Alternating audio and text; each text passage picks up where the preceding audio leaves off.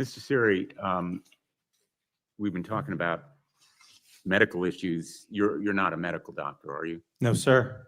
And you're not an immunologist or biologist or any kind of... Or vaccinologist. No, but I depose them regularly, including the world's leading ones with regards to vaccines. And I have to make my claims based on actual evidence when I go to court with regards to vaccines. I don't get to rely on titles.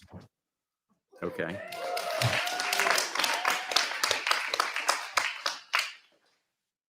That's right. Mr. Siri, That's right. He doesn't get to rely on we've been title.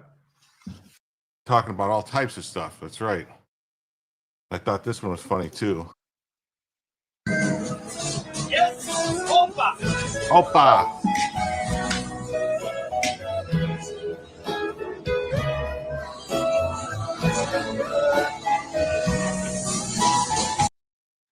Just watch. We'll just watch what happens here. Guy keeps messing with them, trying to take away his stuff.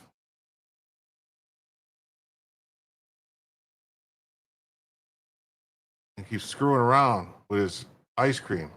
Like, what are you doing? Why are you screwing with this guy's ice cream? Now he's like, nope, now you're not having the money. Right, now you can't have the money. Well, screw you, I'm out of here with the money. All right, so that was good. All right. And then I thought this one was the best right here.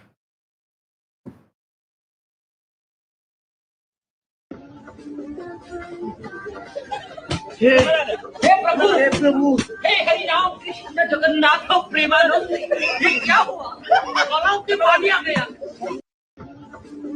That's what happens when you try to steal a kid's ice cream. That's right. Don't be trying to steal kids' ice creams. What's up, everybody? How we doing? Happy Friday. Friday. What's up? Not Friday. Oh my God, it's Tuesday. What am I doing here?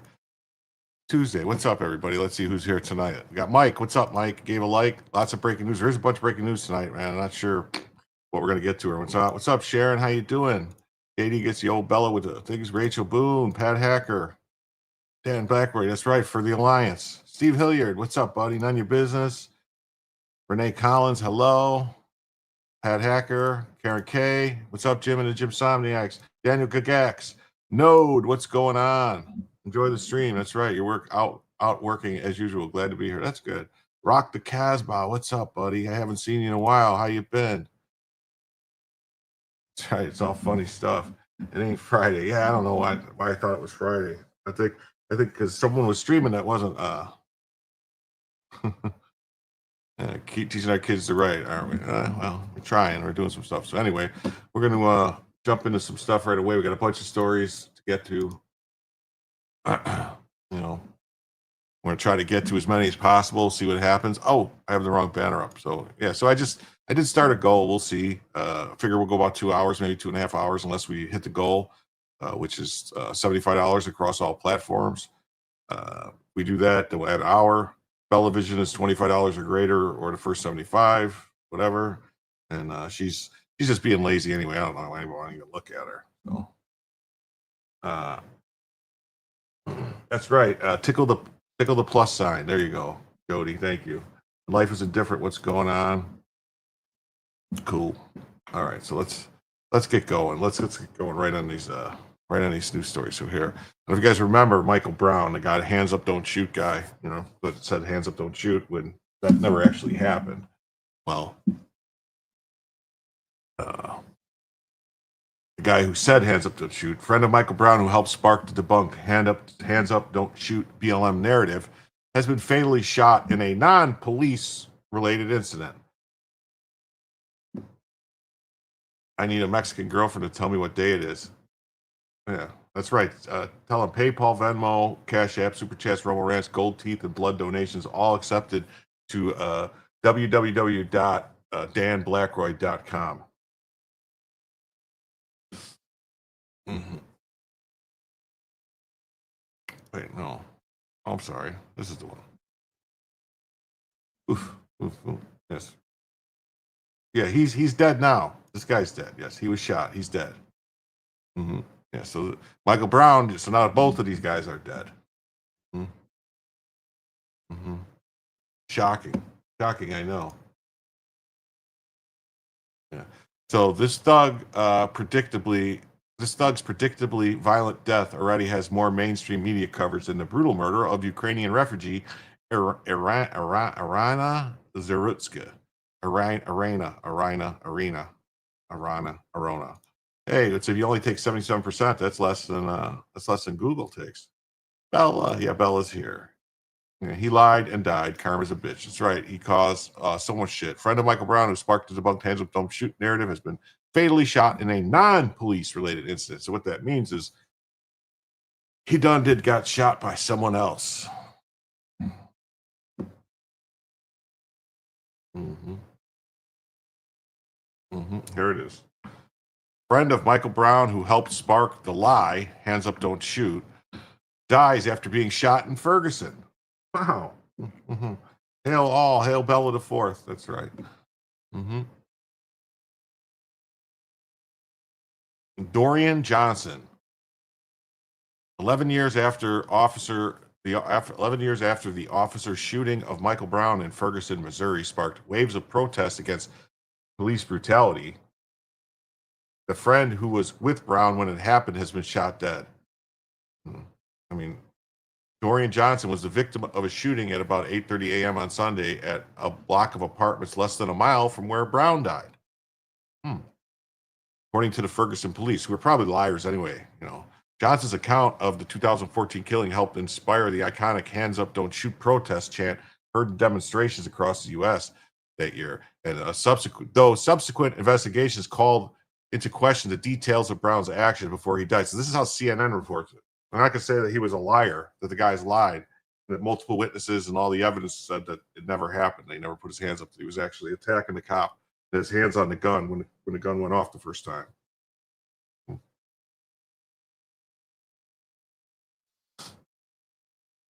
Yeah, he was probably shot by a fellow BLM supporter, probably.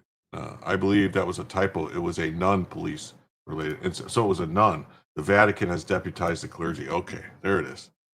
One person was taken into custody but was released with no criminal charges, according to Melissa Price Smith, St. Louis County prosecuting attorney. So it appears to be a domestic incident involving a claim of self-defense. So, wait a minute. Bella wasn't supposed to be on the screen. You guys got a free Bella? Damn it. Who's the shooter was his girlfriend, who he was beating on. And so she's claiming self-defense. It's a domestic incident involving a claim of self-defense. Adding the case remains under investigation. Our office remains in ongoing consultation with the Ferguson police about possible future criminal charges.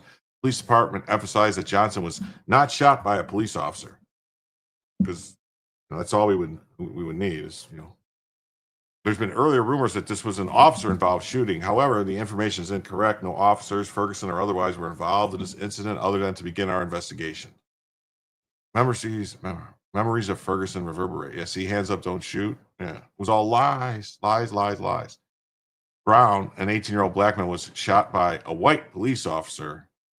Hey, look at that. They capitalized black and white. I wonder when they made that change. On Canfield Drive. He was unarmed. Wilson argued he shot Brown in self-defense as Brown charged at him. Actually, they found his DNA on the gun and everything. So Johnson said he was with Brown when Wilson pulled up in his car, and after a confrontation through the driver's side window, Brown was shot in the hand, and that Johnson and Brown ran off.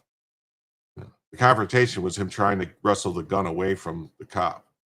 Moments later, Brown moved back towards Wilson, and fatal shots were fired. See, man, the way they tell this is like it was just a random, sequence of events. It just, just oh well. One good thing from the BLMS is we got the body cams. Now they can't lie. Yeah, the body cam things did not work out. That's right, 100%. The body cams did not work out the way they thought they would. Johnson said Brown had faced the officer with his hands up, but that assertion has been hotly contested. Well, by everybody who investigated it, by all the other witnesses that said it wasn't true. And let's see, what is going on here? Why is she growling?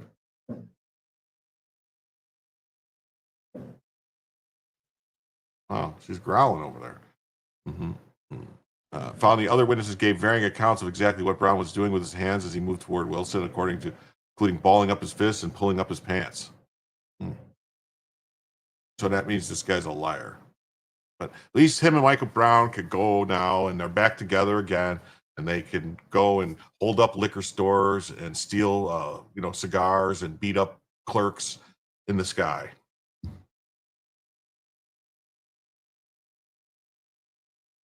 Johnson's version of events helped spark the "Hands Up, Don't Shoot" chant that echoed across the nation.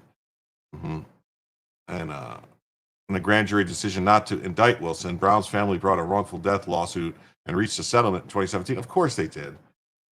Despite its inconclusive findings on details of the shooting, the Justice Department concluded in a separate civil rights inquiry that the Ferguson Police Department engaged in a pattern and practice of discrimination, because that's what they did. That's what they did.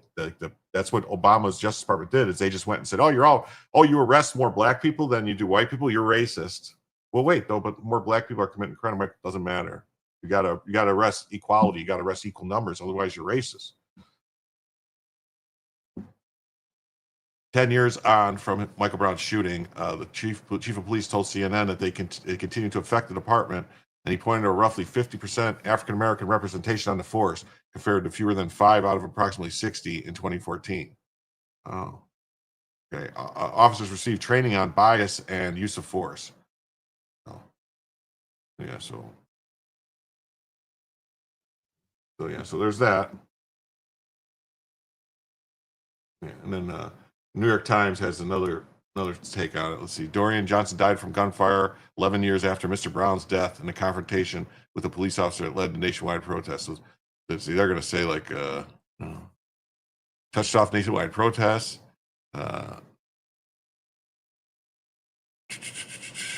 Nationwide demonstrations took place. Hands up, don't shoot. Slogan adopted by members of Congress. Yeah, and artists and everything. Yeah. After an altercation, speaking through the window, police people told him to move to the sidewalk and then blocked him with his vehicle and radio that Mr. Brown fit the description of a suspect in the theft, because he did. He did strong arm robbery at the liquor store. Brown was fatally wounded by a gunshot wound to the head, according to the Justice Department. Accounts differ on crucial moments. Yeah, of course they did. He never put his hands up. It was all lies. Hands up, don't shoot. All lies. All lies. Lies, lies, lies. All right. On to the next story. Here we go. Our NBC News Decision Desk poll asked Gen Z adults what they consider important to a successful life. The combination of gender and politics produced 2 very different sets of priorities. The chief of police helped confuse the unissued by saying Brown wasn't involved in the convenience store incident. Yeah, when he was. So, hey, Chief Sharkman, what's going on? How's everybody doing tonight? So glad everybody's here. Please remember to hit the like and subscribe. Mm-hmm.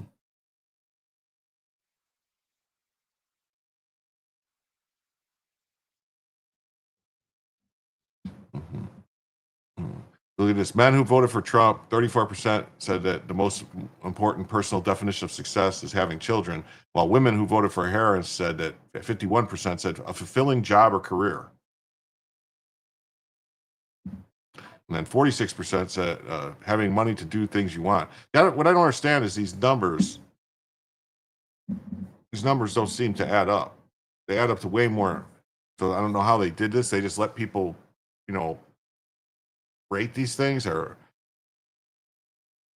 how many things did they get to choose is what I don't understand, because it seems like there's a hell of a lot more, important personal decisions. So, but here's the bottom line is that the women who voted for Harris, only 6% said having children was important, while men that voted for Trump, 34%. Financial independence was really high for men who voted for Trump, and about the same here.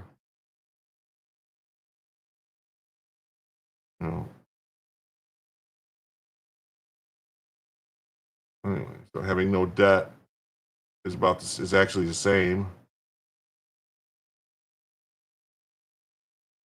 I mean, these things are pretty close. It's just the main difference is the having children thing, and the fulfilling career job is way off. But there's a reason, and this is the reason. American support for capitalism sinks to a record low as they warm to socialism.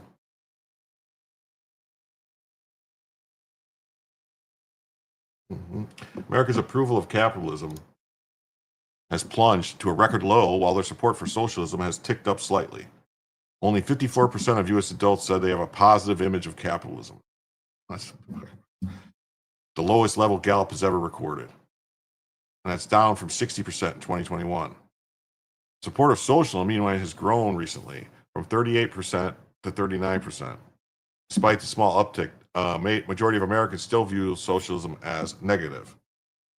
Much of the erosion of America's positive image of capitalism comes from a decline among independent and Democrat voters, with Republican support largely remaining steady. Democrats' view on capitalism dropped from 50% in 2021 to 42%. So only 42% of Democrats view capitalism positively. So that should tell you everything you need to know. Democrats are communists. They don't believe that you should earn your way and get paid what you earn and work for what you want. They think everybody should get given stuff for free. Independence perspective also went from 59% positive to 51%. I'd like to know who these independents are. Like, at least, what are they? Are they calling them independent, but they're actually members of the Communist Party or the Democratic Socialists of America? You know, that would be a big question. I can't understand any libertarian would think capitalism was bad. You know, so it's got to be other communists. But Republicans love capitalism, increased from 72% to 74%, though it's still below the record high of 78. Gallup had asked respondents to opine on capitalism just off the top of their head. Over the years, Americans' perspectives on capitalism has been largely stable. When Gallup first posed the question in 2010, like, why would that even be something that people would think they'd have to ask? It's about capitalism in the U.S. It seems ridiculous, doesn't it?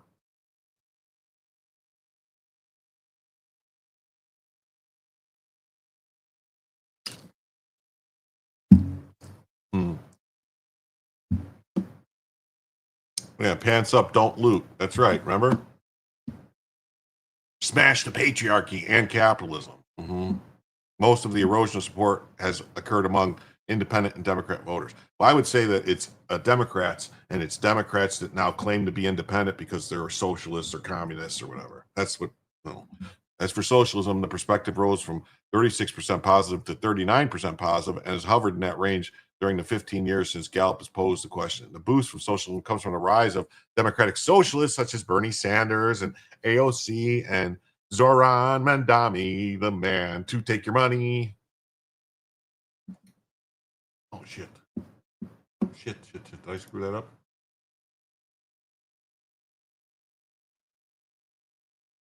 Oh. I forgot. Okay. Hold on.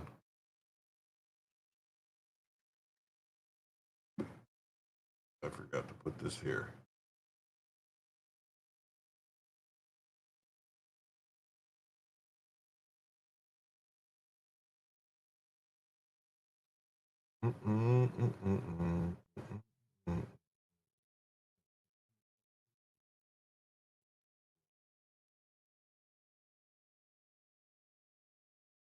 Where did I forget to put this? Did I forget to put this somewhere?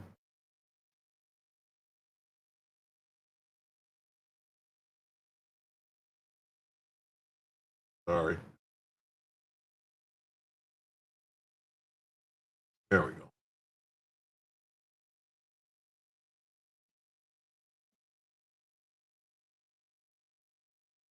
All right, sorry.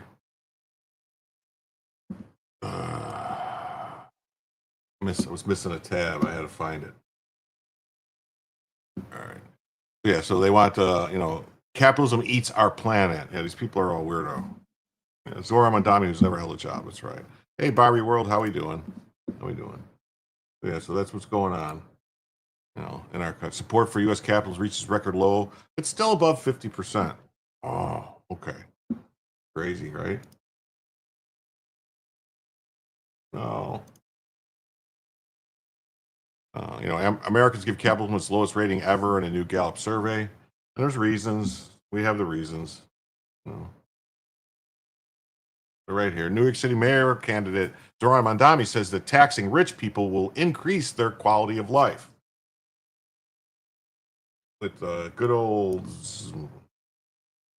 Now, you've been running on the platform of affordability fixes for New Yorkers, like a rent freeze you mentioned, free buses, city-owned groceries that made you popular with some working New Yorkers, but not so popular with real estate developers and the financial class. You were the only mayoral candidate to march alongside Martin Luther King III and I on our March on Wall Street about DEI on last week as we call for economic justice for all New Yorkers and all Americans. But right now, the top 1% earners in the city pay 40% of the city's income taxes, according to the Empire Center for Public Policy. How do you bring these wealthy residents to the table as mayor? Stop them from saying they're leaving, going to Florida, because we need that tax revenue to pay for some of the things you're talking about. How do you pay for it if they're gone? Well, the first thing I have to say is I was proud to be the only candidate for mayor at that march. And I was proud because some of the chants at that march, they were asking, is the dream alive? Right. Is Dr. King's dream still alive? And he asked the question decades ago, what good is having the right to sit at a lunch counter if you can't afford to buy a hamburger? Right. That's a question that New Yorkers are still wrestling with today in 2025. And so what I have put forward is a vision to make the most expensive city in the United States of America affordable at a time when we have the wealthiest city. It is also one. When has the government ever getting involved in anything ever lowered the cost? Everything the government ever touches or gets involved with increases costs, because all the government does is add layers of bureaucracy and more problems. That's all it does. That's all it's ever done. Show me one thing that government has ever done that's lowered the cost of anything. Doesn't happen. Where 1 in 4 are living in poverty. And to your point, we have a number of New Yorkers who are doing quite well. The top 1% of New York City earns $1 million or more a year. And my vision is not one where they leave, it is one where they stay. It is How one do you get them to stay?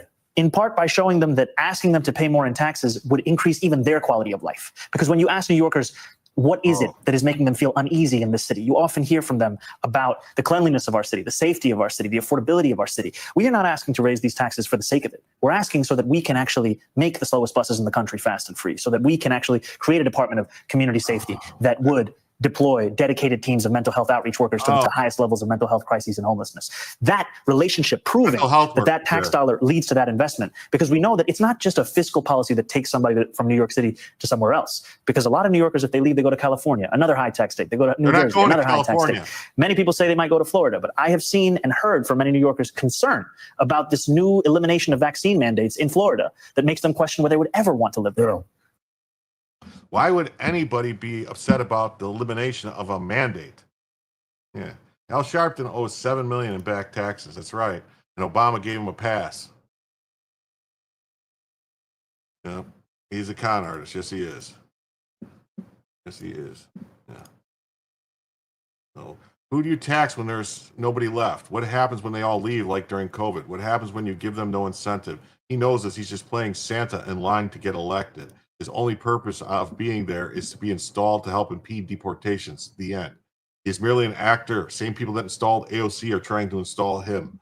This guy below is their main project for senator against Collins. This way, if he wins or she wins, they have a Democrat either way. We need to primary her. Meet Graham Planter, the next Democrat machine-funded anointed psyop that they are running for Senate against Susan Collins. I guarantee you he will be the nominee. If you think this sounds similar to Zohar Mandami, but with white camouflage and aw shucks vibes, you're correct. Same group, same senior advisor to Mandami, Morris Katz, also made Plattner's video. They also both have billionaires and love labor unions and are communists. Graham was selected because he is a military vet and owns a local oyster business, so he literally encapsulates the aw shucks Maine prototype they want to install. Someone is working very hard to install communists and racists across the country. Democrats win either way if he wins or Collins wins, because she's a rhino, so there's only one choice for MAGA. These people are selected actors who pay like AOC. They pay to play like AOC, Zoran, and now Graham. Remember when Zoran admitted it and says we are actually actors? Believe them when they can tell you who they are. Notice when he said trying to start a family, but their production team put in young kids around him to give the appearance that they're their average viewer that they have a family. We must primary Susan Collins and defeat the PSYOP communism. She even voted to convict Trump after January 6th in his second impeachment trial. So aren't those positions in line with the views of many voters in your state? No, and the only reason I say no is that I have lots of friends, Republicans and Democrats, who all think that she is full of it. That the vote she takes, the stances she takes, it's not based on any kind of caring about the people of Maine. She's just trying to protect herself politically. People in Maine don't believe it anymore. She has run a scam, quite frankly, for a long time, and I don't know anybody in my small community who buys it. But I mean, but wouldn't it be better to, for voters, some voters would say, better to have someone who is willing to break with their party, and unlike someone who is willing to be in line with what their party leadership, what the base wants to do 99% of the time. When she breaks with her party, it's almost always on votes that are going to pass anyways. People understand what's going on. Mainers aren't stupid. Everybody gets it. We're not getting tricked by this. And I think that because this has gone on for so long at this point, there's a long record of people being able to understand exactly what Susan Collins has been up to. And I think that's becoming very clear. I want to ask you about a big issue that's been dividing your party, and that's been on the issue of Israel. You told Politico that you would have backed a Bernie Sanders resolution to block arms sales to Israel. But I want to ask you about what's happening actually in Gaza. Do you think the Israeli government is committing a genocide in Gaza? Yes. And to be fair here, I say that because I've read articles written by Israeli scholars of genocide who say that it's a genocide.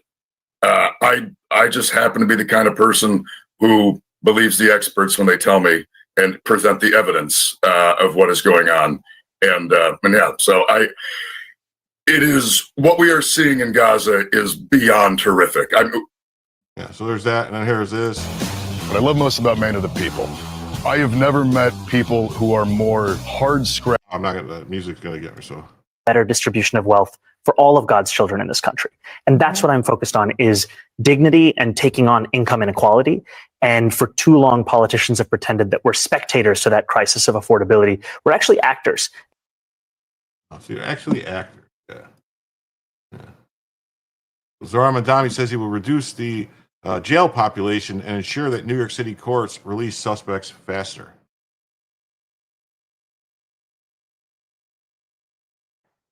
The jail population of Rikers has increased since Eric Adams has come into office by more than 1,000 additional incarcerated New Yorkers.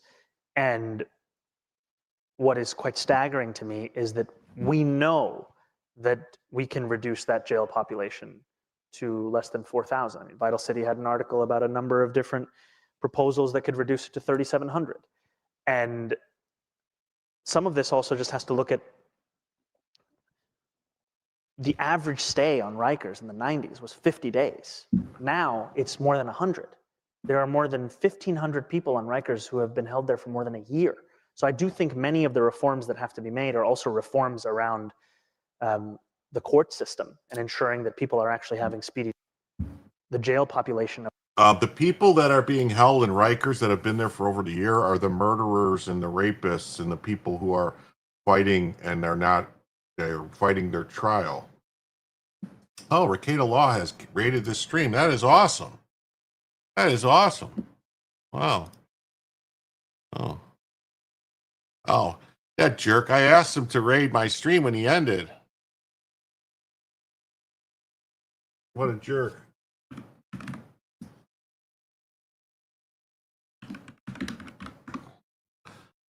Oh, man.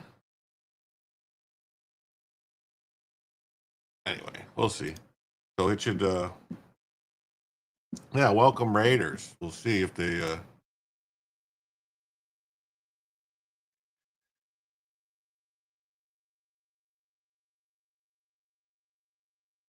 anyway, here we go.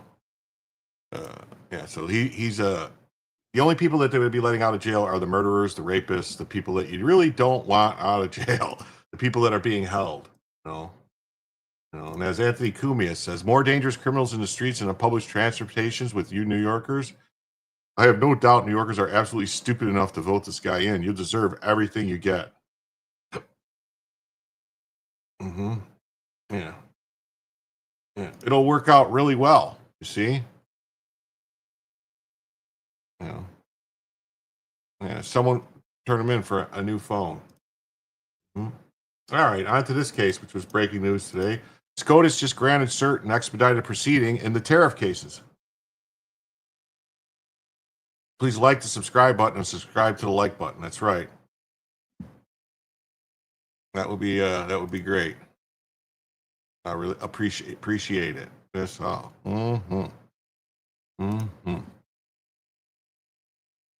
So petition for writ of certiorari before a judge is granted. The motion to expedite the petition is granted. Cases are consolidated. A total of 1 hour is allotted for oral arguments. So all this stuff about tariffs and everything is going to be handled by the Supreme Court. And I have a feeling the Supreme Court's going to say, well, Congress says that the president has the authority to regulate the stuff coming into the country. So tariffs would be regulating. That's like the basis of regulation right there. And Costas Mora, who's a Second Amendment lawyer, says, why? There's no circuit split. Just let it percolate, right, Moore? The courts will hear Trump's tariff case. In a rare move, the Supreme Court agrees to fast-track Trump's tariff case. Yeah, because they're not dumb. Yeah, I know. He just finished. Nick just finished. I know. Oh.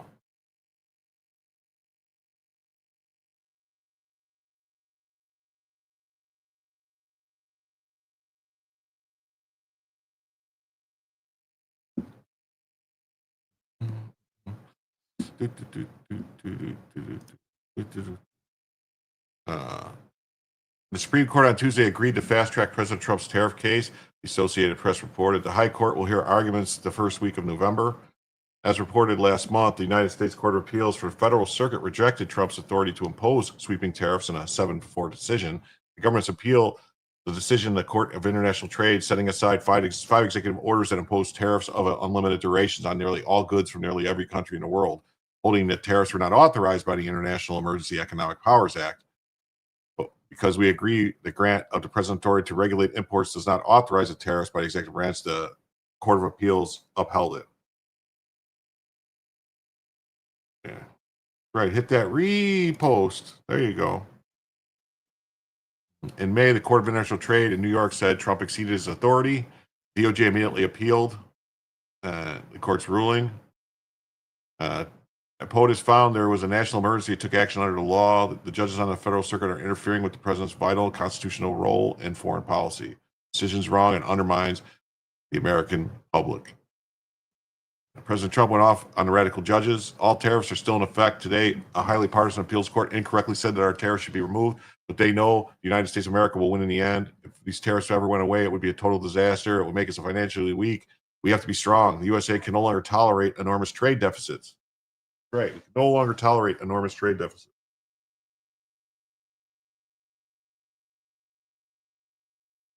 Mm-hmm.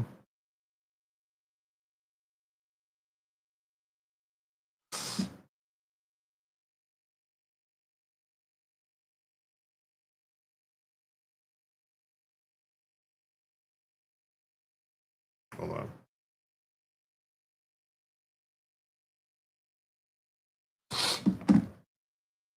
All it started on Labor Day weekend. We should all remember that tariffs are the best tool to help our workers and support companies that make great made in America products. For many years, tariffs were allowed to be used against us by uncaring and unwise politicians. Now, with the help of the United States Supreme Court, we will use them to benefit our nation, make America rich, strong, and powerful again.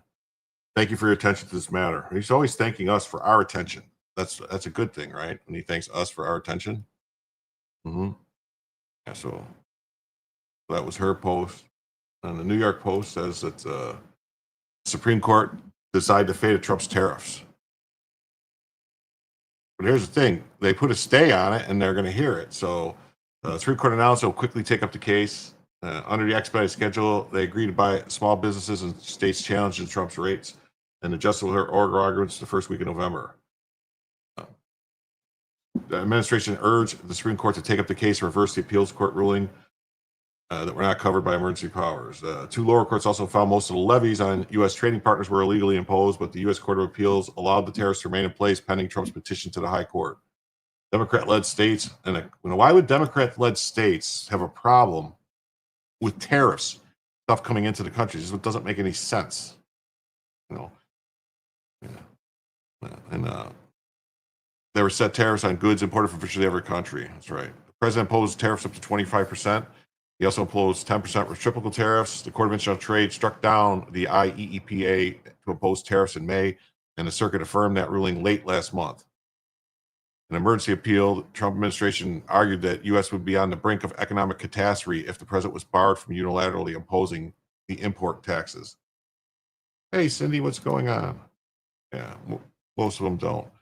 The Treasury Secretary warns the justices in a filing that the government would be forced to refund between $750 billion and $1 trillion collected, and the projected tariff revenue. The Supreme Court finds the duties are illegal. Unwinding them could cause significant disruption. Trump also used the threat of steep tariffs to negotiate trade agreements with several countries. Negotiations with the Solicitor General has argued the court rulings are negatively affecting. That's right. How are you supposed to negotiate when they know that when they're like, well, your courts won't let you do anything, so you don't have any power? You're president, but you have no power. A ruling against Trump's tariffs may also impact the ability to halt the flow of fentanyl and efforts to end the war against Russia. Liberation Day suite of tariffs will remain in effect pending the Supreme Court's decision. Yes. Yeah, they are. Many of them are incorporating God into their BS. They definitely are. They definitely are. Hold on a second.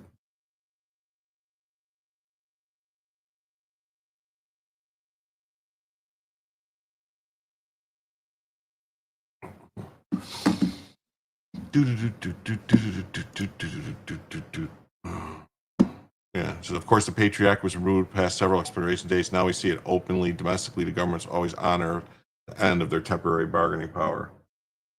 Yeah, they do. You know, and then this. At first today, I could only find, this was the only article I could find earlier today, but then I found the Supreme Court to quickly consider if Trump has the power to impose sweeping tariffs. Yeah. So we'll see. I'm sure. I don't know. I keep getting alerts. I gotta shut this off. Sorry. Yeah.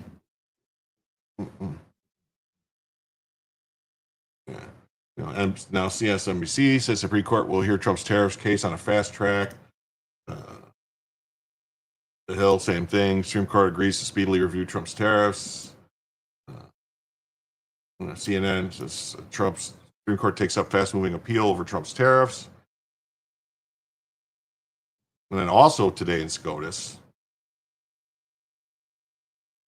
Chief Justice Roberts issued an administrative stay on Judge Amir Ali, the Canadian, Egyptian-born Canadian judge that Joe Biden put onto the bench in January of this year.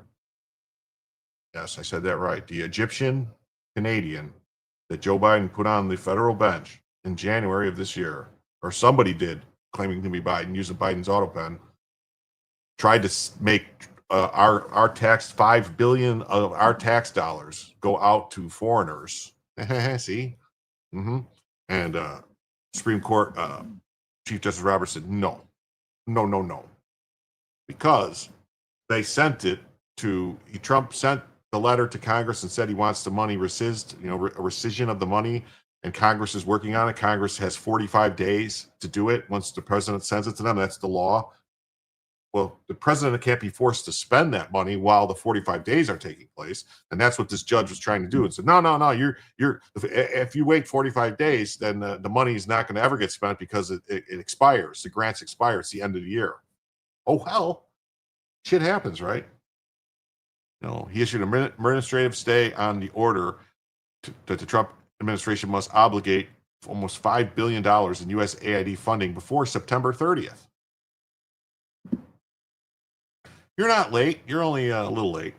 No one's late. Everyone's perfectly on time. It's noteworthy because the plaintiffs in the case had opposed the application for a stay. Very rare. Plaintiffs have until Friday to oppose the application for the stay itself. Interesting, right?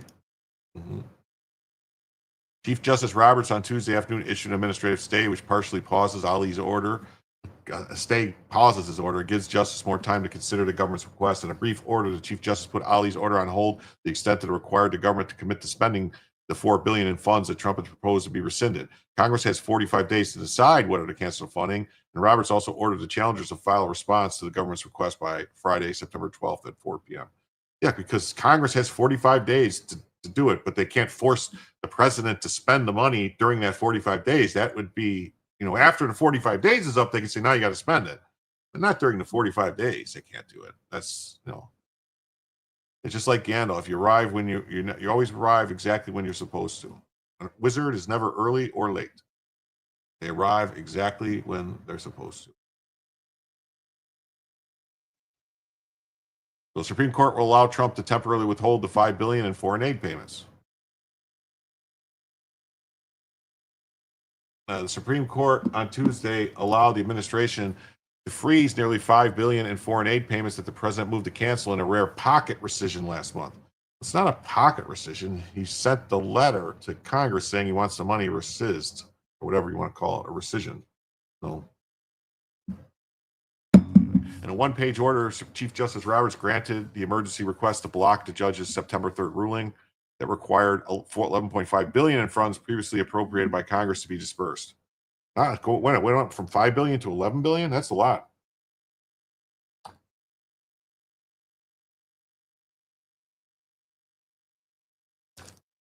Yeah.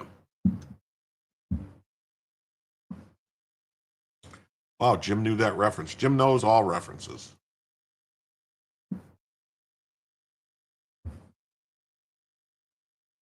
Maybe. If I figure out what reference we're talking about. Anyway, so Roberts partially stayed the order for foreign aid spending, subject to the president's August 28th rescission proposal currently pending before Congress.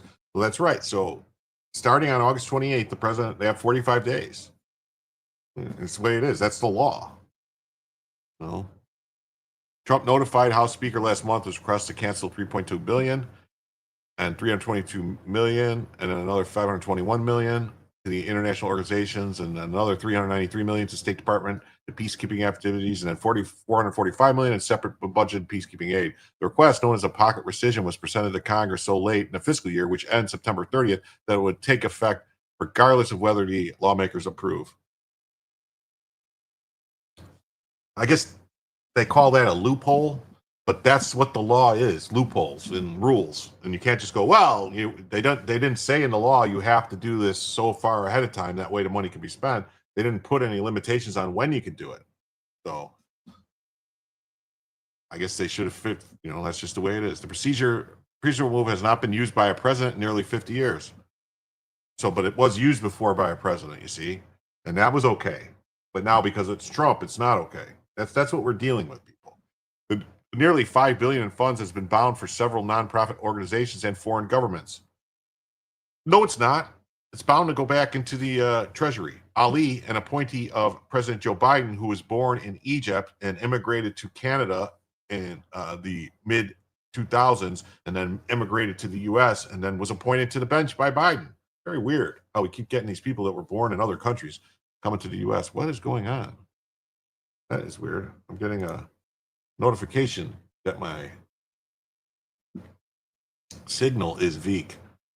Because my connection is unstable. But it ain't unstable. I'm looking at it right now. Oh, I was correct about Arafat and the Fatah. That's what I thought. I got all this stuff in my mind. It's always bouncing around up in there and everything. And generally speaking, I'm pretty good about keeping track of what's what and everything. But sometimes I get some things confused. But that's usually just like, never mind. Never mind. So yeah. Today, Congress has not responded to the president's rescission proposal, Ali wrote, and the Impoundment Control Act is explicit that it's a congressional action, not the president's transmission of the special message that triggers rescission of an earlier appropriations. Well, that's not true. The president says he wants the money to be rescisted. That's the law, and then Congress has 45 days to act on it.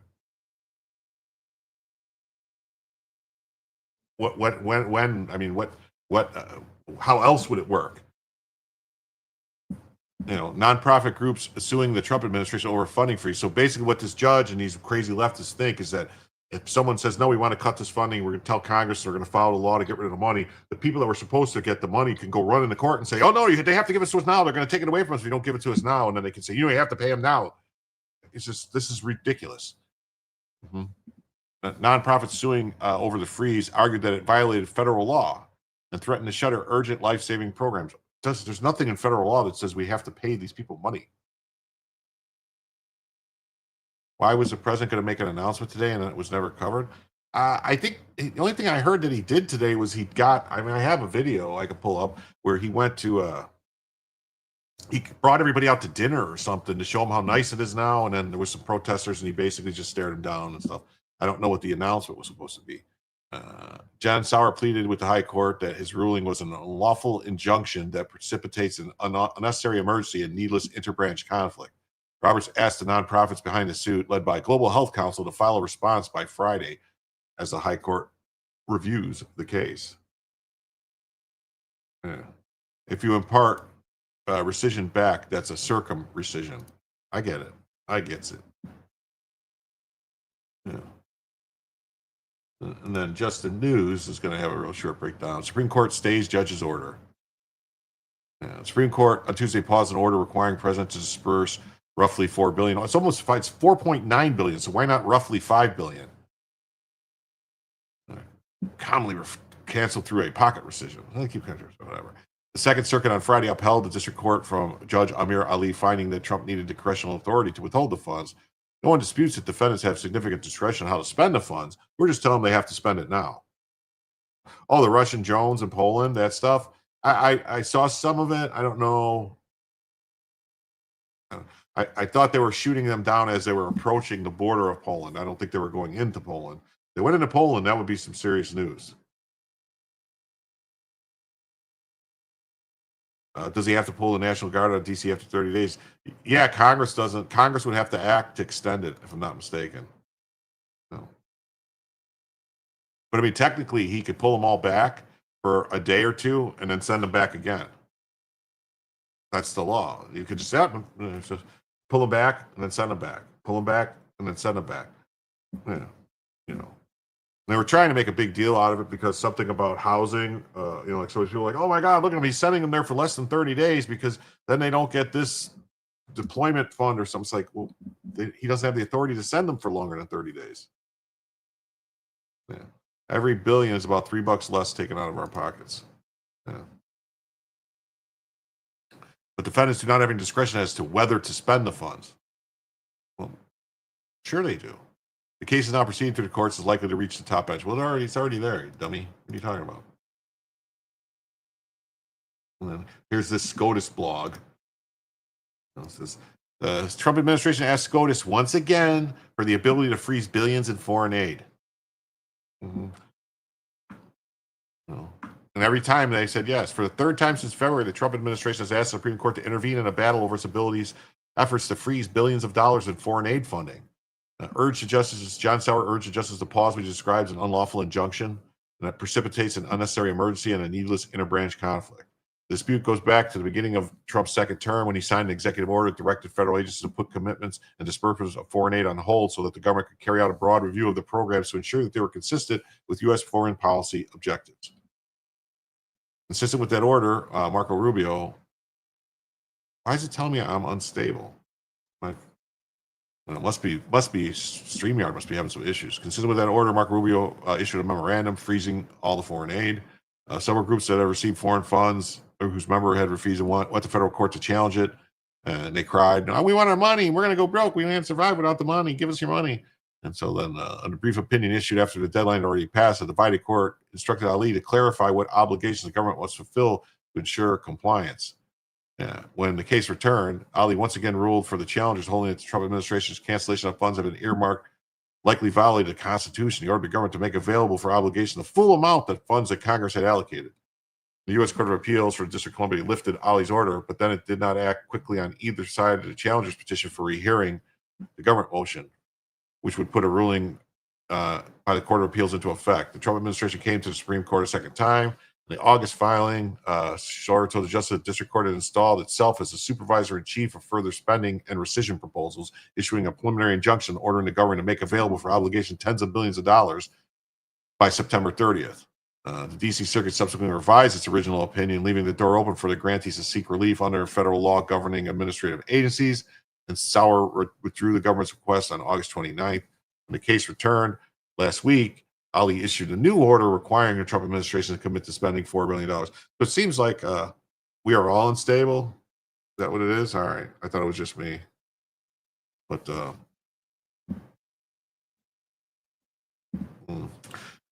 it's just basically they keep playing games, and this Canadian communist lawyer keeps issuing the same rulings that gets overruled, and then he comes back and does the same thing. So they keep blaming it on Trump, but why would so after the D.C. Circuit declined to put his order on hold, Sauer returned to the Supreme Court, writing that it raises a grave and urgent separation of powers. Following the procedures outlined, the administration had proposed a rescission of $4 billion in funds following the procedures outlined in the Empowerment Control Act. That notification then gives Congress 45 days to decide whether to rescind the money. During that time, Sauer reasoned it would be impermissible for Trump to commit the money as Ali had ordered, arguing that Ali, not the government, has created a new emergency with little time left on the clock by issuing a new injunction based on new theories that are even more flawed than their predecessors. Yeah, DC is not a state. That's right. And to reject such brinkmanship, avoid further damage to the separation of powers, and stay the injunction. Justice Roberts on Tuesday issued the administrative stay, which pauses the order to give the justice more time to consider the government request. Ali's order on hold consent that it required the government to commit to spending the $4 billion that Trump proposed be rescinded. Rescised, not rescinded, rescissioned, rescissed. So, then here's Fox News, which Fox News says Chief Justice Roberts sides with Trump to temporarily freeze $5 billion in foreign aid spending. I mean, I don't know. I don't know what is wrong with these. You think he can use the Marines if he wants to defend DC? I think so. He had a 30-day thing in DC, I think was for the police force. I don't think it was for the guard or for military,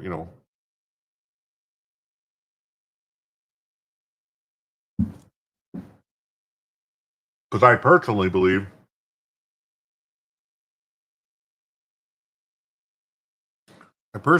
that the whole Home Rule Act of DC, I think that's unconstitutional. That's my opinion.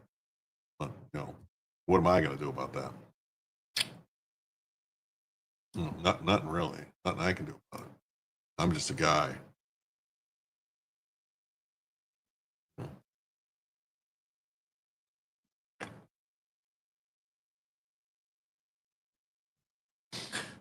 So then on to the next story here. We got the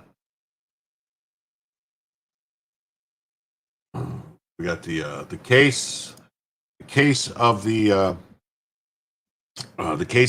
Michigan electors. That Whitmer and Nessel and all them were trying to lock up they made up these crimes that aren't crimes for people doing their job.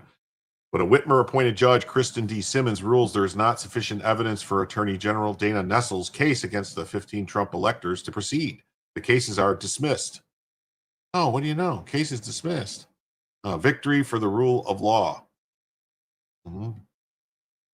Okay. Yeah. Kevin Kijewski, candidate for Michigan Attorney General, celebrates major victory for justice. District Court judge dismisses politically motivated charges against Clifford Frost Jr.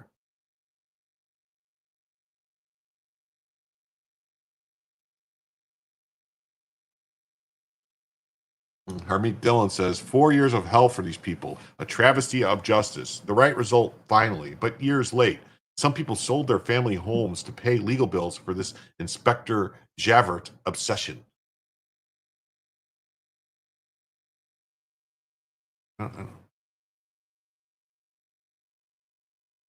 John Eastman says, huge decision out of Michigan today. Judge Simmons dismissed the criminal action against 2020 Trump electors, holding that the evidence did not even support probable cause of the alleged crime to defraud. Also, the electors were exercising constitutional right to petition the government. There's a YouTube video here, which I'll play a little bit of it because it's the hearing.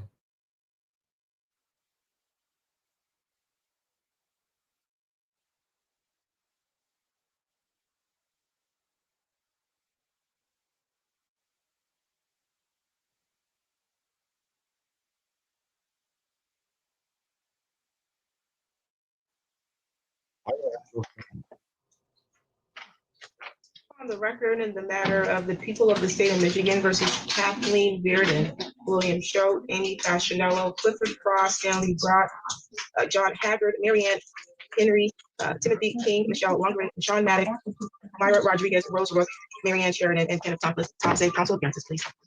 Assistant Attorney General Kayla Crano, appearing on behalf of the people. Good morning, Your Honor. Someone's phone ringing. You can turn the ringer off, please. Thank you. Thank you. Morning, Your Honor. 7 KFCP 74-153, appearing on behalf of Mr. Frost, who's seated immediately behind me. Morning, Your Honor. Attorney John Freeman on behalf of Marianne Sheridan, who's seated behind me. Morning, Your Honor. Derek Wilchinski on behalf of Stan. See from one of the attorneys requesting a apology of some sort because they were the subject of some investigation relative to a social media post. The court addressed any issue relative to that in chambers in private, and that individual who's requesting the apology, later returned to the courtroom where the media was present, other members of the case were present, and my staff was present, and also the cameras are here, and proceeded to advise everyone as to what the in-chambers conversation was. So any ramifications that came from that was attributed to their own actions and not to the court, because I handled that in chambers. And so there was no apology from the court for that. Okay, so now for the reason that we're here, because there is a lot that the court wants to go over. Again, this is a hearing that marks the culmination of a lengthy and hotly contested felony preliminary examination that originally charged 16 co-defendants with 8 felony counts. Each co-defendant had been charged with count 1, conspiracy to commit forgery, counts 2 and 3, forgery, count 4, conspiracy to commit uttering and publishing, and then count 5, uttering and publishing, count 6, conspiracy to commit election law forgery, and count 7 and 8 being election law forgery. At the time of the preliminary examination, the state exclusively bears the burden of proof in this to a probable cause standard, that there's sufficient evidence that a felony was committed, and then sufficient evidence to charge each individual defendant with committing said felonies. This is not a trial. They don't have to prove each element beyond a reasonable doubt. They only have to establish more than mere suspicion that the crime alleged, or that there was a crime, and that the crime alleged was committed by the named defendants. At this juncture, the people must only provide, again, that low burden, and it's a flexible burden, but the court is the sole determiner of any credibility issues of the witnesses, and the court also is in the position to weigh the likelihood of the prosecutor's success at trial. So this is a court of law. We deal solely with the facts as presented at the time of the examination. I will apply the law as it exists in the state of Michigan at the time in question, and in weighing the evidence, make my determination about the success of this case. The state, although originally charging 16 co-defendants, moved forward with 15, dismissing one of the alleged co-conspirators in exchange for his testimony and cooperation with the prosecution of this case. It is the state's position, based on their bind-over briefing, that on the date on or about December 4th, 2020, the named defendants convened in Lansing, Michigan, at the Michigan Republican headquarters for the purposes of conspiring and agreeing to vote and publish a fraudulent document. That document being a certificate of elector votes to the state capitol. This meeting would take place in the basement of the Michigan Republican Party headquarters, located in the city of Lansing, state of Michigan, making venue in this court appropriate. At the time, either defendant identified as defendant Kathy Bearden or defendant identified as Tamara Rodriguez Colorado, started the not meeting. Michigan. Some of the people in the meeting introduced themselves allegedly, and there was allegedly a white male that spoke. That the electors would not have to later reconvene for a meeting for the purposes of voting. The purpose, again, of the meeting would be to accomplish a signing of a document. The people presented in their case in chief and in their binder brief that they believe that the group was advised of 2 purposes of signing the document. Again, to be presented at the Capitol that day along with the Democratic slate, and that it was not to be a contingent on Trump being declared the true winner of the election, but that the group understood that it would be presented stating that in fact Trump had won the election. The people did not indicate exactly who they believe provided this information to the suspected electors. The people alleged that at the time of this meeting, there were 2 pertinent documents in the building. One being a contingent document that the people's witness Zamet and Hudson expected would be signed, and that would be nominating the electors, and then also a fraudulent certificate. The document or alleged documents, if the court believes that there were these documents, were signed by the group of nominated electors, and some of the Republican elected nominees then later proceeded to march or walk to the Capitol of the state of Michigan in an attempt to present this signed document at the Capitol. They were met by the people's witness, Captain Darren Green from the Michigan State Police, who denied them access into the Capitol. Green advised that the electors had already been checked in, to which someone could be heard on People's Exhibit 12, which was a video that was admitted during the series of examination. And someone could be heard saying during this time that these are the other electors. On this same exhibit, the court could see, hear another party, which I believe was reported to be someone by the name of Norton, hold up a manila envelope and state, "We have a copy of paperwork that was prepared as electors under their constitutional duty." He requested to speak to the sergeant of arms, but he was denied. Captain Green also refused to accept the envelope to be delivered on their behalf. Copies of this alleged certificate, or alternate certificate, was later received from East Lansing by the National Archives and by the General Counsel or the Secretary of the United States Senate. State police later examined during the investigation the signatures located on that alternate document and determined them to belong to the original 16 co-defendants named or identified in this case.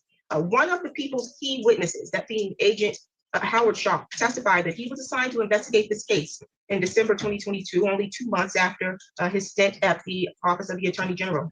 Agent Shaw testified that he wrote and executed numerous search warrants and reviewed countless open source videos and photos of the alleged incident and the defendants that he terms as fraudulent electors attempting to publish their certificate to the Capitol. The elements of the charges that have been brought against these co-defendants, one being for forgery, the people would need to show probable cause that first, a document in question must have been falsely made, altered, forged, or counterfeit. Second, that the defendants falsely made, altered, forged, or counterfeited this document. Third, that the defendants did this, and when they did this, that he or she intended to defraud or cheat someone. To establish uttering and publishing, the people would need to establish first that the document in question, in this case, that being the alternate certificate of electors, was either false, altered, forged, or counterfeited, and that the title of the certificate was false or made a false statement. Second, that the defendant or defendants represented either by words or actions or both that the document was genuine or true, and they either exhibited, offered, or presented said document. Third, that when the defendants did this, he or she knew that the document was false, altered, forged, or counterfeited. And then fourth, that when the defendants did this, he or she intended to defraud or cheat someone. Both of these are specific. Oh, okay. Sorry, Joe. No, it's no big, Joe. I was sorry I missed your text yesterday. I have a short, law-heavy show tonight. Already set up for a post-stream raid tonight. Oh, okay. Thank you. That's awesome. Thank you very much. Got 100 people watching on X right now. I've never had so many people, but thank you very much, Joe. It's greatly appreciated. I guess I'll go a little later than I anticipated then, since Joe's going to raid me. And I'll have to do this now. So we'll do this, and then hide, and then edit, and then now we're $65 away from our goal.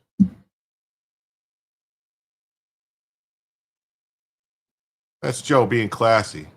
Classy Joe. He's always classy. Anyway, I just wanted to get to the point where she dismisses the case. Publish a false document with the intent to defraud, knowingly misleading and lancing at the Michigan court's words. This is the people's chief witness. Iryna testified it was his belief that the Senate could receive both slates and then decide which one they would accept, but that his intent was only for the document to be used if Donald Trump was declared the legal winner.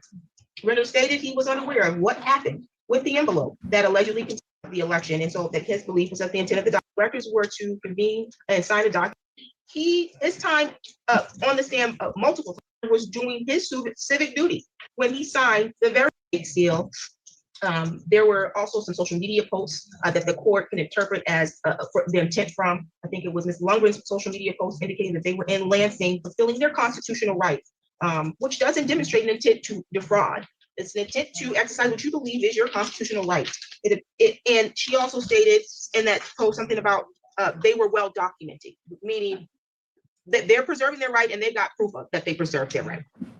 The court could have possibly entertained the concern regarding Michonne Maddox's culpability, but for the People's Exhibit 18, which was a video, but appeared to be a press conference with Michonne Maddox and Sheridan, which clearly states what their intent was.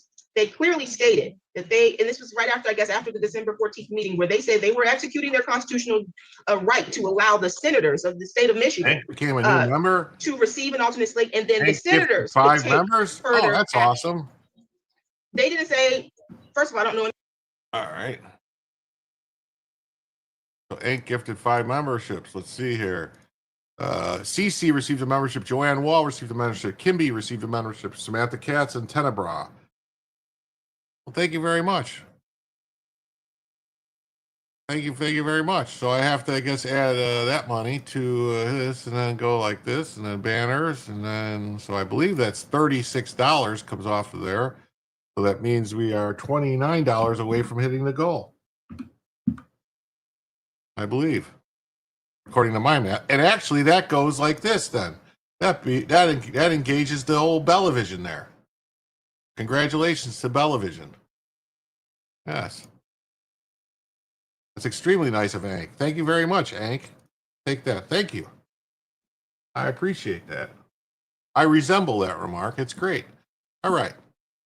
So yeah, so this is what's Imagine happening. a press conference after their candidate didn't receive all the votes that was due. They knew that the Democratic electors were there. They weren't trying to sneak and get something that looks like it's the real one and replace the other one. That would be an attempt to defraud. They know that the Democratic electors police, but we do care about the law and that we believe that it should be applied to protect every individual equally. And I believe that they were executing their constitutional right to seek redress, and that's based on the statements of all of the people's witnesses.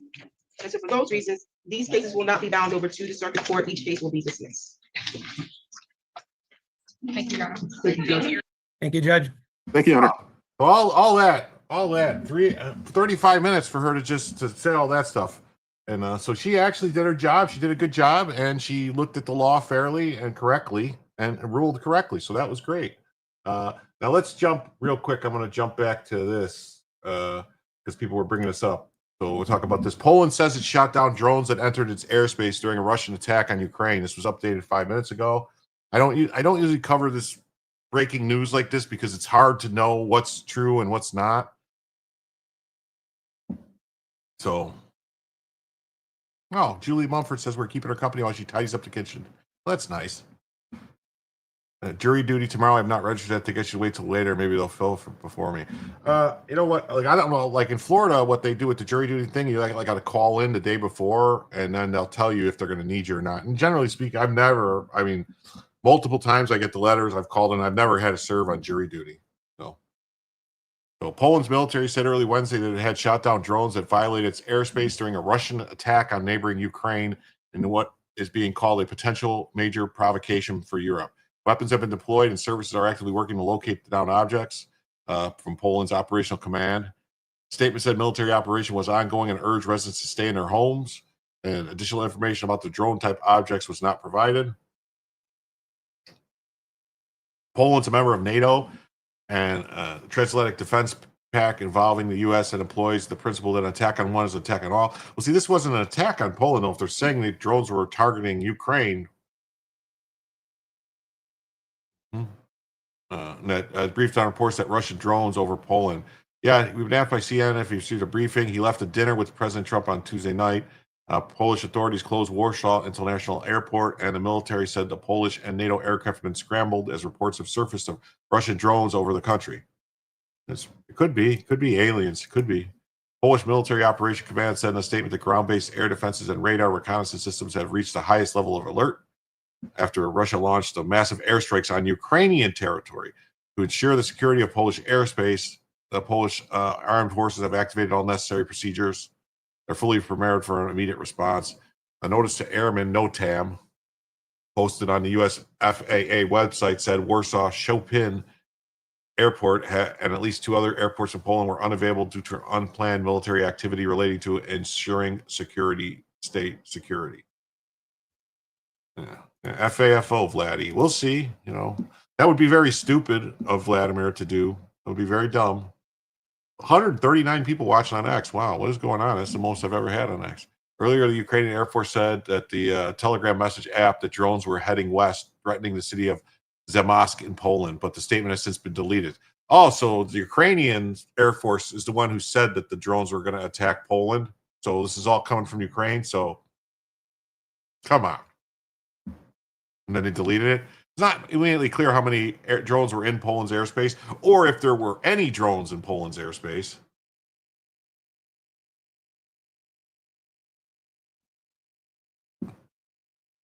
It's a notice to air missions now? Seriously? Thanks, Obama? What? It's not a notice to airmen? Oh, my God. Ukrainian media reported that at least one drone was headed towards the western city of Rosgau. CNN cannot independently verify the reports. Of course not. Rosgau Zarutska Airport is southeast of Poland and has been closed according to a NOTAM. The airport has been a logistical hub for NATO aid to Ukraine, though the United States pulled its forces from the base earlier this year. The airport in Lublin, Poland, southeast of Warsaw, was also unavailable due to military activity, according to a NOTAM.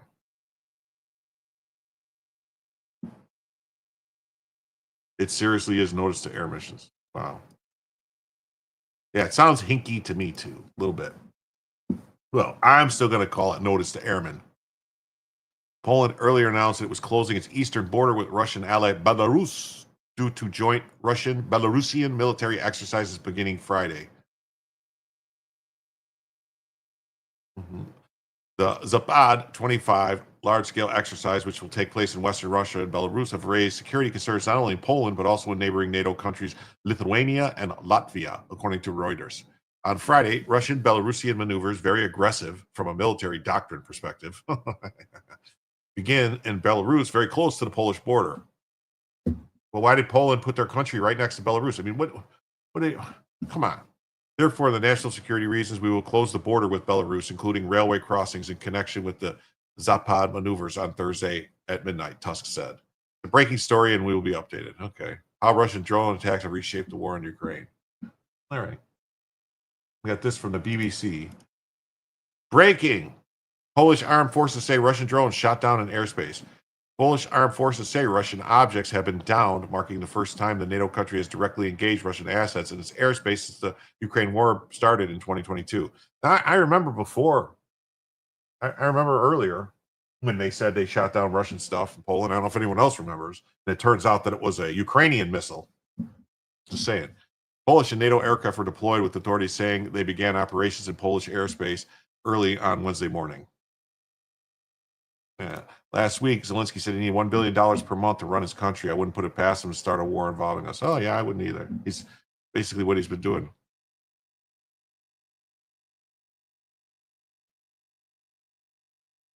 Mm-hmm.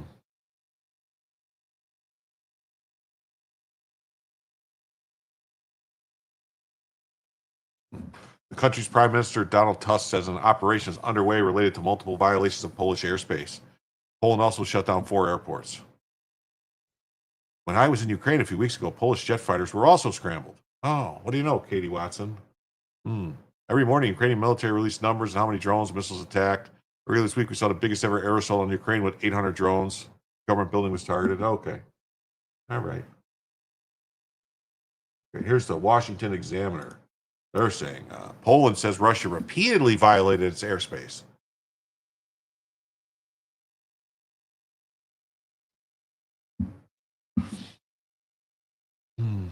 Russian drones violated Polish airspace repeatedly on Wednesday. During the day's attack on the Russian Federation, carrying out strikes on the territory of Ukraine, airspace was repeatedly violated by drone-type objects. An operation is underway to identify and neutralize the objects. All right, so that's the breaking news to today. This is this last one that I found. It says Russian drone incursion suspected into Poland, breaching NATO airspace, from Reuters. So Reuters reported early Wednesday Poland placed its air defenses on high alert after Ukraine's Air Force warned of suspected Russian drone incursions into Polish airspace. So where is the evidence? There is no evidence at this point. It was the Ukrainians that told the Polish, hey, be on the lookout. The Russians are coming. The Russians are coming. So, and on the night of September 9th and 10th, the Russian Federation will carry out massive strikes on facilities located in the territory of Ukraine. To ensure the safety of the Polish airspace, the commander of the Polish Air Force have activated all necessary procedures.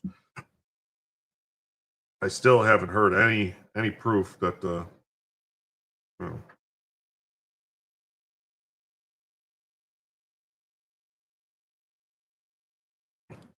anything. But anyway, so it is what it is. Meanwhile, Polish Deputy Minister Cezary Zamysk confirmed that an air operation to neutralize objects that have violated across the Polish border is underway over Poland. He added all Polish services are on. Okay, he added that all Polish services are on alert. Because see, that P is not capitalized, so that means it's not Polish, that's Polish. That's how you tell the difference between Polish and Polish. Maybe someone should explain that to this newspaper.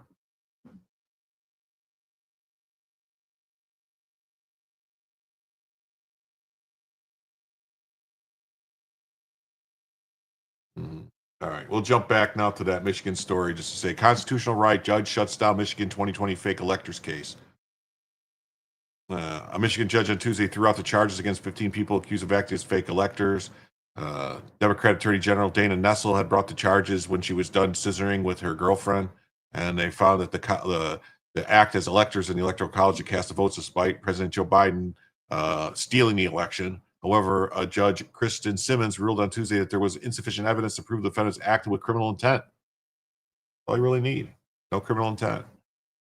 This is not election interference case. I believe they're executing their constitutional right to seek redress, and that's based on statements of all the people and all the witnesses. Exactly. It's exactly what everyone was doing. That's exactly what January 6th was. Wasn't an insurrection. Wasn't a thing. It was people that were trying to get redress of grievances from a stolen election. And Blaze Media says Democrat appointed Michigan judge drops all charges against the 15 alternate electors in the 2020 case. In a stunning decision, Governor Whitmer's appointed judge dismisses outrageous case against 15 Michigan alternate electors. That's right. This judge was appointed by Governor Whitmer.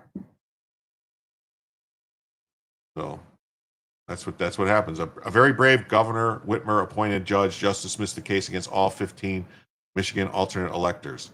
Well, I bet you they thought this judge was going to go, you all going to jail. We going to get you. But she says, no, that's not what the law is. That's not what happened. And this case is going away. Bye-bye. She goes, bye-bye. Major gut punch. The Michigan Democrat activist Attorney General Dana Nessel, Governor Whitmer's appointed Judge Kristen Simmons has ignored party allegiance and decided to put on an end to the lawfare against 15 innocent Republican electors. That's right. 15 innocent. They're very innocent. They could not have broke the law because, well, they just couldn't have done it. Just couldn't have done it. Couldn't have done it. Where is this at?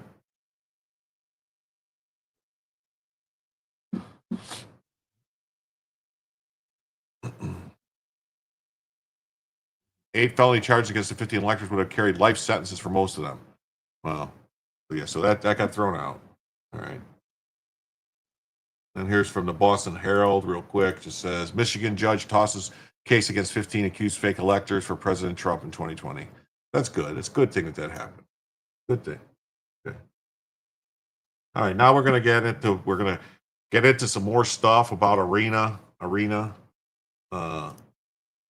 The New York Times finally released an article on Iryna. The headline, "A gruesome murder in North Carolina ignites a firestorm on the right." The firestorm is, of course, because they didn't report on it. This is a red herring. It's deflection from attention from them, and it's to their critics. The gruesome murder in Carolina ignites a firestorm on the right. So basically, yeah, was that Foxy Brown? I don't know, sugar. But the security footage capturing the unprovoked stabbing. I saw some stuff today that I hadn't seen for the first time where they actually, after she stabbed her, she's looking at the guy like, and it's brutal, man. It is brutal.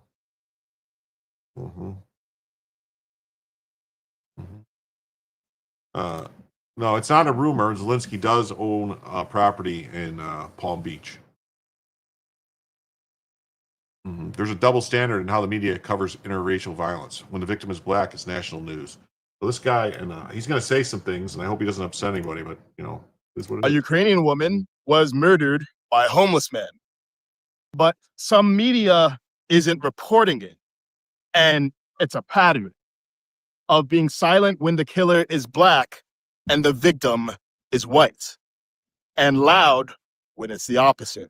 On August 22nd, Iryna Zarutska sat down on a bus in front of DeCarlos Brown. DeCarlos, for no apparent reason, stabbed her in the throat. This was cold-blooded murder. Iryna was a white, blonde, Ukrainian refugee who fled the war. DeCarlos is a black, homeless, 4-time felon who just left jail. I hate that I even need to mention their skin colors, but I do. Because if this had been a white man murdering a black woman, this would be nonstop national news. And yet, the New York Times hasn't reported on it. CNN hasn't reported on it. MSNBC hasn't reported on it. What do they all have in common? They're all on the left. This is clearly newsworthy. It touches multiple third rails: race, immigration, Ukraine war, homelessness, and crime. So why aren't they reporting on it? Because there's a race-based double standard in the media. Now, make no mistake, right-wing media like Fox News and New York Post are biased too. And here's the thing. The media is overwhelmingly left-leaning. 30 to 60% of journalists are on the left. 5 to 7% are on the right. So we're all getting a skewed version of reality. One in which white on black crime is worthy of marching, but black on white crime isn't worth mentioning. Both are equally wrong. But we've been conditioned to see race first and principle second. And it's swinging the pendulum from one irrational extreme to the other, from white people being elevated to white people being denigrated. Meanwhile, black-white race relations are worse than they were at the start of the century. But why should I, a black man, care? Because we all should. We're supposed to be ending racism, not flipping who gets to be racist. And if we don't correct this, many white people will become resentful and they'll swing the... Yeah. Well, Fox News hasn't been right-wing in quite a long time. It's controlled by the wives of Murdoch's sons, who are severely left-wing. Severely. Pendulum back to black. We can't keep doing this. In the face of evil, we must let go of racial preferences and focus on principles. All decent people must say, I don't care what color they are. A person murdering another person in cold blood is evil. All humans must say, I don't care who started it. A boy stabbing another unarmed boy at a track meet is wrong. All mature adults must say, I don't care how mistreated you feel. A woman calling a child a racial slur is disgusting. In a race war to the bottom, no one wins. The division shouldn't be black versus white. It should be wrong versus right. Cool. All right. So that's what he had to say. And then Caroline Levitt just spoke for over 5 minutes about the horrific murder of Iryna Zarutska. She finished it off by decimating legacy media. Perhaps the most shameful of all is the media. Many outlets in this room deciding the murder was not worth reporting. Many of you journalists spilled plenty of ink trying to smear Daniel Penny. Ooh, this is going to be good. Today, I would like to address the tragedy that has not received nearly enough media attention, the brutal murder of Iryna Zarutska. Here are the facts that many outlets have shamefully and intentionally failed to report until President Trump drew attention to it. On August 22nd, Iryna Zarutska was stabbed to death on the rail system in Charlotte, North Carolina, by a savage career criminal. This is a public transportation system that many in the area use every single day to go to school and work. Iryna was on the train that night traveling home from her job at a pizzeria, still in uniform from her shift. This beautiful, innocent 23-year-old young woman was a Ukrainian refugee who had recently fled her country for a chance at a safer life and a promising new beginning here in the United States of America. But tragically, a public transportation system in a major American city was more dangerous than the active war zone that she left. The president and the entire White House are praying for her family and friends during this unimaginably difficult time. But while we extend our thoughts and prayers, we must also seek justice for this crime and call attention to this heinous incident. Surveillance video of the killing was finally released to the public this past Friday. It shows the alleged killer, DeCarlos Brown Jr., pull out a knife, get up from his seat behind Iryna, and prepare to thrust a blade into her neck before the released footage gets cut. This is pure evil on full display. The most enraging and unacceptable part of this story is that her death was entirely preventable. DeCarlos Brown never should have been on that train that night. In fact, he should have been behind bars. DeCarlos Brown has been charged with crimes no fewer than 14 times, dating back to 2011, including for armed robbery, felony larceny, breaking and entering, and shoplifting.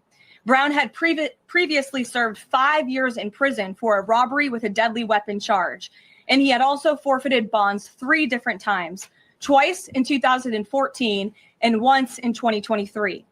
Despite all of this past documented criminal history, when Brown was arrested yet again in January of this past year, a Democrat judge, who I will add was a strong supporter of former Vice President Kamala Harris, released this insane criminal once again without requiring him to pay any bail. He simply had to sign a written promise to return for his court hearing. Think about how crazy it is to ask a career criminal, someone who by definition repeatedly breaks the law, to just sign a written promise and come back again another day. This is madness. This monster should have been locked up, and Iryna should still be alive. But Democrat politicians, liberal judges, and weak prosecutors would rather virtue signal than lock up criminals and protect their communities. And perhaps most shamefully of all, the majority of the media, many outlets in this room, decided that her murder was not worth reporting on originally because it does not fit a preferred narrative. Many of the journalists in this room spilled plenty of ink trying to smear Daniel Penny for defending a subway car from a deranged lunatic in New York City, but none of those same reporters lift a finger to write stories about an actual We'll get murderer. into that. We'll get into that. Here's the truth that every American must know. Too many innocent people across the country continue to pay the price of the failed experiment known as cashless bail that has been championed by the Democrat Party for years. All the way back in 2020, North Carolina's then Democrat Governor Roy Cooper established a so-called task force for racial equity and criminal justice. Sounds nice, but it's not. That task force was co-authored by then Attorney General and current Democrat Governor Josh Stein. It recommended, quote, reimagining public safety to, quote, promote diversion and other alternatives to arrest. It also advised to de-emphasize some felony crimes. Wow. That's crazy, right? De-emphasize felony crimes. You know, that's nuts. Life hack, hold the media accountable. They'll bury a murder in silence, but exhume a hoax for weeks of coverage. Carolyn Levitt only had to speak for 5 minutes to expose an industry that's been lying for 50 years. Yeah, this was what she looked like. Look at that. She was 10. This is after she was stabbed. Like, I don't know. Whatever. I've been stabbed. All right. You don't realize you're stabbed.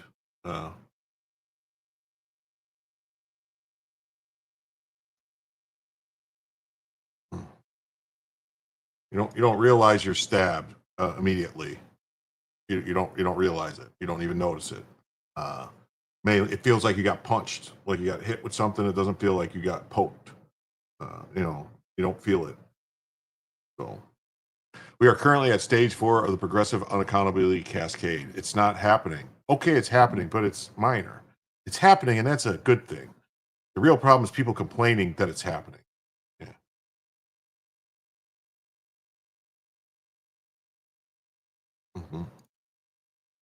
Elon Musk says this is 100%. Iryna Zarutska didn't have a second chance, but DeCarlos Brown Jr. had 14. The judges and DA who released him are complicit in Iryna's murder. And everyone deserves a second chance or a 14th chance, except for the victim.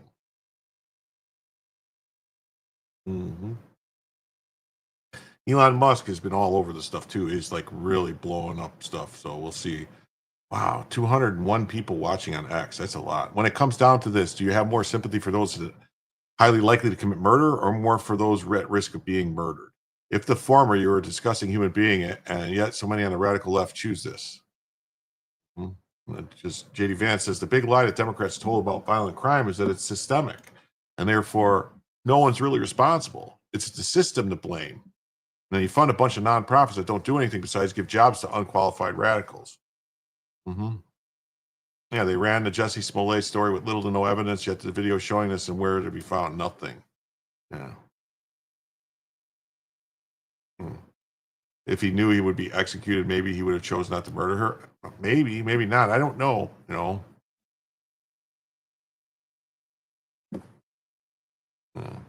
Brock went on to say perhaps this kind of stuff might be why there were. Yeah, might be. Yeah, Brock is extreme, but you know, there's a reason.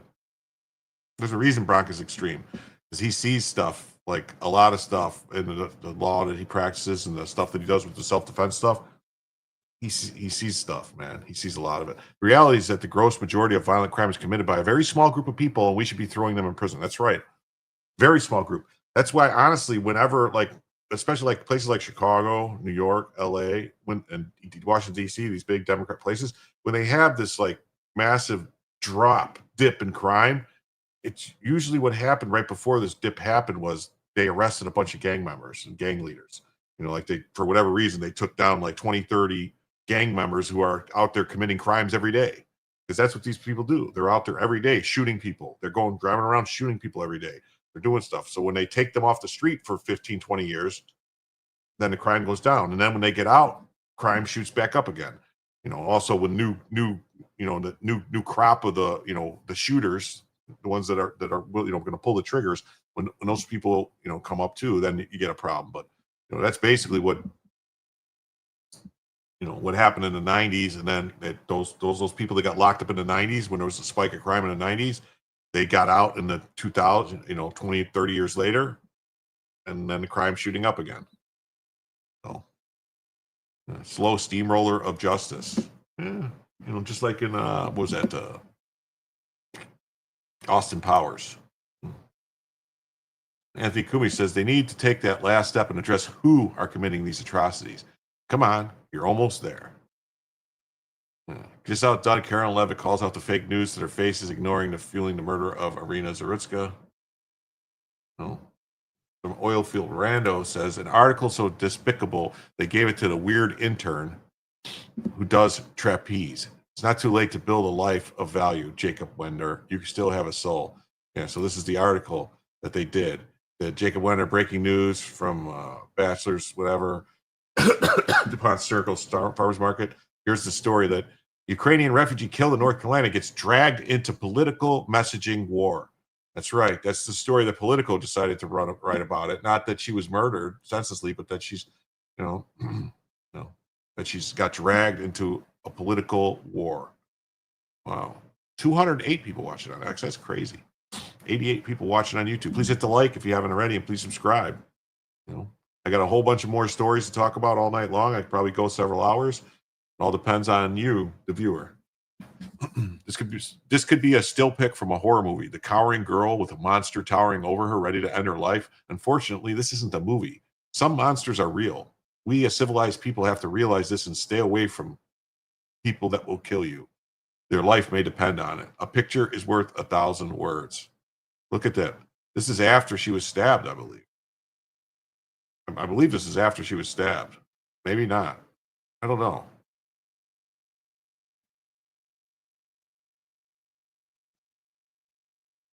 The jugular is in the neck. She got stabbed like right here, like right there, and the jugular is right here.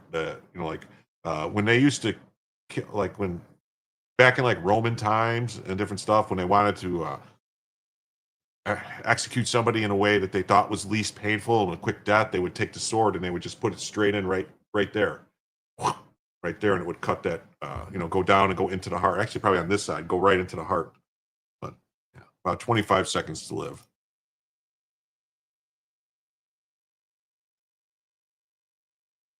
Oh, I wasn't. It's just I don't know what happened. I don't know what happened. I've never had that kind of views on X. Jason Whitlock says, get these retarded, demon-possessed black liberals off TV.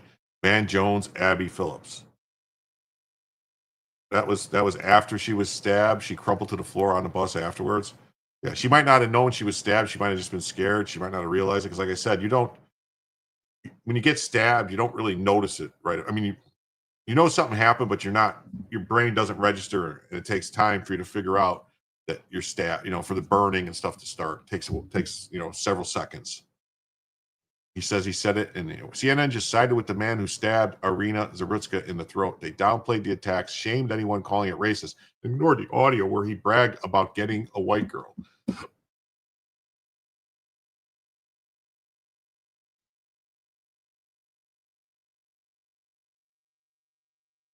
Want to be there, and it's about difficult forcing them to be there. When you are mentally ill, you have a hard time knowing that you are mentally ill. Yeah. But also, I mean, people like Charlie Kirk, they've been looking for opportunities to make this some sort of like reciprocal George Floyd situation, and that's the part that I think he's almost giving away the game, and it's not a it's game. sad to see a lot of people giving away the game. Let me just say a couple of things. One is, what happened to that young woman was horrible. And it's everybody's nightmare. If you're in any public space, a subway, whatever, that something bad is going to happen to you or somebody you care about. So it does strike a chord. We don't know why that man did what he did. And for Charlie Kirk to say, we know he did it because she's white, when there's no evidence of that, it's just pure race mongering, hate mongering. It's wrong. Then he says that if something like that had happened the other way, there'd be sweeping changes imposed on society. Where is the George Floyd Policing Act? It didn't pass. Yeah. Even when you had a white police officer murder a black man on live television, the whole world saw, there were no sweeping changes. In fact, not one law was passed at the federal level. So I think that's an important thing to point out. The other thing is, you mentioned the thing about cashless bail. I think this is a big challenge that we have. He's a communist. Would you have felt better if communist. there had been cash bail and the mom had come and put down $1,000 to let him out? It's not about cashless bail or no cashless bail. It's about the fact that we don't know how to deal with people who are hurting in the way this man was hurting. Hurt people hurt people. What happened was horrible, but it becomes an opportunity for people to jump on bandwagons. And then for someone like Charlie Kirk, he should be ashamed of himself. No one mentioned the word race, white, black, or anything except him. What people mention is the horror of what happened to this young woman. Well, didn't the guy who did the stabbing, didn't he say that he got a white girl? I thought that's what he said. He got a white girl. I could be wrong. Maybe I'm wrong. I don't know. I could be wrong. Could be right. I don't know. We'll have to see. So anyway.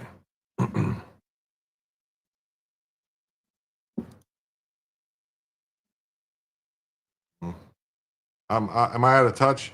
No, I'm fighting for the rights of violent, illegal criminals is exactly what Americans want us to do. Yeah.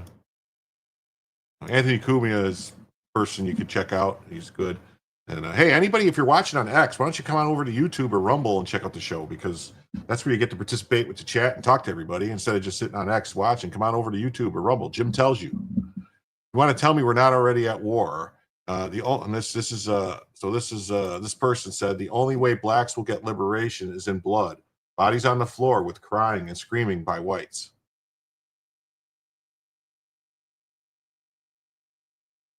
One way black people achieve true liberation, that's by taking it in blood. There has to be blood all over the floor. There has to be bodies on the floor. There has to be people screaming and crying.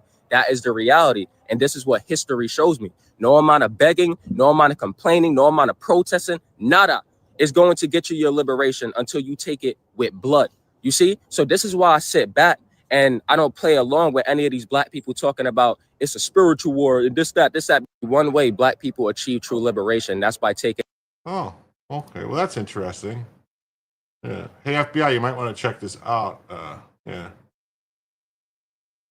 Wow. Watch this. So, AP News search. George Floyd, 74,222 results. Iryna Zarutska, 0 results. Oh, that's interesting. That's very interesting. And then Alex Jones comes out and says the so-called judge, Teresa Stokes, that killed the Ukrainian refugee, didn't even have a law degree and was never a lawyer.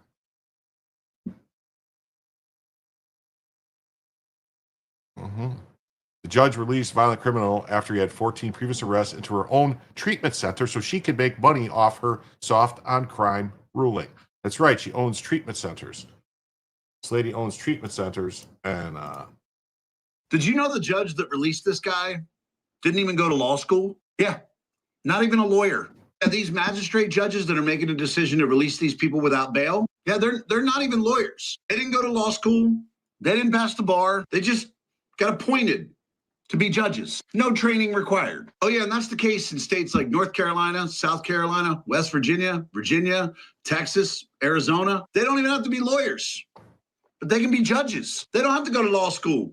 They don't have to pass the bar. However, they sit in judgment over people who did. How the fuck is this a thing? How the fuck do we have judges who didn't even study the law? How did this ever become a thing? That's one of the most insane things I've ever heard. Like, to be somebody's lawyer, you have to go to law school, you got to pass the bar. Like, just to represent a client, you have to do that. To be able to prosecute that person, you got to go to law school, you got to pass the bar. But to be the judge, to be the person overseeing these lawyers, to be the ultimate arbiter of the law, you don't have to go to law school, you don't have to pass the bar. How is this a fucking thing?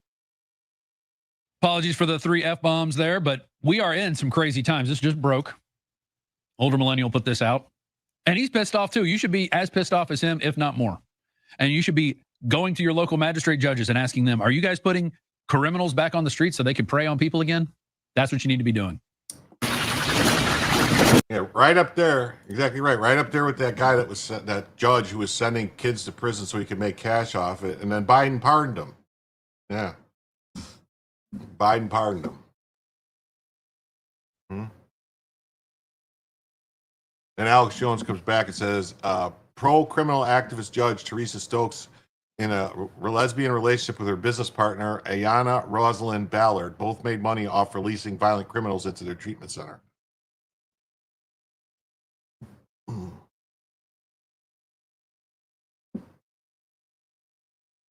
Judge Stokes has got to stoke the racial fire. This is from Laura Loomer. This is an exclusive. Teresa Stokes, the DEI-appointed magistrate judge who isn't even admitted to the North Carolina bar and released DeCarlos Brown Jr. before he brutally murdered Ukrainian refugee Iryna Zarutska, is married to a woman. She's a lesbian, but not just any lesbian, and I'll show you the proof of that in 1 second. She is Teresa Ann Stokes, and Anna Rosalind Ballard applied for a marriage license in Ingham County, Michigan in April of 2019. Teresa and Anya are a married couple that apparently enjoy working together. In 2021, they were working together at their halfway house fried chicken joint, Wing Heaven Sports Haven in Lansing, Michigan. They are both directors of the Pinnacle Recovery Group, a nonprofit corporation in Lansing, Michigan. Wow, how'd they get down to North Carolina? Since the lesbian married couple relocated to North Carolina, Teresa Stokes was appointed as a Mecklenburg County magistrate, and her wife, Anya Ballard, is a healthcare provider affiliated with a Charlotte, North Carolina mental health and addiction clinic that specializes in court-ordered evaluations. It's worth mentioning that Charlotte, North Carolina is located in Mecklenburg County, the same jurisdiction that her magistrate wife presides over. This extreme connection deserves further scrutiny. Did they court? Yeah, that's right. So definitely, I would hope that the feds are going to look into it and just figure out if this judge is making money off releasing crazy, violent people to her own, to her own facility. Phil Labonte says, just stop putting men in jail for defending themselves and others. That's all. Restore the right of self-defense, and the problems will take care of themselves. This one says, white women shouldn't have to live in fear like this. It's going to get worse. It's time to allow men to protect us again. Stop voting for policies that put our lives in danger. Get this or this.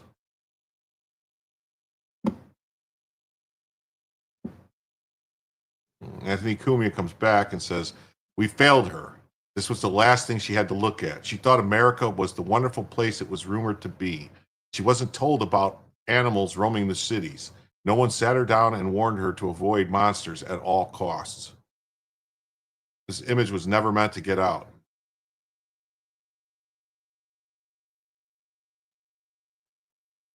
This is what they were trying to bury. This is what they were trying to hide. This is what the mayor of the town was saying. Oh, don't share it. Don't share it out. It's going to be a problem.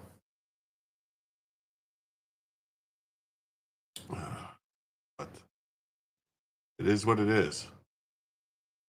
Costas Mauro says, just last week, the Seventh Circuit said there is no right to carry on public transportation because it's sometimes crowded, echoing similar baseless rulings everywhere. Feeling safer, guys?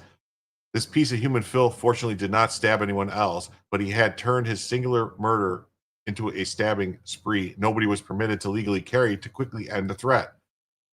Because like in Illinois, carry is also banned on public transit in North Carolina. That's right. So even if you had a gun, you weren't allowed to carry on public transportation in North Carolina. It's banned. That's something their legislature should promptly change and override any veto by their useless governor. Also, who criticized Daniel Penny? Also, for everyone who criticized Daniel Penny, you should feel very stupid after this. They won't, because they're too blinded by ideology to have any sense of self-reflection. And new footage release shows a Ukrainian refugee looking up in horror, trying to process what just happened after being stabbed. Yep, banned at schools as well. Yeah, ban all knives. Yeah, that's why are they out there calling for knife bans? Yeah, definitely. I don't think it's wrong, but I'm slightly strange. Yeah. So where are you at here? Nothing there. Nothing there. Okay. Harmeet Dillon says, who was the governor when this violent criminal was released 14 times? Because this is the new governor, Josh. I'm heartbroken for the family of Iryna Zarutska who lost their loved one to this senseless act of violence. And I'm appalled by the footage of her murder. We need more cops on the beat to keep people safe. Or just let the people carry weapons to defend themselves on the train. That's what my budget calls for. More funding to hire more well-trained police officers. Cops can't be everywhere at once. Let the people defend themselves. That's why we have a Second Amendment. Yeah, it's another gun-free zone. That's right, because safe. But they want more money for more cops, and they call upon the legislature to pass his law enforcement recruitment and retention package to address vacancies in our state and local agencies so they can stop these horrific crimes and hold violent criminals accountable. First of all, cops don't hold anybody accountable. It's the judges that release them and the judges that send them to prison. That's who holds people accountable. Let's see, there's a community note. Let's see, this community, let's see what it says. While Governor Stein seems to think more police and arrests would fix this, the perp was arrested 14 times. This would lead many to believe the problem is law enforcement when the justice system and policymakers clearly who failed their duties. Oh, let's say that note was helpful. It's easy to understand. It directly affects the post-claim. It provides important context, and we'll say it's neutral and unbiased. We'll submit that. Yes. As Attorney General, he has led efforts to put criminals back on the street. That's a helpful note, isn't it? It's high-quality sources, easy to understand, provides important context. Yes, we'll submit that also. Security guards were on a train at the time, but in a car ahead when she was attacked. Simply adding more police would not necessarily have prevented this tragedy unless we expect an officer in every single car. I have to say that's I'd say that's good too. That's easy to understand and directly opposed to complaint. Yeah, so provides important context. Sure. All right. Okay. And Elon Musk coming back with a good old 100%er here says, they won't release the raw crime data. They routinely mislabel offenders as white. Now they won't release crime videos. Look, it's pretty simple. If you feel you have to suppress data, you are not interested in truth or reasonable solutions. At worst, you are getting people killed in the name of virtue signaling. When you do that, you are actually the racist. Yeah. San Francisco Transit. We refuse to release the crime surveillance videos because it might make people racist if they see who's committing these crimes. This is ridiculous. Releasing the videos would create racial bias. So that's going to get more people killed. Media has always been there to report on important parts of stories like Stelter did today, like this one where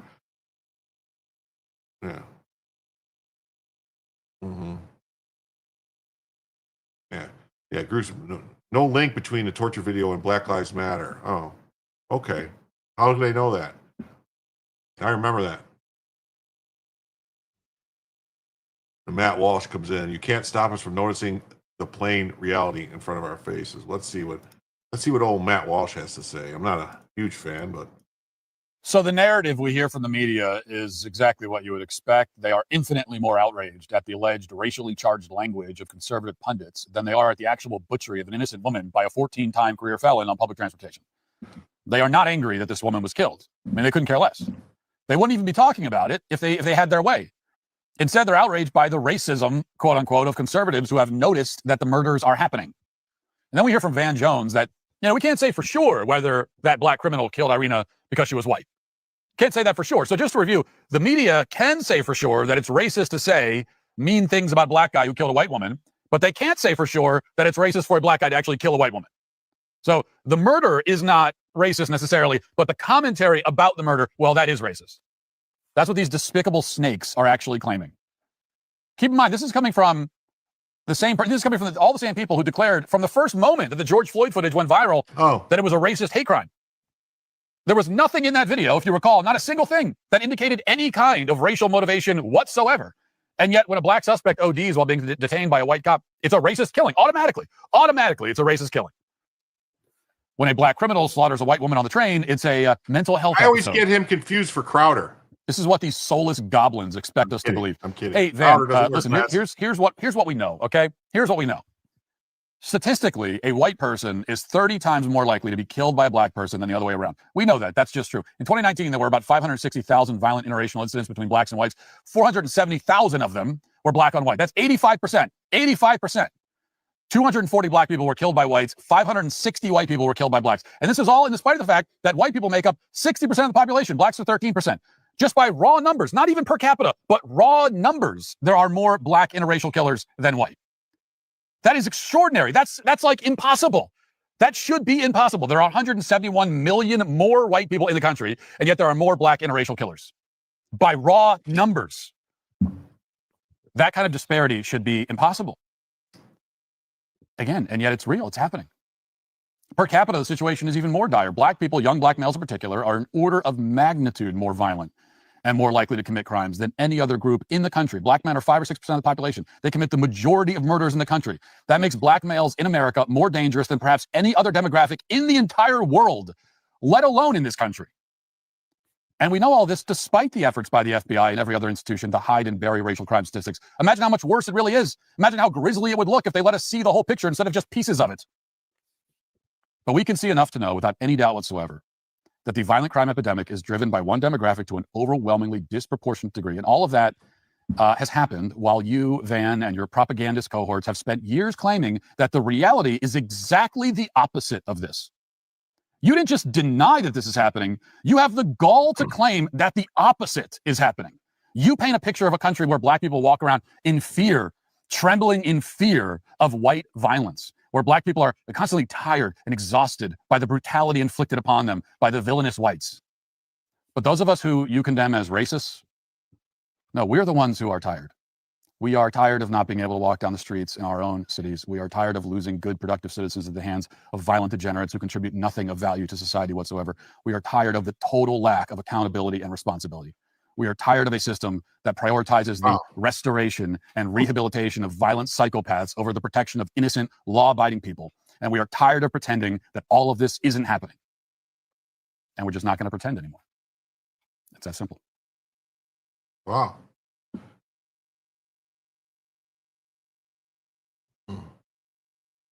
Matt Walsh makes an argument for why people convicted of armed robbery should be hanged from a rope 24 hours after being convicted. If a guy walks up to a woman on the street, puts a gun in a person's head and takes their purse, why shouldn't that guy respond to that kind of brutal? This is a different video from Matt Walsh? Oh my God. How many videos did he make about this?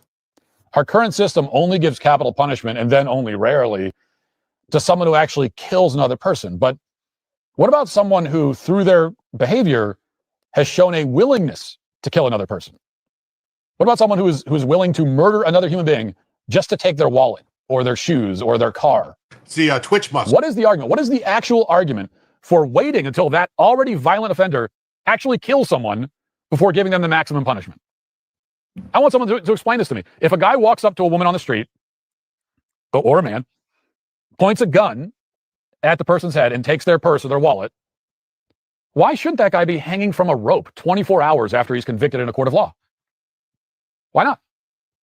Don't give me some platitude. Don't just shout the word compassion at me. Give me an actual argument. It would certainly make our communities much safer if we started executing armed robbers. If we responded with that kind of brutal decisiveness to violent criminals, there's no question that it would make our communities much safer. So why shouldn't we do it? Here's the question.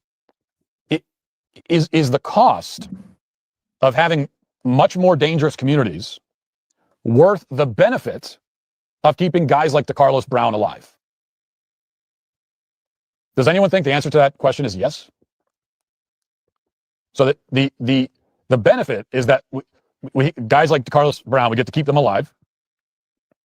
And the cost is that our communities are very unsafe and people like Iryna die. I mean, I understand his point and all that, but what happens if the cops get it wrong? I mean, I guess if you have a video of it and you see it's a person, that's one thing, but innocent people get arrested all the time. So I don't, and we live in a society where you would rather let 100 guilty men go free than let one innocent suffer. I thought that was what it was supposed to be, the whole purpose of it. And so, yeah, so some people, I don't know, man. I don't know. I don't know. What do we think about the cost-benefit analysis there? Look, I've been making this point for a long time. As a society, we have two choices. Okay, only two. Either we are going to inflict severe, merciless suffering on the criminals, the violent degenerates, the sociopathic predators, the dysfunctional, the barbaric, or we're going to allow severe, merciless suffering to be inflicted on the innocent. The women sitting on the train after work, the pedestrians walking their dogs in the park, the Uber drivers, the gas station clerks, and so on. One group or the other is going to be made to feel immense suffering. One group or the other is going to be met with brutality and violence. There's no third option, at least not for us. Now, other countries may be able to find a middle path. Japan is one of the safest countries in the world. It's also completely homogenous. 98% of Japanese citizens are ethnically Japanese. They are a small, homogenous country where everybody shares the same culture, same values, same priorities, the same fear of public shame and embarrassment. And yet, even in Japan, the death penalty is mandated in their penal code. They don't use it often, but when they do use it, the accused finds out their execution date on the day of the execution. And then they're taken off to be hanged without any further appeal. So Japan's secret sauce is homogeneity with severe and lethal punishment dispensed on the rare occasion when it's necessary. That is not our situation. We are a very big country. We are, as we're always reminded, very diverse. So we are left with the two options I just outlined. Severe, brutal, ugly punishment of the guilty, or severe, brutal, ugly punishment of the innocent. Either the former or the latter. To choose neither, to refuse to choose, is to choose the latter. It is to say that it is worth it for the innocent to suffer so that the guilty don't have to. And that's the answer that our system has decided on. It's decided that it's better for 1 million innocent women on the train to be butchered in broad daylight than for one violent criminal to be severely punished. And even worse, the people who give this answer have the nerve to call it compassion. It is not compassion. It is callousness in the extreme. It is monstrous cruelty.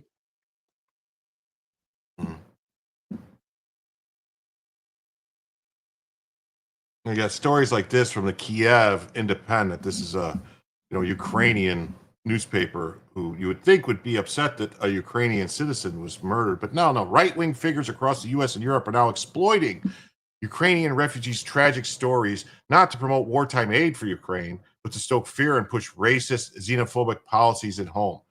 So if we were using this to push more money for their war, they would be fine with it. And they'd be all cool. But because it's not to give them more money, they're only worried. They're only money-grubbing fucking scumbags that are only worried about money. That's what they are. Zelensky and the rest of them. They only want money. They don't care that she's dead. They wouldn't care if she was dead there, dead here. They don't care as long as they get money. Give us money. Is it a reason to give us money? Well, if it's not a reason to give us money, we don't want you talking about it. Because we're gonna side with the people who we think are going to give us the money. And since the people, the Democrats, the people that are all for this, racist crap, are Democrats, so we're going to say, "Oh, Democrats, don't be racist. Give us money. Give us money. You're not racist."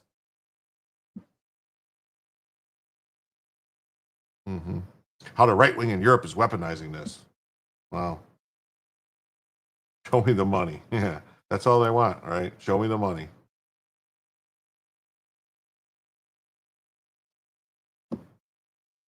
No, this is a Kiev newspaper, the Kiev Independent. And so they're basically saying, like, no, if you're not using this to give us more money, so shut up.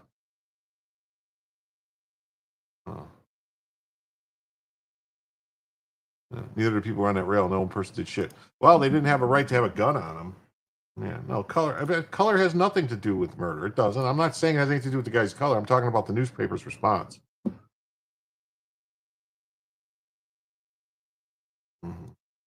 So then we got this. So the FBI says that the FBI has been investigating the Charlotte train murder since day one. Stay tuned.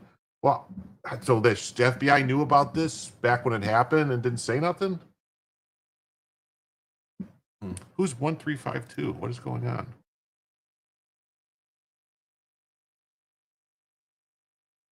Oh.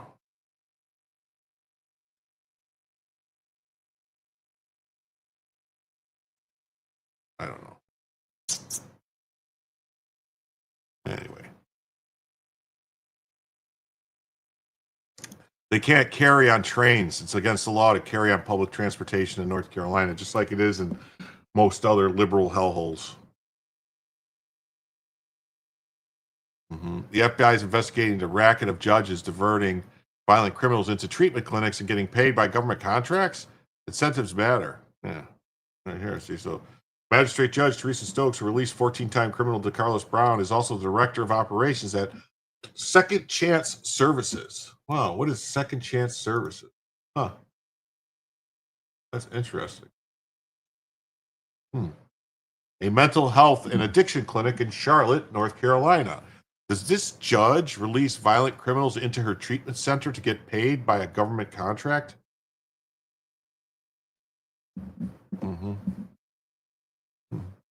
You know, yeah. What is there to investigate? Supposedly there's some federal law that that's specifically about killing someone on public transportation that they're using. I think, but if they're investigating this other stuff, that would be great. Yeah, yeah. You know, apparently they can't carry knives on the train. Yeah, maybe that's what the FBI is investigating. Maybe, you know, investigate this racket. You know, here she is, Teresa Stokes, Charlotte. Yeah. And she's director of Second Chance Services from 2023 to present, and magistrate judge from 4 to 20. So she got the job as a judge before she became the director of operations at Second Chance Services. Versatile and accomplished professional with background in legal and behavioral health sectors, including a pivotal role as a magistrate judge. Oh, that's interesting. Magistrate is not even a licensed lawyer. Her bio has been scrubbed from the internet. How did North Carolina become so corrupt? Sounds like a possible conflict of interest. Wow. Why steal content? Why not give credit? You also skipped the part where her clinic does court-ordered evaluations. Also look into her failed wing business with drag queens and how she got money to start that. Then look if she passed the bar anywhere she worked. She hasn't. Mm-hmm. Oh, look at this. So the House of Manifestation presents Independence at Wing Heaven, 3812 South MLK Boulevard. Drag show, a free hookah, and fireworks included. Wow. That's interesting. You know, U.S. Attorney Russ Ferguson shuts down a question about the deadly Charlotte train stabbing case being political grandstanding. No, she's not a lawyer, is what it's saying. Yeah. So.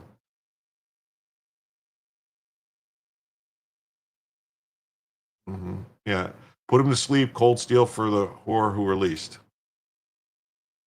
it was political grandstand, there would be an opposite side to this. Is there an opposite side? Let's allow murderers on our light rails. Is that the opposite side? Let's let people out of state prison so they can commit other crimes. There's no other side to this. There's no politics to this. This might actually be something. I don't see how you would see this case as political grandstanding. And if you do, I think you should have the conversation that we just had with Iryna's family, because there's nothing political about that. This is a heinous crime, and we are going to remedy it. I don't know what the politics is here. If this was a political grandstand, there would be an opposite side to this. Is the opposite side, let's allow murders on our light rail? Is the opposite side, let's let people out of state prison so they can commit other crimes? There's no other side to this. There's no politics to this. This is a pure and simple federal case. I don't see how you would. DOJ, FBI hit train stabbing suspect with federal charge in on-camera attack. FBI Director Cash Patel, this is the first step towards delivering justice for Iryna and her family, as well as the millions of Americans who deserve to live in our great American cities free from being targeted by violent criminals. 14 arrests before the stabbing. Sarah Rumpf Witten. I mean, look at these names and who these people are that are writing for Fox. You're going to tell me it's right wing? You say that the judges who release these people should be charged with the crime that's committed after release them. Well, there is a guy trying, I think it's Randy Fine, a congressman, has just proposed legislation to make it that you can sue judges when they release people and they do stuff like this, when they let people go, which I don't know if it's going to go anywhere. I mean, yeah, it's not a universal requirement to be a lawyer to be a judge. That's right. Most people don't know that. You don't have to be a lawyer to be on the Supreme Court of the United States. Let me repeat that. You don't have to be a lawyer to be on the Supreme Court of the United States. You don't have to be a lawyer to be any federal judge. It doesn't specify anywhere in the Constitution that you have to be a lawyer to be a judge. And I think there's been at least 2 or 3 justices on the U.S. Supreme Court who weren't lawyers. I mean, that was years ago, hundreds of years ago. Because back then, too, you know, lawyers, it wasn't like a thing where you went to a college and got stuff. You basically were an apprentice lawyer for someone. You know, like, I don't know if you guys ever watched the movie Wyatt Earp with Kevin Costner, where he's talking about how he was apprenticing with his dad, the judge, to be a lawyer. And that's where he was getting his law. That's how you became a lawyer back then. You know, like when Abraham Lincoln and all that stuff was a lawyer, he didn't go to law school. You just learned how to be a lawyer. You learned about the law. Yeah, you too can be a judge. That's right. Yeah, Judge Judy would have locked that monster up. It must be how KBJ got a seat because she is dumb as F. Yeah, most of Congress are lawyers, funnily enough. Yeah, it is. It's real weird, right? They become lawyers to go to Congress. Huh. How about just being born in America? Well, that would be great. But unfortunately, we're not living in that world right now. Oh, look at this. Look at this. I gotta do this.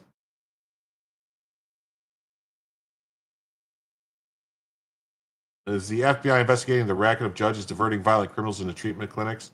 Incentives matter. Oh, wait, we saw this already. What is going on? How am I doubling up? Broken Heart, America. Costner's Wyatt Earp's about to leave Netflix. That's terrible.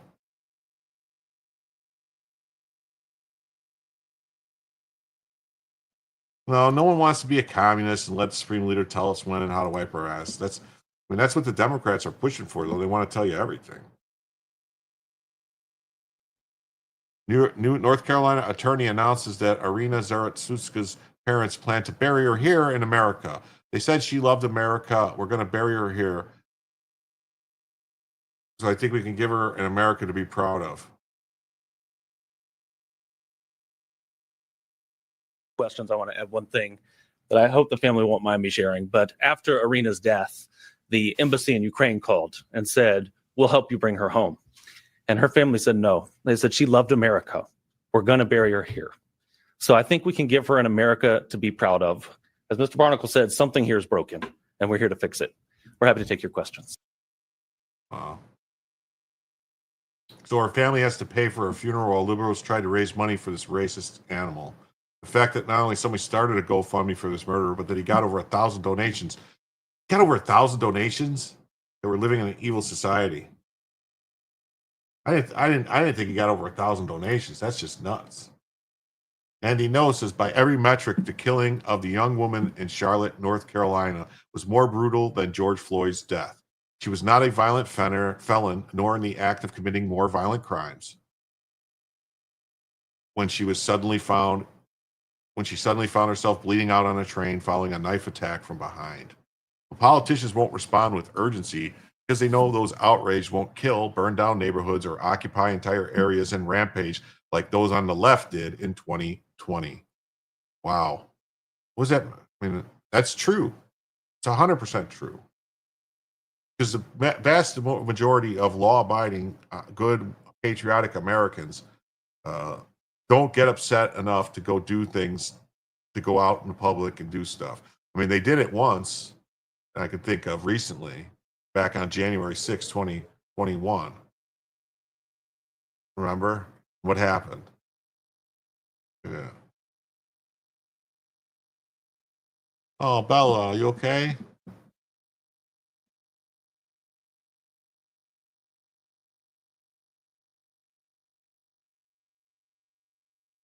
Democrat governors have enacted a de facto ban on capital punishment, so this would be the only way he gets it.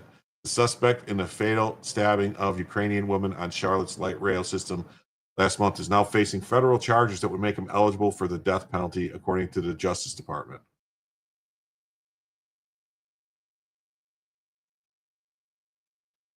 As Gad Sad accurately states, the West is dying from suicidal empathy.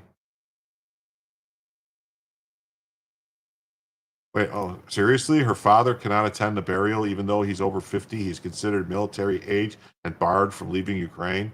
We should not give them another penny. Not another penny to that shithole. No. A society that burns neighborhoods, and calls for the funding of the police for a guy on the left and largely ignores the public butchering of a woman on the right is one that is drowning in the infinity pool of suicidal empathy. Wow.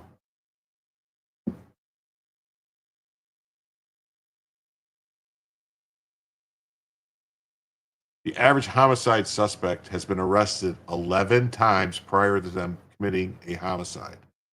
11 times. That's a problem. That is a problem. We need to keep violent people in jail. This is the former DC police chief, Robert Conti, in 2023 talking about the problems and that it's these people, repeat offenders, recidivists that are committing these crimes. And I have a story too. It's in here somewhere. I don't know when we'll get to it, but about Illinois. Illinois just stopped tracking recidivism.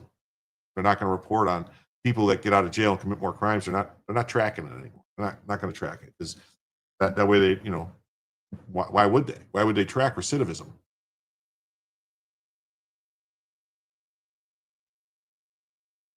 Guns off the street. What we got to do, if we really want to see homicides go down, is keep bad guys with guns in guns off the street. What we got to do, if we really want to see homicides go down, is keep bad guys with guns in jail. Because when they in jail, they can't be in community shooting people. So when people talk about what we're going to do different or what we should do different, what we need to do different, that's the thing that we need to do different. We need to keep violent people in jail. Right now, the average homicide suspect has been arrested 11 times prior to them committing a homicide.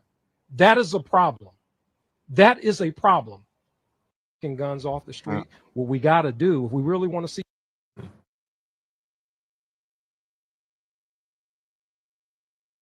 Yeah, 11 times. Yeah, 11 times. Elon Musk, 11 times. Average homicide suspects arrested 11 times. So this stuff is starting to get out there. More people are starting to see it.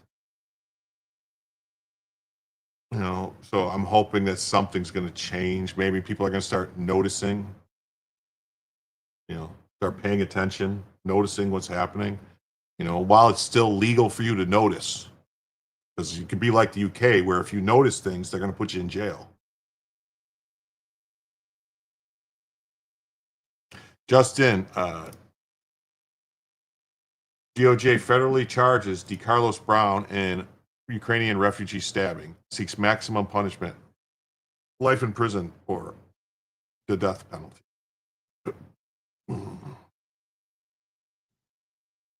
The Justice Department on Tuesday announced that DeCarlos Brown has been federally charged with one count of committing an act causing death on a mass transportation system. The DOJ is seeking maximum punishment, which is life in prison or death. A federal criminal complaint was filed in the U.S. District Court of Charlotte today, charging DeCarlos Brown Jr. with a federal crime in connection with the fatal attack on Iryna Zarutska on the city's light rail system. Brown is charged with one count of committing an act causing death on a mass transportation system. Zarutska was a young woman living the American dream. Her horrific murder is a direct result of failed, soft on crime policies that put criminals before innocent people. Directed my attorneys to federally prosecute DeCarlos Brown, a repeat offender with a history of violent crime. We'll seek the maximum penalty for this unforgivable crime, and he will never again see the light of day as a free man. Well, that's all we can hope for, Tim, is that more people become aware. The more people that become aware, the whole red pill thing, it's not about that. It's just people being aware of what's actually happening. For people noticing, noticing what's going on to this country, what this country's turned into. A complaint was filed in the district court. We saw this. According to the allegations, the affidavit, approximately 9:55, officers with the Charlotte Mecklenburg Police Department responded to a call for services. Callers indicated a woman had been stabbed by a male. The victim, subsequently identified as Iryna Zarutska, had sustained fatal stab wounds. A pocket knife and other items were collected from the scene. Investigators reviewed the surveillance footage. Approximately 4 minutes later, Brown pulled a knife from his pocket and followed it, striking her 3 times from behind. Brown walked away from the victim after the attack. Responding officers located Brown on a light rail platform. New footage shows Iryna did not die quickly. She looked up in horror as he stabbed her. Not one passenger stepped in to help Zarutska. Not one passenger stepped in to help Zarutska.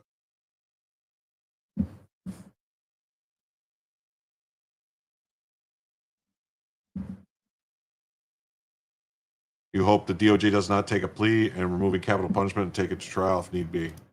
Yeah, yeah. That's what it says. Not one passenger, not fucking one, stepped in to help her. Oh, the Trump says they did help her after the attack.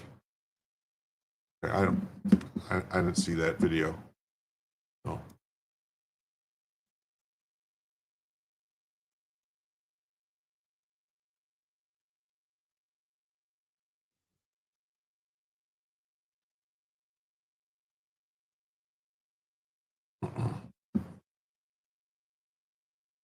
Here's the part of the murder video they didn't show you. She didn't die quickly. She was fully aware.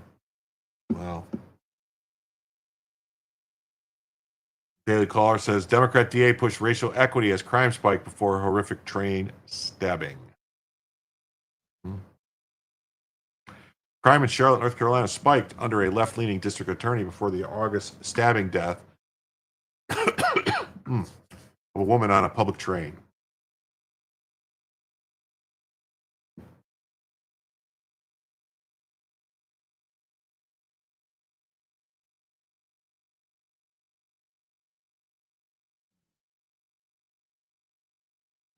Violent crime in Charlotte was 13% higher in 2024 than 2018, despite decreases after the COVID-era crime surge. FBI data at recent homicide, robbery, rape, and aggravated assault, left-wing active officials such as the district attorney, Spencer Merriweather, were focused on promoting racial equity in the justice system and are now under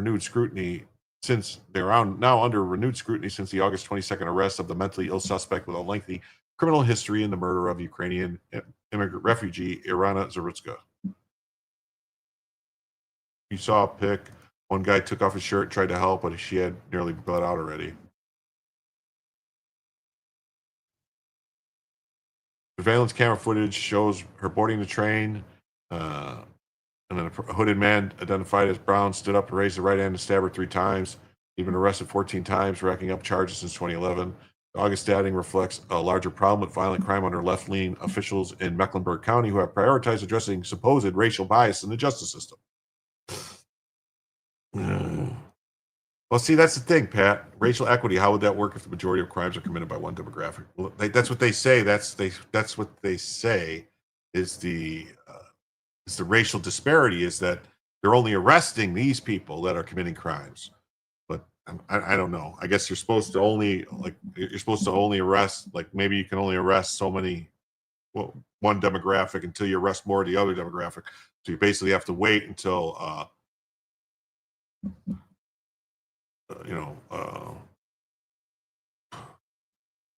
more people of a different racial background commit crimes before you can arrest other people. I don't know how that works exactly. After Merriweather took office, violent crime rose to an all-time high. And he was the height of the anti-police advocacy and Black Lives Matter movement. The district attorney's office announced in 2019 he started a diversity and inclusion team made up of assistant DAs and legal assistants and prosecutors to look at trials through an equity lens. Oh, an equity lens.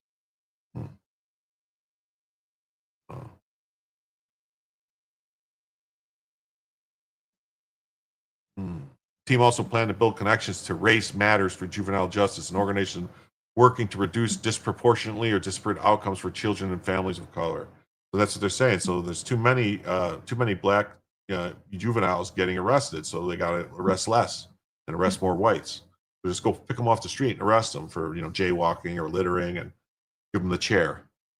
Mayweather has also pushed racial bias training for his prosecutors, leading to actual changes in the courtroom, which prosecutors are now commonly observed explicitly raising issues of race in jury selection. According to his campaign website.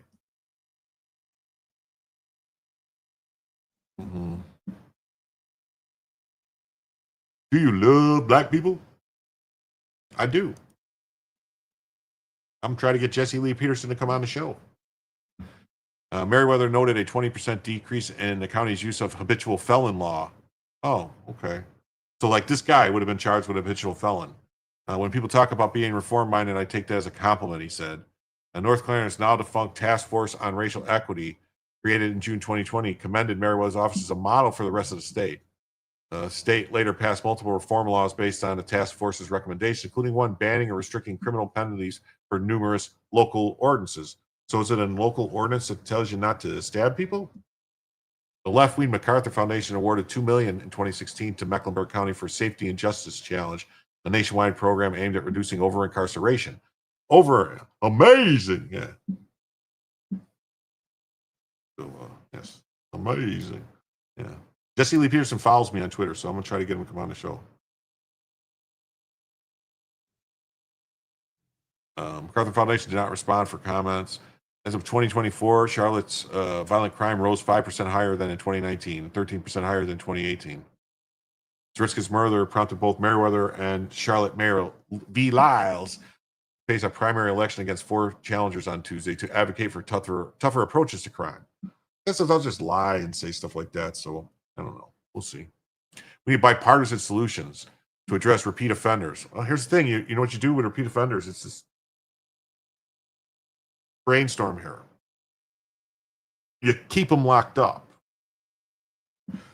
If they're too violent to be out on, if somebody is too violent or dangerous to possess a gun, to own a gun, then they shouldn't be out on the street.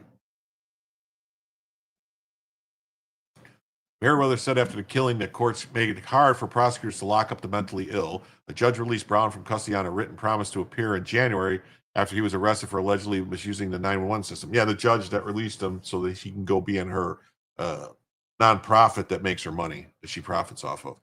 He also touted his support for Pretrial Integrity Act, the state law that addresses repeat offenders by transferring pretrial detention to authority from magistrates to judges in various cases. Meriwether also suggested considering tighter punishment for fare evasion.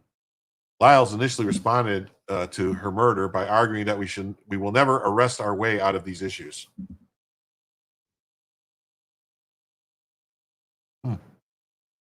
Democrat mayor took office in 2017, signed a proclamation in 2020 declaring racism a public health crisis. So would that be the racism of this guy who said he got him a white girl? Is that the racism that is a public? Because I'll say that looks like a public health crisis to me. If this guy who just hates white people starts stabbing people in the neck, that would be a public health crisis. I would think so, right? I mean, or if it was a white person that killed a black person because he was black, or a Chinese person that killed a Japanese person because they were Japanese, or anything like that, or Puerto Rican kills a Mexican because of their whatever. That would be a public health crisis to me, for that person anyway. The White House chimed into conservatives' criticism of Charlotte's leadership, calling Zarutska's murder a failure of woke policies in a statement on Monday. And the White House pointed to the MacArthur Foundation program and other initiatives as evidence that the soft on crime policy set the stage for Zarutska to die at the hands of a repeat offender.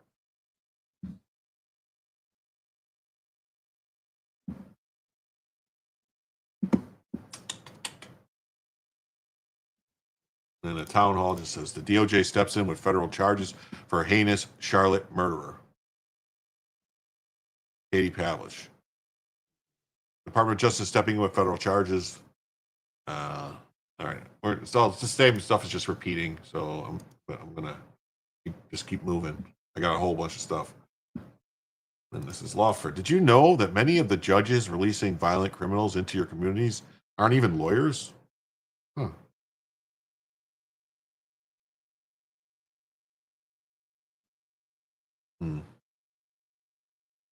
Judge Teresa Stokes, who released a career criminal who murdered the Ukrainian refugee on a promise he'd return to court for trial, is not a lawyer.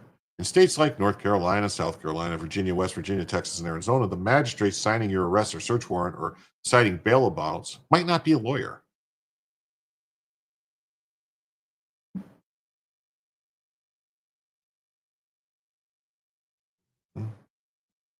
Oh, look at this.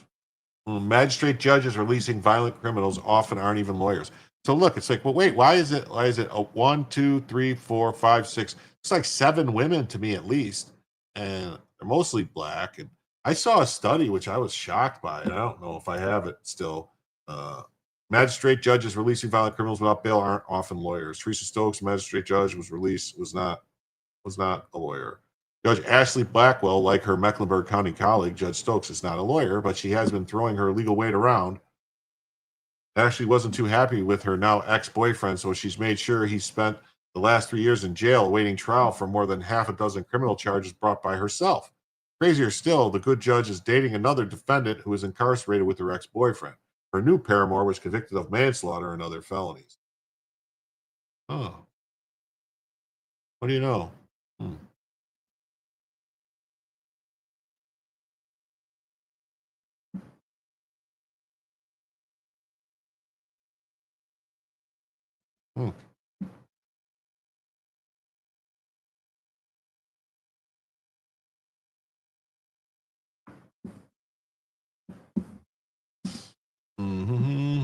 Magistrate's ex-boyfriend stuck in jail 3+ years awaiting trial in Mecklenburg County.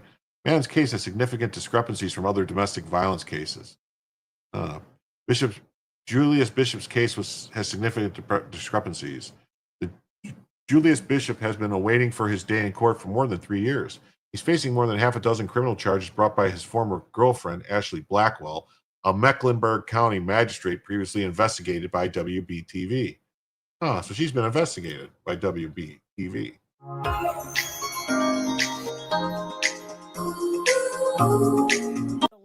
A Charlotte man behind bars for more than 3 years without ever going to trial on charges he believes only came because of who he was dating. It's the latest wild twist in a WBTV investigation into Mecklenburg County magistrates.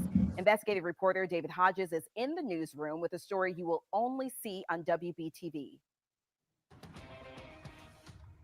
I've been reporting on Mecklenburg County Magistrate Ashley Blackwell since last year after uncovering an ethics complaint that was filed against her by another magistrate. Since I filed that first report, I've been digging deeper for months into another allegation in that complaint, saying that Blackwell abused her power and position to have her then boyfriend arrested and thrown in jail, where he sat for years.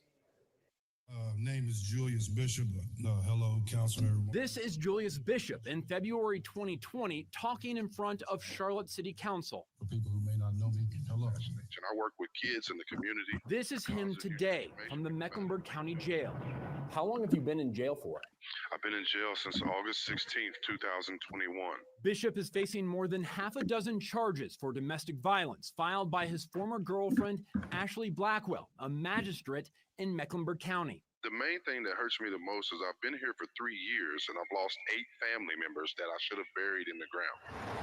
Bishop believes the case against him is bogus, that the charges are part of a plot to keep him imprisoned, and the assault he's charged with was consensual. I was given consent to do that, and it was an act of our sexual behaviors. I've done it several times in our house. Another magistrate filed a complaint against Blackwell alleging unethical behavior. The magistrate claims Blackwell told her that Bishop had never touched her, but got a domestic violence order against him anyway. Why is he still languishing in the county jail is what we have to ask ourselves. Leandra Garrett met Bishop at a community event before he was arrested. He came and I was able to meet him and have a conversation with him, and we kind of connected right then. Bishop ran a nonprofit called Positive Youth Transformation, mentoring kids in the community. He had a big heart, very articulate, a lot to share. So great guy. Great guy. Beyond the circumstances of his arrest, there are questions about how his case has been handled. At a time when defendants charged with murder and other violent crimes are sometimes given a low unsecured bond that allows them back out on the streets, Bishop's bail is set at more than $100,000 secured. I've found dozens of domestic violence cases in Mecklenburg County where the bail has been significantly lower than Bishop's. Clearly, he is unable to pay this amount. Emily Galvin Almanza is CEO at Partners for Justice and spoke with me about Bishop's case. Now, I don't know the specifics of the allegations in this case. This amount is not serving as an incentive to return to court. It's serving as a price for his liberty, which he cannot pay. Court documents show Bishop's criminal record is virtually spotless, and he says he's rejected any plea deals offered in his case so he can prove his innocence. You're talking about a person who's been sitting in jail for so long, his time in custody may have exceeded the time to which he would have been sentenced if convicted. Do you feel like the only reason you're still in jail is because this involves Ashley Blackwell? Yes, sir. And I've watched over 450 people leave out of this jail since I've been here. Over 450. I can't believe it. And I still don't know when I'm going to get out, to be honest. Since I started digging into Bishop's case and asking questions to our elected officials, his trial date has been moved up to February 24th. Ashley Blackwell is still serving as a Mecklenburg County magistrate as part of a 4-year term. Other questions that I had about this case, well, we're not getting answers from the district attorney's office or the trial court saying they can't comment on pending cases. However, we're going to keep asking questions of your elected officials until we start getting some answers. Cool. In the news. Well, that's good. So the Bishop's case is discrepancies from other cases. Julius Bishop has been waiting for his day in court for more than 3 years. Half a dozen criminal charges brought by his former girlfriend. What do you guys think? Do you guys think this was a girl who got upset by something, and do you think he beat her up or anything? Is there any proof? I don't know, but it kind of seems like maybe she's using her position as a magistrate to get back at a boyfriend, maybe get revenge. Maybe they broke up. Maybe, who knows? I don't know. But it's kind of, to me, my spidey sense starts tingling, because if there was evidence that he broke the law, why wouldn't they just have the trial and get him sentenced? Why keeping him locked up and delaying the trial? To me, that's ding, ding, ding, ding, ding, ding, ding, ding, ding. You know, that's issues. You know, I think he should have a habeas. He should probably file a habeas petition with the federal courts because that's not a speedy trial.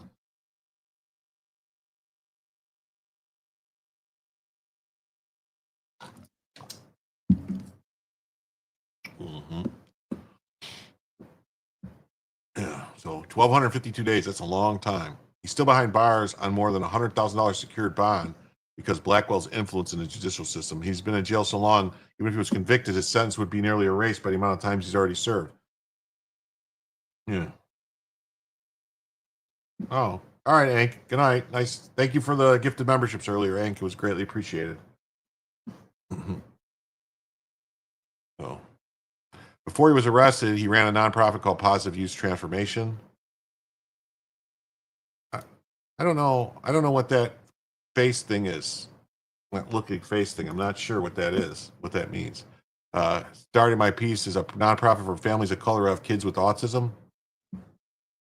Even a domestic violence survivor, Garrett said the case against Bishop has her questions about potential conflicts within the judicial system.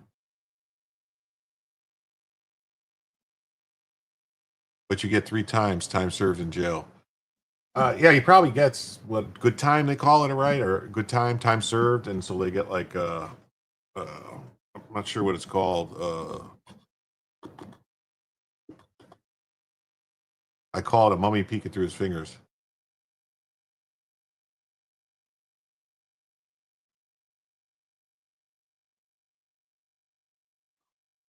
Okay. Why is he still languishing in the county jail? We have to ask ourselves. Last year, WBE something or other.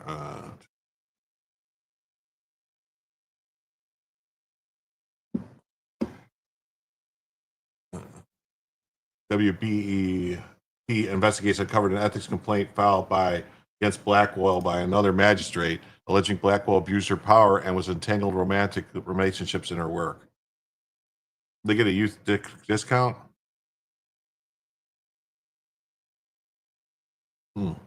Before that relationship, Blackwell, who was with Bishop for more than 5 years, claims Blackwell told her that Bishop never touched her and that Blackwell tried to get judges assigned to the case who would favor her side of the story.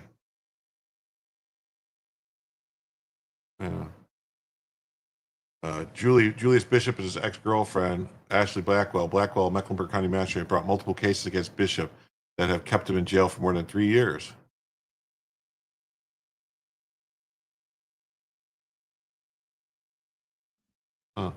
Sitting in jail, Bishop told WBTV that he has no clue that a magistrate he didn't know was corroborating the story he stuck to since the day he's been arrested. The story is not only told WBTV, but written in numerous letters from jail. The thing that hurts most is that I've been here for 3 years and I've lost 8 family members. WTV's investigation said that Bishop's case has significant discrepancies from other domestic violence cases that raise questions about conflicts of interest. Yeah.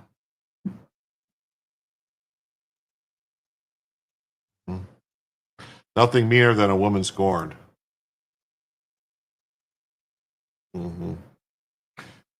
Is it a conflict of interest? I think so. Well, hey, Mark, right now, you and Choosy can both block each other, and then you won't see each other's stuff, so you won't participate with each other, and then you just let it go, you know?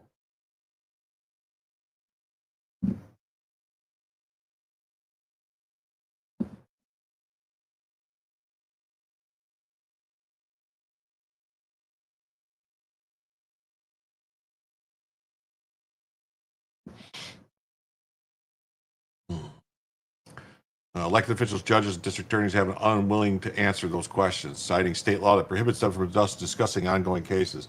Well, I think this needs to go to federal court, because if I'm not mistaken, it wasn't. No. Mark, I'm just saying, like, both you guys. So you guys can both block each other, and then you won't see what each other's saying, and you won't have any problems. And I try to let the chat go as much as possible and not get involved in stuff because I don't, you know, unless somebody's saying some really outrageous, outlandish stuff about, you know, kids or stuff like that, then, you know, I'm gonna let it, whatever. It doesn't bother me. It's just people talking. And I want a lively conversation with people talking. And, you know, Choosy has his points of view about the Jesuits and the stuff that's going on in the world. And I just let it go because that's his opinions. And sometimes he's got good opinions I like to listen to. And other times I just go, okay. So nobody's responding for comments, you know. Lauren Chen says that rulings like this make sense once you understand the law does not exist to protect the citizenry. The law exists to punish those who threaten the interests of the state. A woman who calls out a migrant crime is a much bigger threat to global liberalism than a rapist. And what do you think? What do you think it is that she's talking about? What do you think it is? Well, let's look. It says here, German woman given a harsher sentence than her rapist for calling him a pig. You know, this is what happened just in the 2024. A woman called her rapist a pig and got sentenced to more jail than the man who raped her. You know, and Elon Musk says that a government against its people is illegitimate.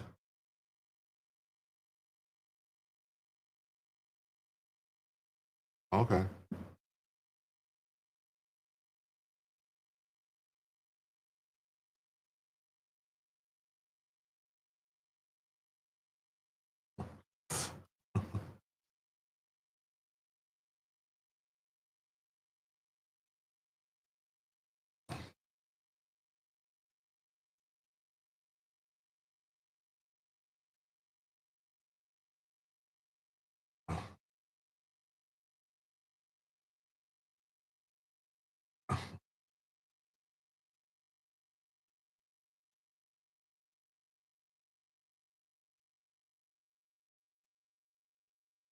Okay.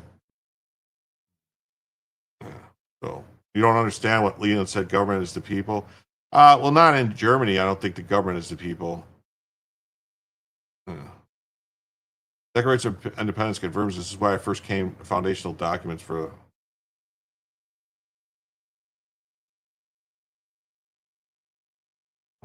Okay, Choosy. Well, I gave you the wrench because you were said that your chats were getting blocked by something, so that's why I gave you the wrench so that you could speak freely.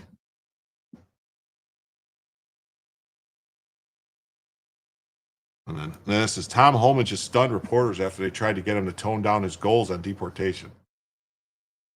Are you meeting the administration's set goal? What's the number? And he says, I don't have a goal. I'll be happy when every illegal alien criminal and every illegal alien terrorist is deported from this country.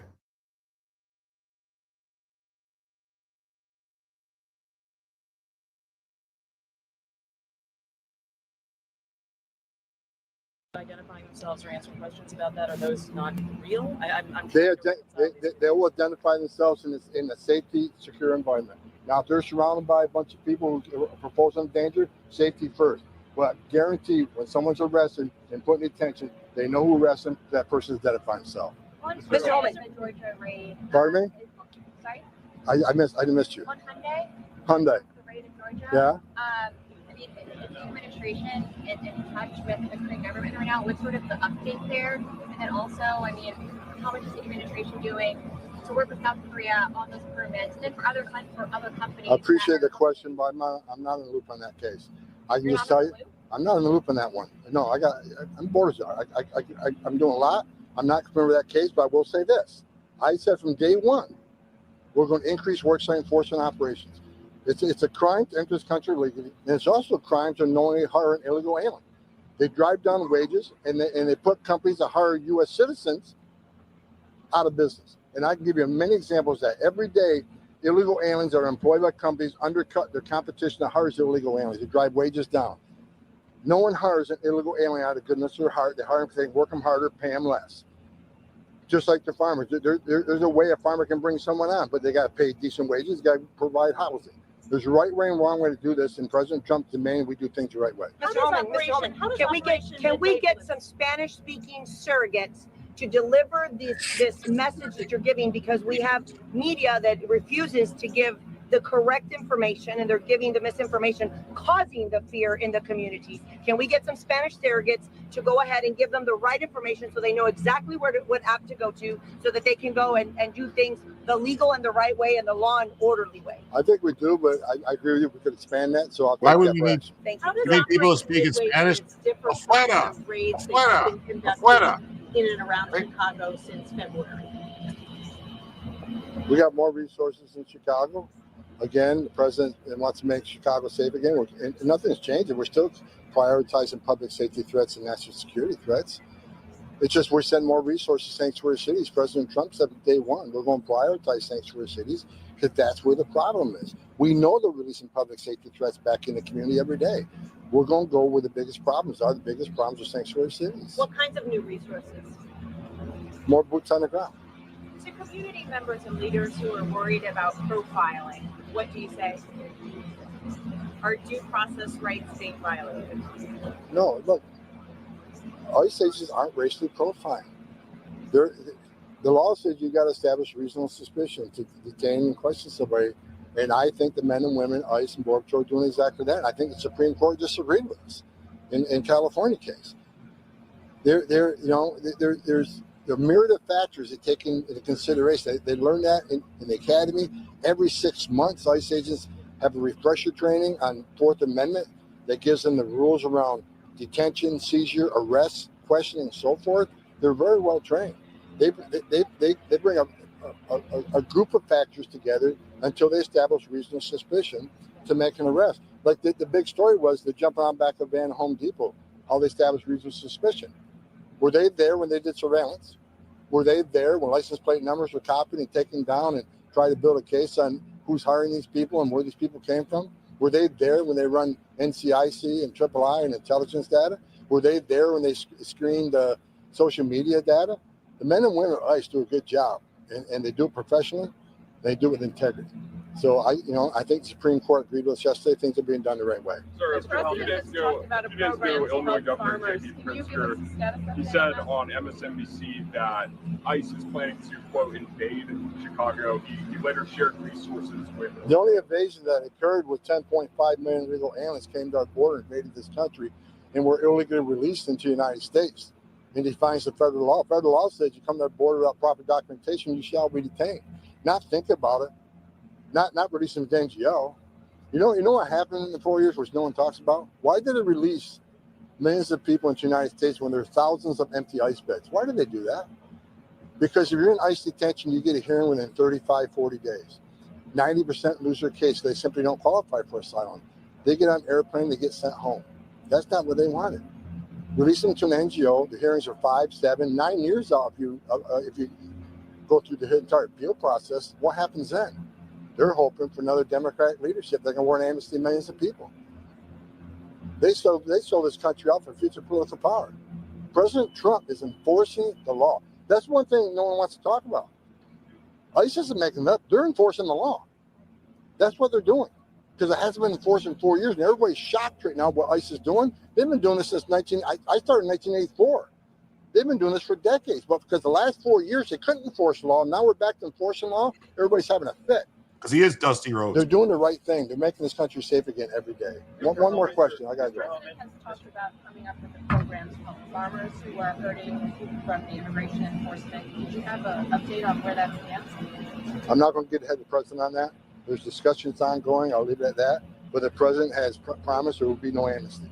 Mr. Homan, are you meeting that goal that the administration has set of deporting out of the country those individuals in the country illegally of a certain number per day or a certain number per month? Are you meeting the administration's set goals? And what is that number that you've seen so far? I don't have a goal.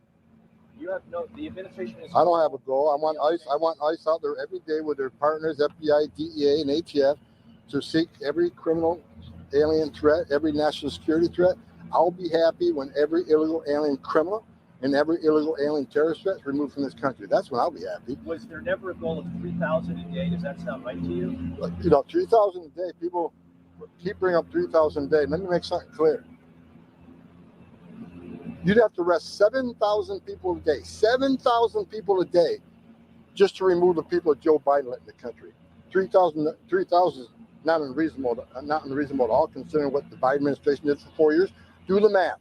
7,000 a day for the rest of this administration, just to remove the people they let in. Not even talking about the 15 million that are already here. Again, President Trump promised American people to make this country safer. I want you guys, if you leave with anything, leave with this. The data proves the majority of people ICE are arresting are criminal and public safety threats. We're taking them off the street. We're removing them from this country. So every day, this country gets a little bit safer because of President Trump sitting in the Oval Office, giving ICE and Border Patrol the authority to enforce the law and uphold the oath they took to defend this nation. That's it. Thank you. That's awesome. He's doing a good job, too. Love the Ice Man. Ice. Ice, baby. And President Trump says Mayor Karen Bass says she will bring justice to the Supreme Court. Yeah, she's going to bring justice to the Supreme Court's ruling allowing ICE to carry out operations in Los Angeles. Calls the removal of criminal legal aliens from her city discrimination and racism. Why doesn't she fight this hard for American citizens of LA? Ridiculous, right?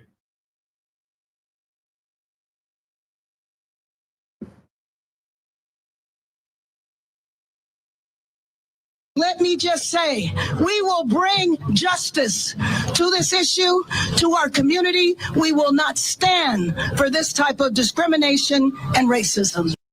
So she's not going to stand for the discrimination. So this is now the Democrats, all right? It's now the Democrats out there saying that they're going to fight the Supreme Court. Remember when that was all Trump's going to ignore the Supreme Court and it's a constitutional crisis? What happens if Trump ignores the Supreme Court? Then you got the Democrat mayors saying they're going to ignore the Supreme Court. But they're going to bring justice to the Supreme Court. What does this mean? Why hasn't she been arrested? She needs to be arrested. Because while she's out here saying this crap, this is what's happening. Suspected Sinaloa cartel members apprehended in 23 states sweep by the DEA.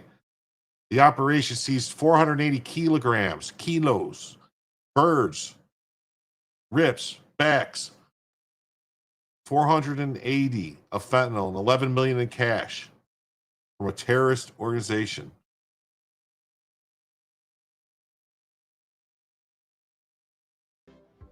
Bass Pro Shops in Cabela stands tall in our unwavering commitment to honoring our heroes.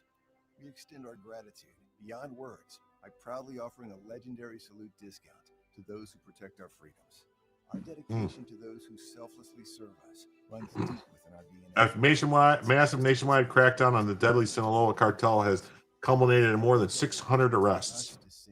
600 arrests. I want to see if this is not about this cartel, I'm going to be really pissed.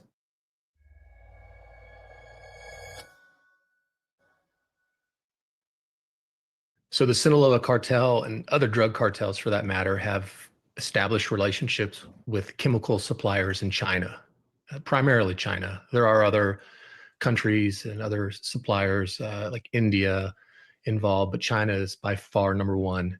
They obtain those chemicals to make products like fentanyl directly from these chemical suppliers. They're put on ships and transported to Mexico, right into the ports. From the ports, they are trucked to various locations where they are the manufacturing of fentanyl occurs. And then from there, they're smuggled into the United States, just like they do other drugs. They're very good at this. They've been doing it for a long time. And fentanyl is another drug that costs them pennies to make. And they've added it to their distribution chain, and they're making a lot of money killing Americans with it. So, I mean, we do have some larger locations or locations that are more well known for hello, Lynn. How are you doing tonight? Control, like Chicago, Los Angeles, Phoenix, Tucson, Dallas, Atlanta, New York. But they set up distribution points throughout the United States. They work very well with gangs and criminal organizations, MS-13, Mexican Mafia, Bloods, Crips, just your local street gangs. And from there they use that as what we really call a hub, and then it kind of spokes out from there into our communities. They have to control the logistics of the drug trafficking in the United States, so they'll have people in the U.S. Or people that are working with these cartels in the U.S., money launderers, enforcers to make sure that any problems are dealt with. So yeah, it doesn't just stop at the border. They're absolutely woven into our communities. But most of the actual drug distribution and that part of the operation is handled by their co-conspirators in the United States that are typically criminal organizations or tied to criminal organizations like I said, like Bloods or Crips or some type of street gangs. Recruiting is a big problem for law enforcement. The cartels recruit more than the cartel members are arrested and or killed. So as long as they can outpace that, it's always going to be a problem for us, right? And we know that they use social media, Meta, like Facebook, Instagram. We know that they're open money, understanding that those are the two main organizations. Mm-hmm. A massive nationwide crackdown on the cartel has accumulated more 600 arrests. Big swoop included 171 suspects in New England as part of a week-long operation that targeted one of the world's most powerful drug trafficking organizations, according to officials. Right. The DEA announced Monday that from August 25th to 29th, they arrested 617 people with ties to the cartels across 23 field divisions in the U.S. It says you're in Kansas and they estimate 30,000 illegals in your state. Kansas, I'd put that more like 300,000, maybe 400,000, maybe more. There's a lot of farming and stuff that has a bunch of illegals in it. I'm sorry to tell you. Be a cartel member is better money, and they know that they cannot and will not compete. Enforcement action billed as a DEA surge also netted massive hauls of drugs, firearms, and cash. Franklin, New Hampshire, during a fentanyl bust on August 27th. Among the seizures were 480 kilos of fentanyl powder, 2,209 kilos of methamphetamine, and 7,469 kilos of coke. Wow. 16.5 kilos of heroin and 714,000 counterfeit pills, 420 firearms, and 11 million in cash. Ooh, buddy. That's a good day. Results demonstrate the full weight of DEA's commitment to protecting the American people. Every kilo of poison seized, every dollar stripped from cartels, and every arrest we make represents life saved, communities defended, and DEA will not relent until the Sinaloa cartel is dismantled from top to bottom. That's right. The FBI seized 10 million in cryptocurrency directly linked to Sinaloa cartel. In New England, officials said 171 suspects were arrested with 244 kilos of drugs, 22,000 pills, and 1.3 million in cash with 33 guns. Arrests total, there's 64 in Connecticut, 49 in Massachusetts, 33 in New Hampshire, 11 in Maine, and 10 in Rhode Island, and 3 in Vermont. There are public enemy number one in New England, said Jared Fogle. What? Forget. Jared, forget. Forget his name. My name's Jared. Forget my name. Special agent in charge of the DEA's New England division. One of the largest coordinated takedowns in the region came on August 27th in Franklin, New Hampshire, where 27 people were arrested after a 3-month investigation. Authorities said suspects had trafficked fentanyl, methamphetamine from Lawrence, Massachusetts. The operation underscored the cartel's reach in both large urban centers and small rural communities.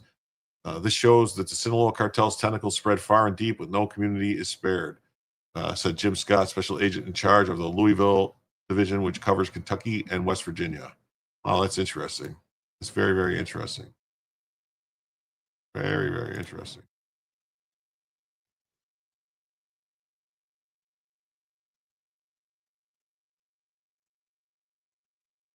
Mm-hmm. 1 second.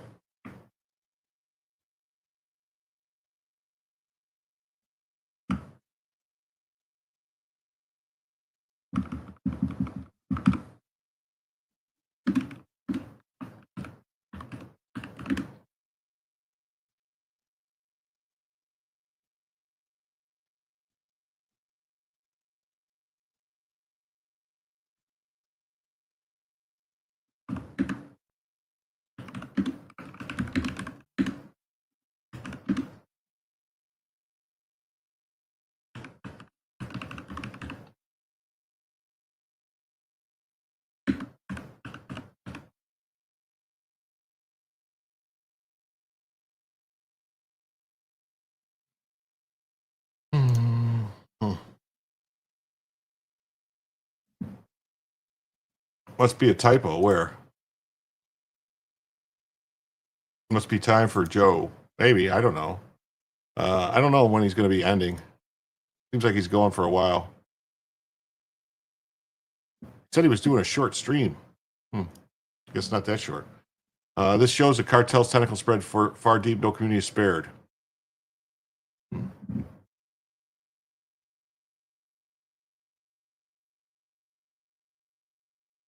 we got this story. We got a Chicago dad whose 21-year-old daughter was killed in a hit and run by an illegal migrant rips JB Prickster for taking action against ICE. I'm at the name, forget. Must be a typo. Oh, yeah, forget. Instead of Fogel. Jared Fogel. Yeah, that's what I was thinking, the guy who's locked up. Joe Abraham says, I love the terms I keep hearing. Families are separated, children are being taken, and parents are being taken. My daughter was taken. We are separated. I'll never see her again. Hey, what's up, Karen? Nice to see you. Let's see here. I would expect that he would work with the administration to make our streets a little bit safer. So in that case, if that was happening, I would still have Katie with me. I don't. I love the terms I keep hearing. Families are separated, children are being taken, or parents are being taken.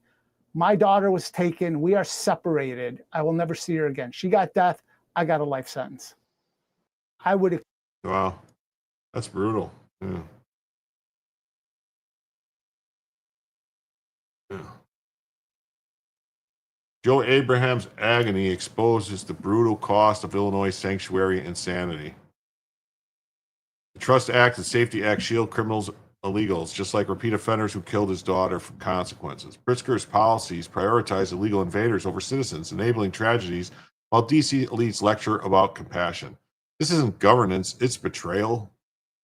America First means enforcing the rule of law, not coddling lawbreakers. Until these reckless sanctuary laws are shredded, more families will face empty chairs at the dinner table.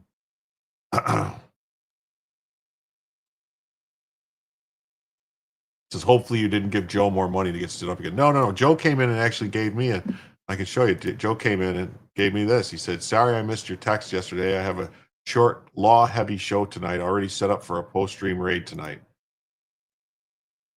So I don't know if that meant a post-stream raid here or if he's going to raid Rackets, because I think Rackets is supposed to stream tonight again or something. Carmelo Anthony's trial, I don't know. It should be coming up soon.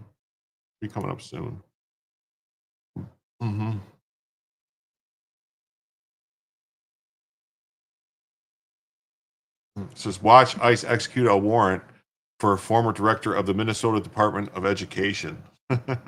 Yes, the director of the Minnesota Department of Education, a convicted sex offender and criminal illegal alien.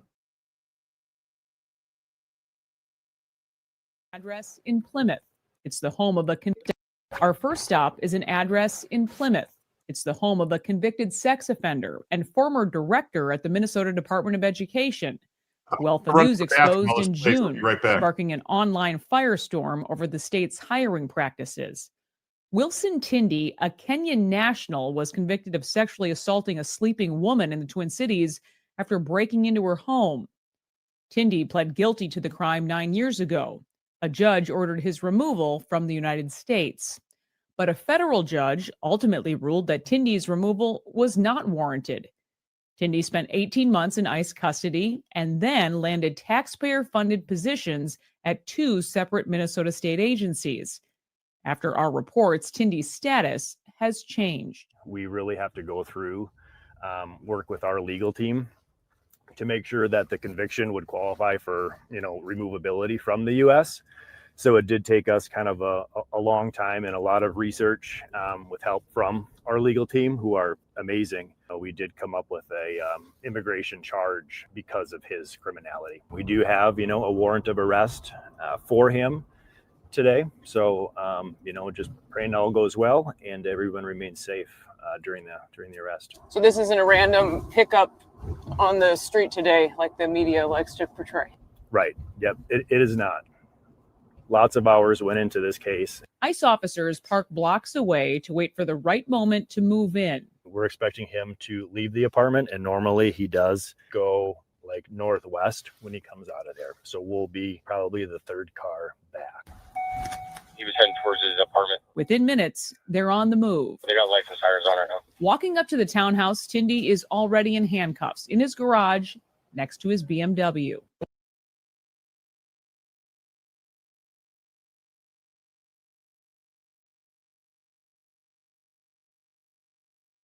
I'm back. Oh. Another trial. What's it say? Another trial scheduled for a year and a month from now. For what? For the guy, October 2026, for the Carmelo Anthony. We'll see. We'll see what happens. So should be some other trials coming up too. Illegals do quite well in Somalia. I mean Minnesota. And here it is. Federal prosecutors announced another criminal case. 49-year-old Guhad Hashi, described as an enforcer for Ilhan Omar's campaign, admitted in court to one count of conspiracy to commit wire fraud and one count of conspiracy to commit money laundering. These charges stem from the single biggest COVID scam in America's history.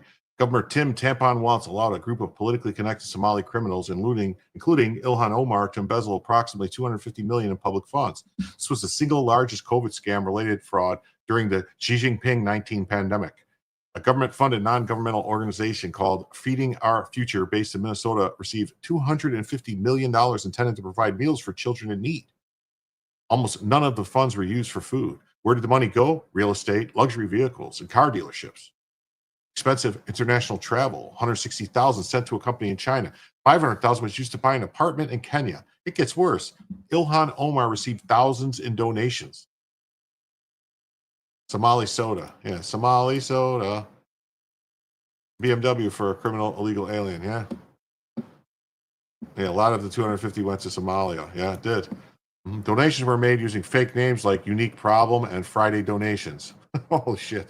The Walz administration flagged the suspicious activity and froze the funds. In response, lawsuits were filed accusing Walz of racism. Despite concerns, the fraud continued. Another individual indicted for fraud had received the Minnesota Outstanding Refugee Award from Walz himself. So you're outstanding refugee for stealing all our money. The same individual was later accused of attempting to bribe a juror by delivering $120,000 in cash with a note promising more to come if she acquits. How are Tim Walz and Ilhan Omar not in prison right now? Edgar says you watched Karen Reed with Joe until he bailed and then moved to Kurt on civil law. You know, Kurt was on the show the other night, and then I went and I saw Kurt was streaming earlier today, and I went on his channel and I kept trying to give him a super chat and it wouldn't go through. And I was trying to leave comments and I'm blocked in Kurt's chat. I don't know what the hell happened. He was on my show when we got along great. Then I went in his chat and I'm blocked. Very weird. Very, very weird. Crimes are absolutely clear. Money laundering, bribery, racketeering, conspiracy, robbery, theft, extortion, obstruction of justice, and aiding and abetting. Wow.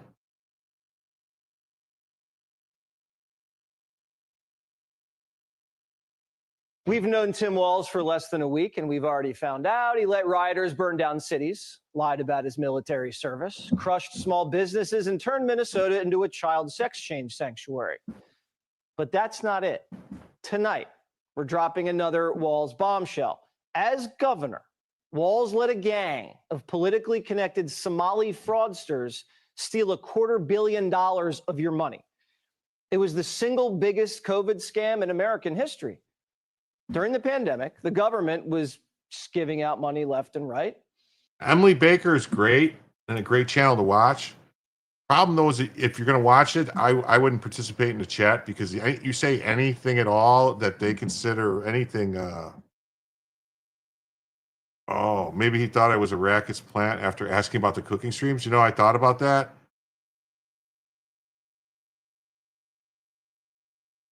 Oh, Kurt probably read a post he didn't like during the stream. It's possible. It's just weird that I went to go post and stuff to say, hey, you know, and say like it was nice. No, yeah, she's great. Emily D. Baker is great. It's her people that control her chat, her mods. She's got such a big chat, and there's so many mods, and they'll like. I've been muted and timed out so many times, not even saying anything.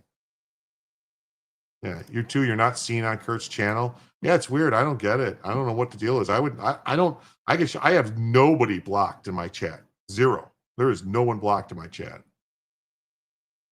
A nonprofit in Minnesota, Feeding Our Future, got $250 million to send food to needy kids. Sounds good, right? Here's the problem. Almost none of it was used for food. The Somali scammers blew our cash on real estate, cars, extravagant get trips. We have wire transfers that show thousands going to car dealerships. $160,000 went to some company in China. And $500,000 was sent to Kenya to buy an apartment. A $500,000 apartment in Kenya is probably a palace. I am. But our tax I am dollars friends with weren't Nick. just used on goodies. I don't deny The that to anybody. politicians got a taste too. Ilhan Omar got thousands of dollars in donations from some of the scammers. Like the smaller streams for chatting. These guys weren't criminal masterminds. Well, it was like when sloppy. that's the thing is when your When they check cooked gets the real books, big, you get like a they made up small- names of their fake clients. They came up with these names. Are you ready? Unique problem. You sent a gift. Friday When it donations. can. Okay, I'll check it right now. How'd nobody catch that? I didn't think. Well, early I on, think Walz's Kurt's a little strange, administration but I think we're thought all it a looked little strange, suspicious, and so I they don't. froze the funds. Then the Somalis sued and called Walz racist, so he kept letting them steal. You know, They didn't I'll talk bother to anybody. crack into the bank accounts or issue subpoenas. Walz just put his hands in the air and said, "I'm not racist. Take whatever you want." Minnesota has a huge Somali population. You can't get called racist and expect to win another election there. Walz even gave one of the fraudsters the Minnesota Outstanding Refugee Award. 3 years later, she was indicted. No thanks to Walz, the feds came in after he ignored the problem for years. During the trial, the Somalis tracked down a juror and dropped off a Hallmark bag on their doorstep, filled with 120 G's, and a little note saying there's more to come if she acquits. This all happened under Walz's nose. He had every chance to stop it and failed. Just like he failed. Yeah, just like he failed To protect his city during the riots, and just like he failed his unit when he retired before deployment. This is the guy Kamala Harris chose as her number 2. That's right. Wow. Well, I just got told that someone put something in the chat, so we're going to show this right here. So this is my friend Dan Blackwright made this of me. Jim tells you. This is going to be an emoji, just so people know. This is going to be an emoji. This is going to be a emoji. This is getting saved. So, getting saved.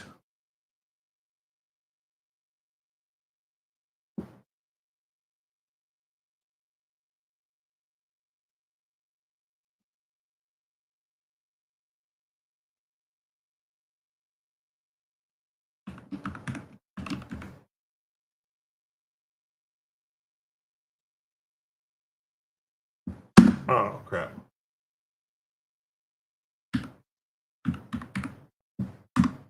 All right, I had to save that.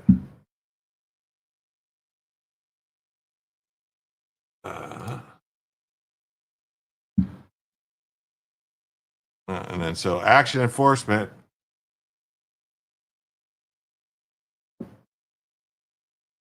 Too many people like cooking with Kurt for Kurt's liking. The other one you sent would make a great emoji too. Oh, okay. Micro penis is the funniest thing. Yeah, it is funny. I don't know. Maybe I blocked before being on Nix, as far as I know, but you don't know. Yeah, I don't know. It's I don't know. If I ever see Kurt back in the chat again, I'm going to ask him why I'm blocked. But look at this: an ICE enforcement action at the chocolate factory nabs 475 illegal Oompa Loompas. This is crazy. This is crazy. Mm-hmm.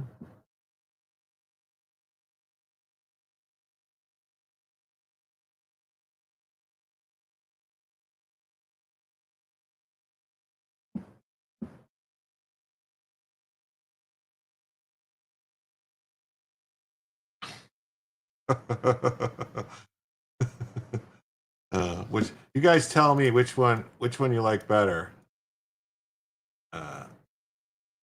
Which one is better? Which one's a better profile pic? Of course, this is my friend Dan Blackwright making these. Proud man, Jim Satala. You know, I like this one better. Anyway. Mm-hmm. And then look at they're on the lookout for this Oompa Loompa. She was immigrating elsewhere during the raid. She got away. They missed this one.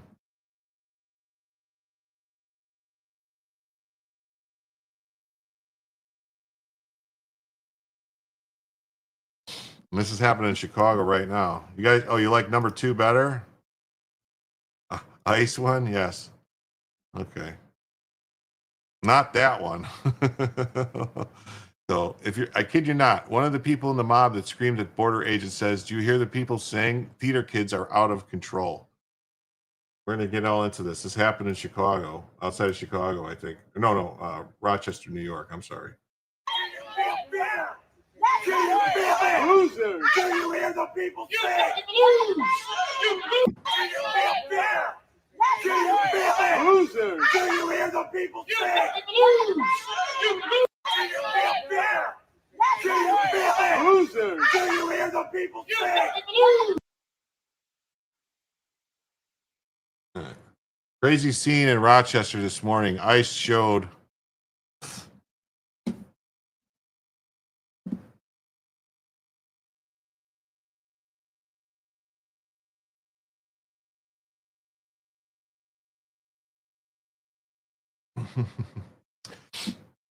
I showed up to arrest a roofing crew working on a house. They refused to get down from the roof, and residents and community leaders gathered to protest. Lawyers demanded warrants. ICE agents eventually left. Per Monroe County lawmaker Barnhart. So this is a lawmaker, a local lawmaker who's out there doing this. They need to start arresting these. And I got reports here from these people, so we're going to look at all this stuff. This is her, Rachel Barnhart. Posts and views reflect my service as a Monroe County legislator. Needs to be arrested. You know, I'm on the Westminster where 2 roofers won't come down from the roof. ICE is waiting for them. Huge crowd to bear witness. Lawyers demand warrants. This is very, very sad to see. Actually, it's great to see. You think that causing a riot at the scene helped anyone's cause? I'm not aware of a riot. Where did that happen?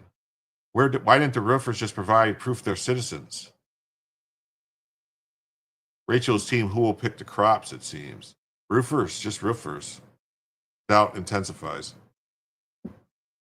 ICE nabbed the whole crew of framers down the street. The project was stalled for months. Well, yeah. No. Here's the thing. If ICE is there looking for them, they're not just roofers. You know, she's like, people are yelling for them to stay strong. The agents are in the backyard. I would say they're all interfering with their interfering. That's what I would say.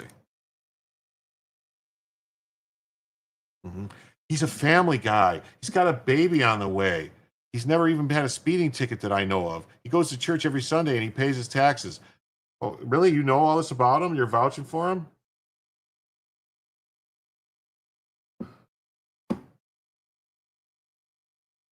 ICE agents in Park Avenue neighborhood spark large-scale protests.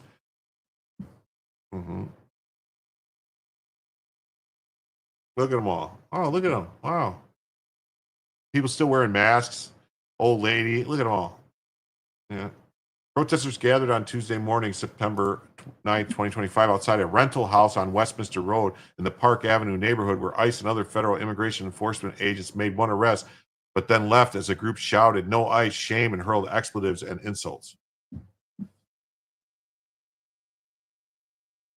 Federal immigration agents seemed forced to retreat. Really? Oh, well, so then these people did impede and interfere, so they should all be arrested. But confronted by 100 protesters, the group shouted shame and Gestapo and applauded as the agents in ICE-led action drove a Border Patrol SUV away on 4 flat tires, which had been slashed. So they slashed the tires. So whoever did that did break the law, definitely. Yeah. Yeah, ICE effed up by not getting them on the ladder. Yeah. Confrontations between immigration and protesters have been escalating across the country because of crazy fucking Democrats boosting this shit.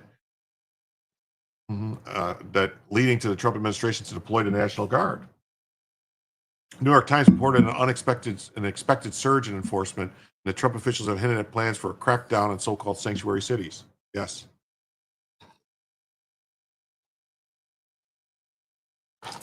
Yes, there's going to be a crackdown on sanctuary cities. It's coming. Roofing contractor Clayton Baker identified the man taken into custody by ICE as Chino, one of his employees. Baker said the man has been in the United States for about 25 years and had legal documentation to work. I doubt it. I doubt these guys are in the country legally. And this guy, Clayton Baker, the roofing contractor, he needs to be arrested. These people need to be punished. 2 workers on a roofing job in Park Avenue stayed on the highest peak as protesters confronted ICE and other federal immigration agents. They took my best worker. He's been with me for 5 years. And just basically said, see you later, you know?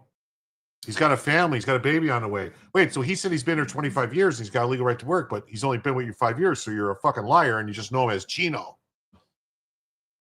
He's never even had a speeding ticket that I know of. He goes to church and he pays his taxes. How can he pay his taxes if he's not legally allowed to work? That's a fucking lie. He's got stolen documentation. He's here illegally. You're breaking the law by hiring him. So Baker needs to be arrested. Go arrest Baker. The IRS needs to audit Baker. Social Security needs to audit Baker. FICA, make sure he's, definitely audited at a minimum. Definitely. The spokesman for ICE said that this was an ICE-led enforcement action, referred questions to that agency. They did not respond to requests for comments. The action also included agents from other IRS agencies.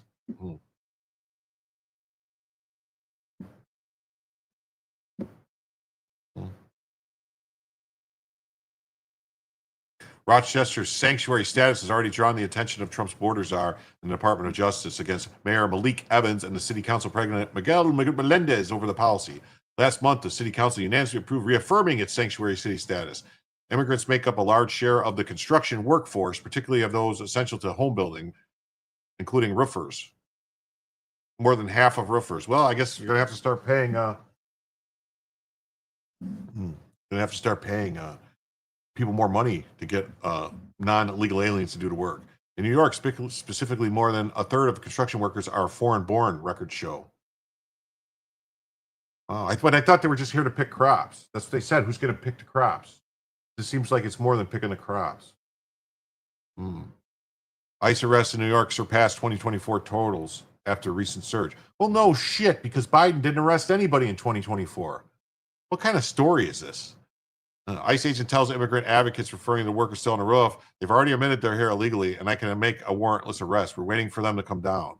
But at the time went, the whole ordeal lasted about 4 hours. Advocates said representatives with the Western New York Coalition of Farm Worker Service Agencies, they're up there picking crops on the roof, began urging the agents to move on, arguing the workers weren't coming down, the rest weren't going to happen.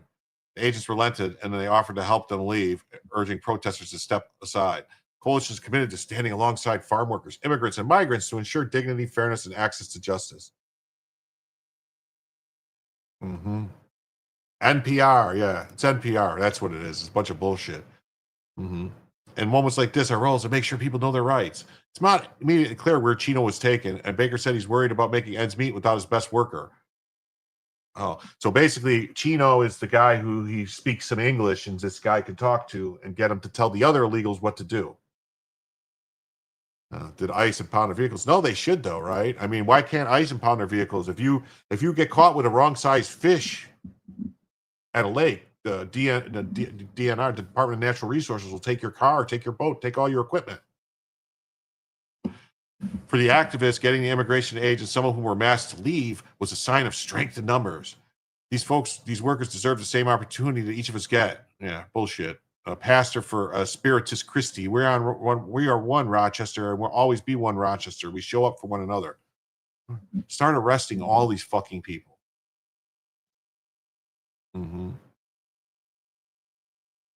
Yeah, they follow Border Patrol applauding and making obscene hand gestures. Assembly member Harry Bronson said the actions taken by the federal administration is meant an attempt at further divide the country. So somebody called these people. Somehow these people got there. So something is going on. Either there's still spies in ICE that are letting these people know that they're coming, or something else is going on. This is pitting one group of people against another group. It's an attempt to attack our democracy because democracy can only operate under rule of law, and they can only operate if our leaders are following the law, and they're not doing it. They're pushing the envelope because they want to have a boogeyman.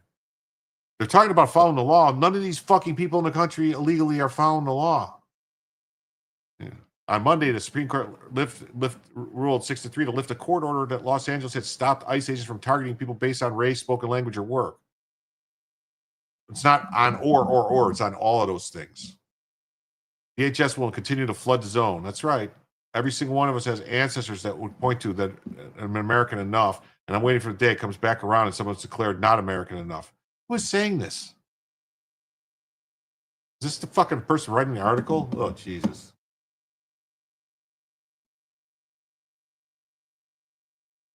Oh, look, FBI agents along with ICE ERO arrested a Mexican national who was alleged to have gang raped a child in Puebla, Mexico. During the arrest, he was found carrying a counterfeit Social Security card. Oh, yeah, he has legal documentation to work. It's right there. It's a counterfeit Social Security card. Yep, these construction firms are operating outside the law. They need to be held accountable. That's what needs to happen. They need to start charging, the business owners. He was found carrying counterfeit Social Security card, a lawful permanent resident card, and a quantity of suspected crystal meth. We gotta say, oh, he's got documents. These documents right there. He's legal, even though they're all stolen and fraudulent. This is one of the fine people the Democrats defend. They don't want him kicked out of the country. Look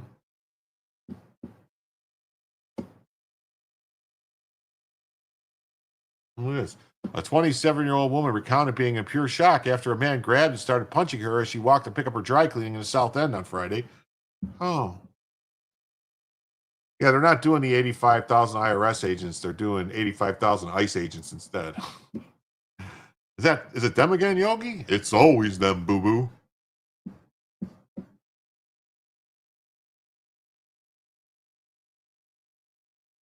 Yeah, Mark Mendoza says, I have a suggestion for you, Iryna.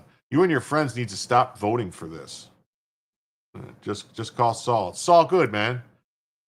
South End resident said she's heard of other women being assaulted in the area, noting that one of the girls who came to her aid mentioned being hit by a woman 2 weeks ago. And I don't want this to happen to other people, but I don't want these people to get away with it and go right back into the streets and do this to someone else. I just don't know what the solution is because something needs to change.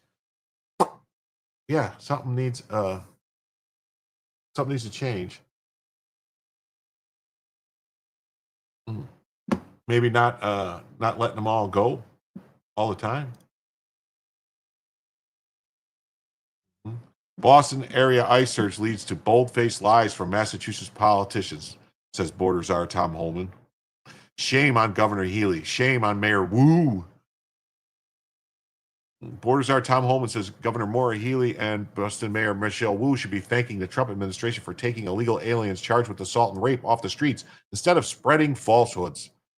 Holman and Bay State leaders remain in verbal sparring as U.S. Immigration and Customs Enforcement continues an operation that the feds are dubbing Patriot 2.0. In an interview on MSNBC Morning Joe, Healy accused ICE of parking outside a church at Boston College during a Spanish Mass over the weekend to intimidate attendees. Holman responded saying the governor's claim is a bold-faced lie. Under President Trump's mass deportation push, the feds are allowed to target illegal immigrants at churches, schools, and courthouses. Holman told reporters in Washington shortly after Healy's televised appearance that ICE isn't conducting operations at Boston area churches. Nope. Shame on Governor Healy and Mayor Wu, Border Czar said outside the White House. Shame on both of them.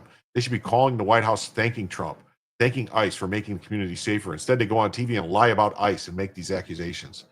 Healy said in her national TV interview that ICE vehicle was parked outside of the Spanish Mass at St. Ignatius of Loyola Parish in Chestnut Hill on Sunday, but Archdiocese of Boston and Boston College spokespeople say the van was spotted on Saturday. ICE agents were parked outside on the street, the governor said. They were parked outside of the church on Sunday where people are going to go worship and pray. It's because they're doing this to intimidate and create fear. I think he does have Secret Service security. I don't know if he needs it, though. He probably protects himself just fine. This all comes as hundreds of immigration agents from across the country are in Boston and other towns and cities in the Bay State for Patriot 2.0, an operation in which the Herald partly witnessed during a ride-along on Saturday morning. In response to the ICE surge, Mayor Wu has spoken out against the operation, saying the city is prepared to take legal action at any evidence that ICE has violated the Constitution or state or local laws. Here's the thing, asshole Wu, the federal government doesn't have to follow your state or local laws. They're called what's supreme, the supreme law of the land. So you can take that and blow it out your commie ass.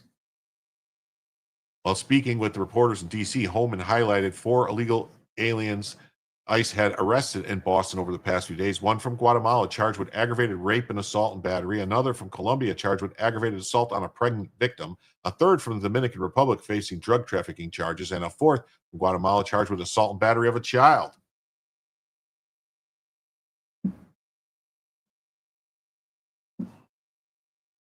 This is what ICE is doing across the country. They're targeting the worst of the worst.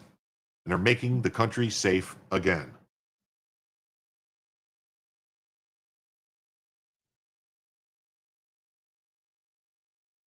Healy and Wu aren't the ones expressing outrage over the Fed's renewed immigration enforcement operation. Somerville Mayor Katanji Valentin also made her frustrations known. On Friday night and midday Monday, respectively, what appeared to be ICE agents rolled up to the front of the high school and city hall to take selfies. We're guessing on taxpayers' time and dime, Valentin said in a statement in the city of Somerville. Meanwhile, federal employees were busy with a pitiful attempt to troll or intimidate our community and our kids. We were busy at finishing up work on our final school maintenance checklist to start the new school year, getting ready for the Democrat process of our local elections, and packing supplies for our annual senior picture. So wait, is she another one that's going to complain that they're intimidating people to not vote, that they're trying to get the illegal aliens to not vote? We look forward to the day when our federal government takes a cue from hardworking cities like Somerville and puts its resources in working for people, not against them. The government works for the citizens, you fucking stupid cunt.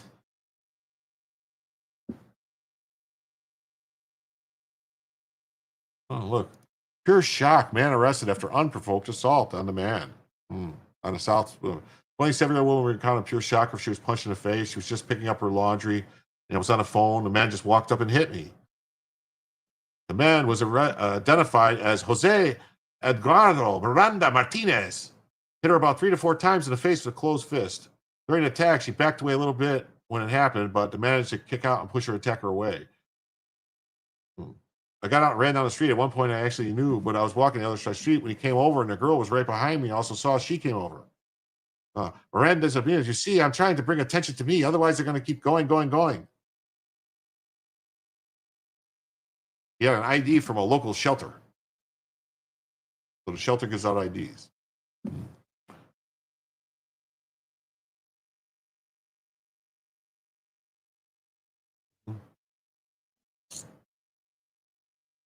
Oh, Joe just raided, huh?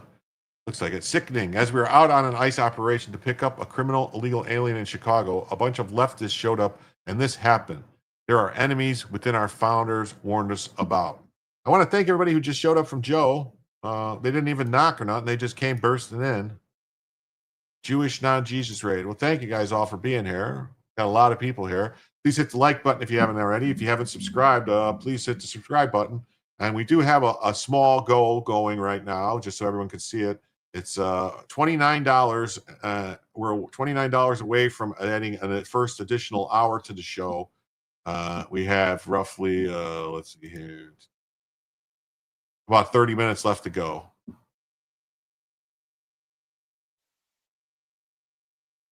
What was that? Hello?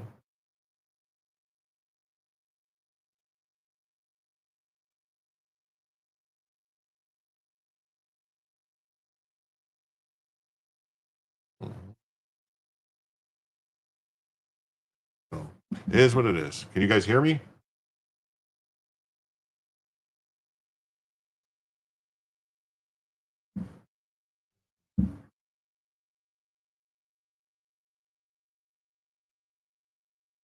It's unbelievable, guys.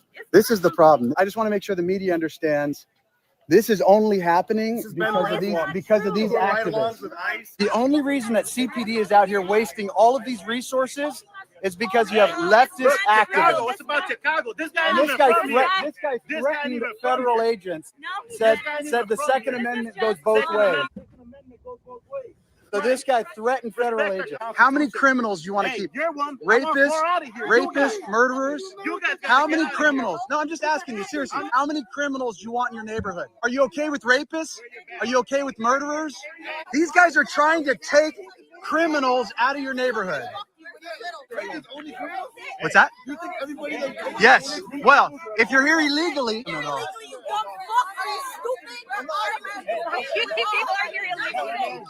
Now you got CPD. who can't work with ICE because they're a sanctuary community who's out here dealing with one guy who That's actually the Chicago supported. flag. Sorry, I'm sorry for this guy. He actually supports Trump. He stopped to say he supports us, and unfortunately, he got caught up in the middle of it.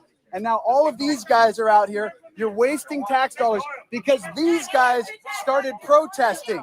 So you have leftist activist agencies protesting in the street that ends up bringing out CPD. That's the reason this is happening. You're wasting all of these resources because you had leftist activists pretending like they care about their community, protecting criminals in their community. That's what's happening. So the same guys that want to abolish the police, call the police. It's unbelievable, guys. These are the enemies within that we're really battling against. God bless you guys for your service. I wish you guys could do your job. What's that? I'm one of them. Why don't you do something about it? You're one of what? Whatever you fucking chasing after. Are you one of what? You're one of what? You're one of what? You're one of what? Well, I'm not the one threatening anyone, sir. Please do me a favor. Please do me a favor. Go across the street. Okay? There's a lot of people out there. Yeah. I got you. We don't want this to escalate. Yeah. Okay, please. I got you.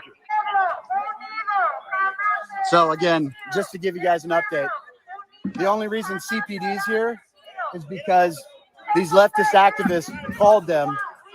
There was an active ICE investigation. Thank you for your service, sir. There was an active ICE investigation here to pick up a criminal that was wanted on multiple charges. And these guys called the police. How many criminals are you okay with, neighbors? How many criminals? Asking you, how many criminals? How many criminals?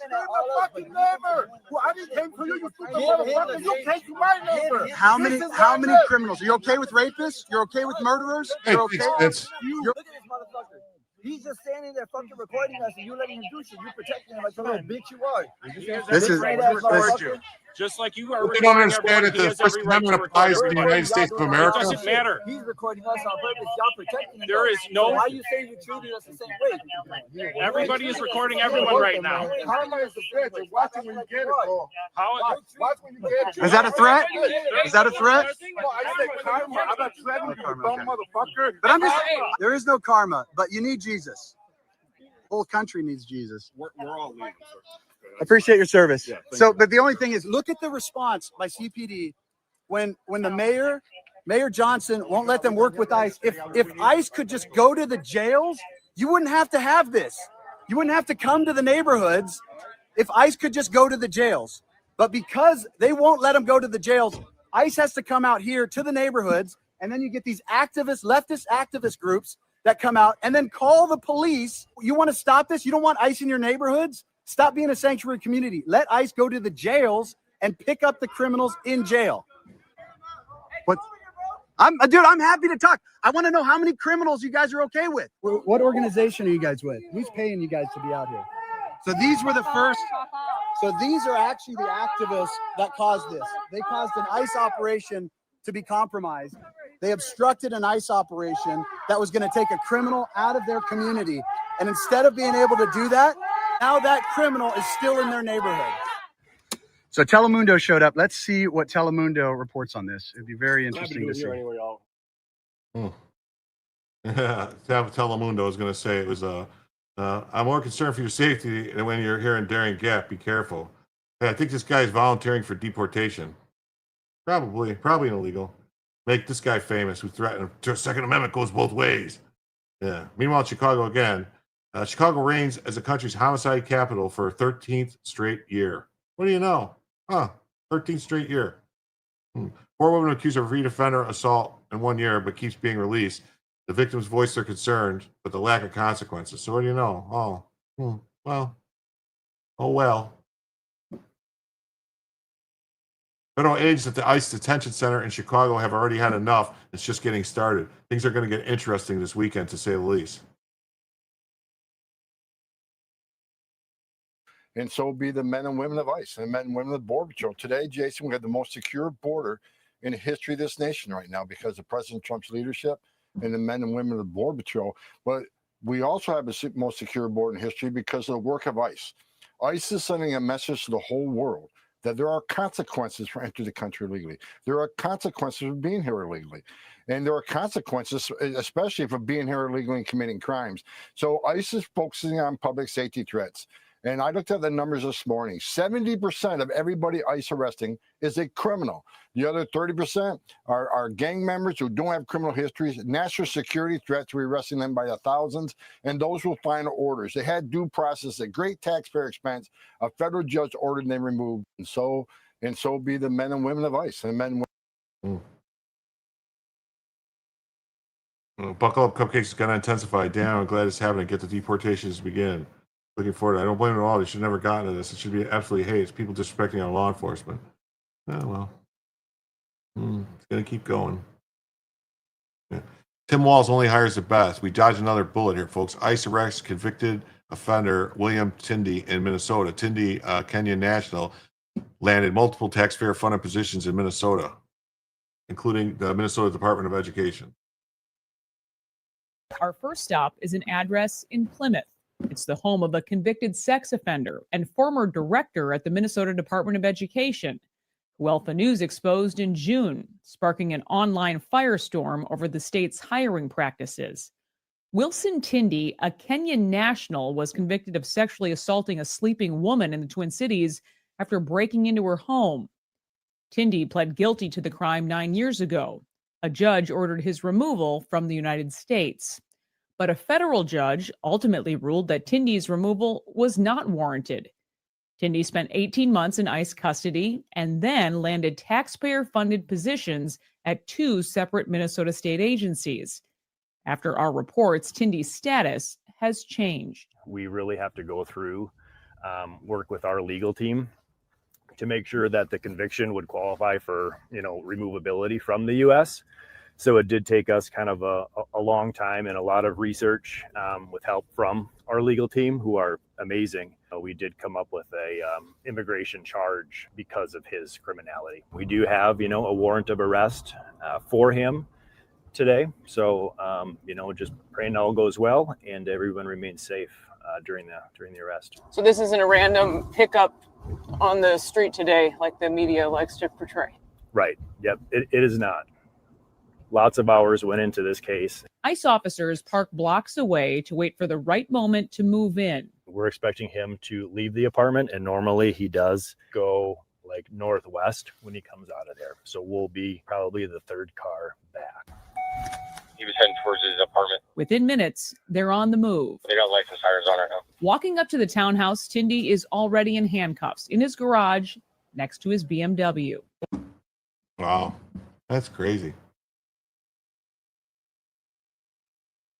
2 naturalized U.S. citizens living in Minnesota, Benedict Nawana Kawa and Pascal Kikinchi Mungbi, have been indicted for organizing terrorist attacks.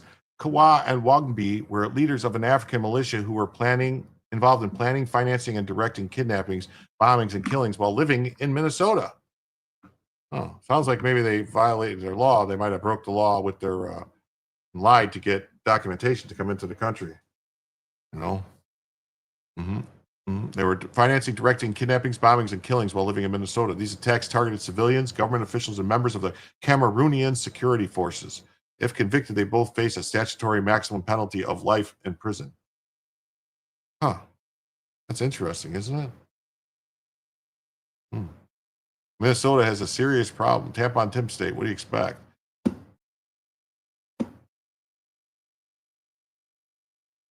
In 2025, and NBC News finds it odd we went paperless. This is stupid and misleading. Officers are still submitting forms, just electronically.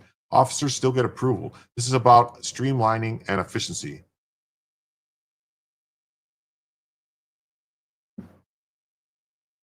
I believe it's the Jim Somniacs, Vince, is what it came down to, or the Jim Possibles.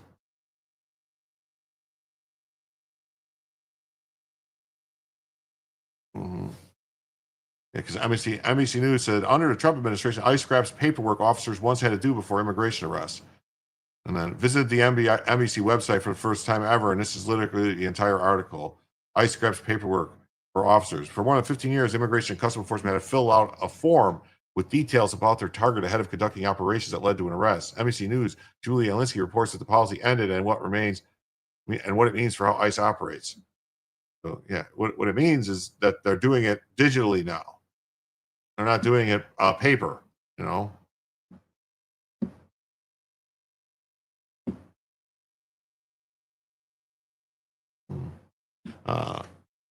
United States Coast Guard captures, burns, and sinks a drug boat. Over the weekend, part of Operation Pacific Viper, U.S. Coast Guard cutter Stone conducted 3 interdictions in a single night, seizing nearly 13,000 pounds of cocaine and apprehending 7 suspected drug dealers.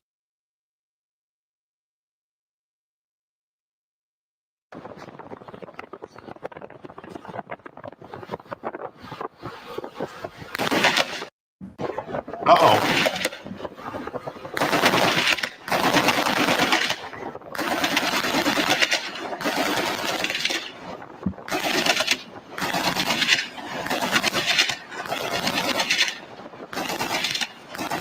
Sounds like a ma dude.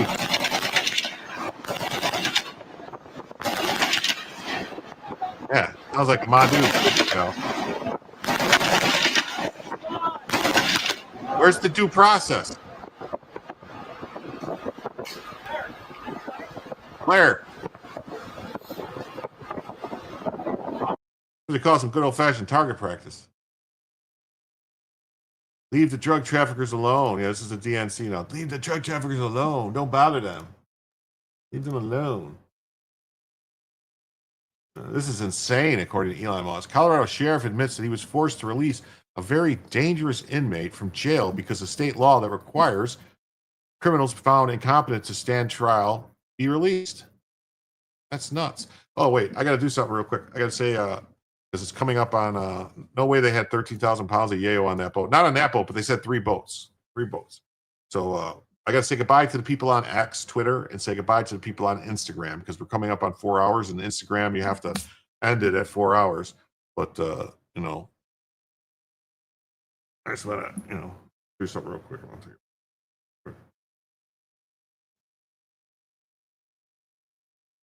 Okay. And it's a shame for a $150 boat, right? So we say goodnight. If you're on X and Twitter, if you're on Instagram, come on over to YouTube or come over to Rumble or even Facebook. Facebook goes for a little bit longer. It's 6 hours before Facebook kicks me off. So we'll still be going live. And come on back so Jim can tell you the news. Definitely. Mm-hmm.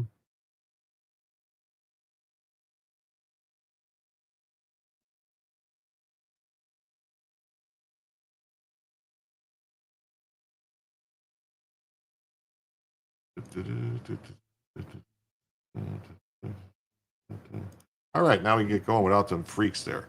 Yeah, so let's see this. So the Colorado sheriff says it's very dangerous inmate had to be released. He's a very dangerous person. His actions, from what we can tell, were unprovoked. Weld County Sheriff Steve Reams warned that the public about the potential dangerousness of the inmate released on Monday. Quite honestly, without some legislative actions, I don't know how you can address this concern. Dabisa Ibrahim, 21, was released after being found incompetent to stand trial in 2 of his cases. Ibrahim has been facing charges including attempted second-degree murder, assault, engaging in a riot, menacing, and burglary. Officials describe him as a potential danger to the community. But they just let him out on the street. Just let him on the street. What's up with Bella? Bella's here. Bella's chilling. Yeah, please hit the like, share, subscribe, become a member. You know, let's see here. It's a very violent crime, and how rapidly this person has accumulated contacts with law enforcement, it's concerning. Weld County Sheriff Steve Reams is warning his residents of a man he released from jail, not by his own choosing, but because the suspect was ruled incompetent to stand trial. With that ruling, we're forced to release that individual. That individual is Dabisa Ibrahim, a 21-year-old who Reams says is seen in these videos fighting northern Coloradans. The videos, too graphic to be shown in full, show men being knocked unconscious and then continuously punched in the face while lying on the ground. He's a very dangerous person, and his actions, from what we can tell, were unprovoked. So why did he walk free without ever seeing a jury? Reams says it's the result of House Bill 1034, signed into law last year by Governor Jared Polis. The law, at its core, said those found incompetent to stand trial should be sent to mental health care instead of incarceration. But that is contingent on the suspect qualifying for that care, which Ephraim did not, Reams says.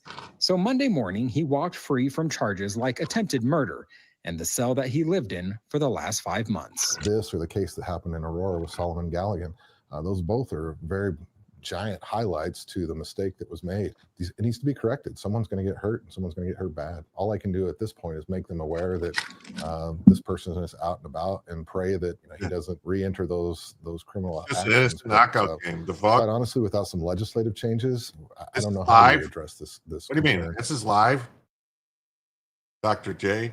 This is always live. Never Memorex. You should let him go in the desert. Yeah, probably. Everyone involved in this state law needs to pay for this. Absolutely. Jared Polis is the reason why this is happening. Many such cases, like with Iryna. He needs to get his house in order and protect law-abiding citizens.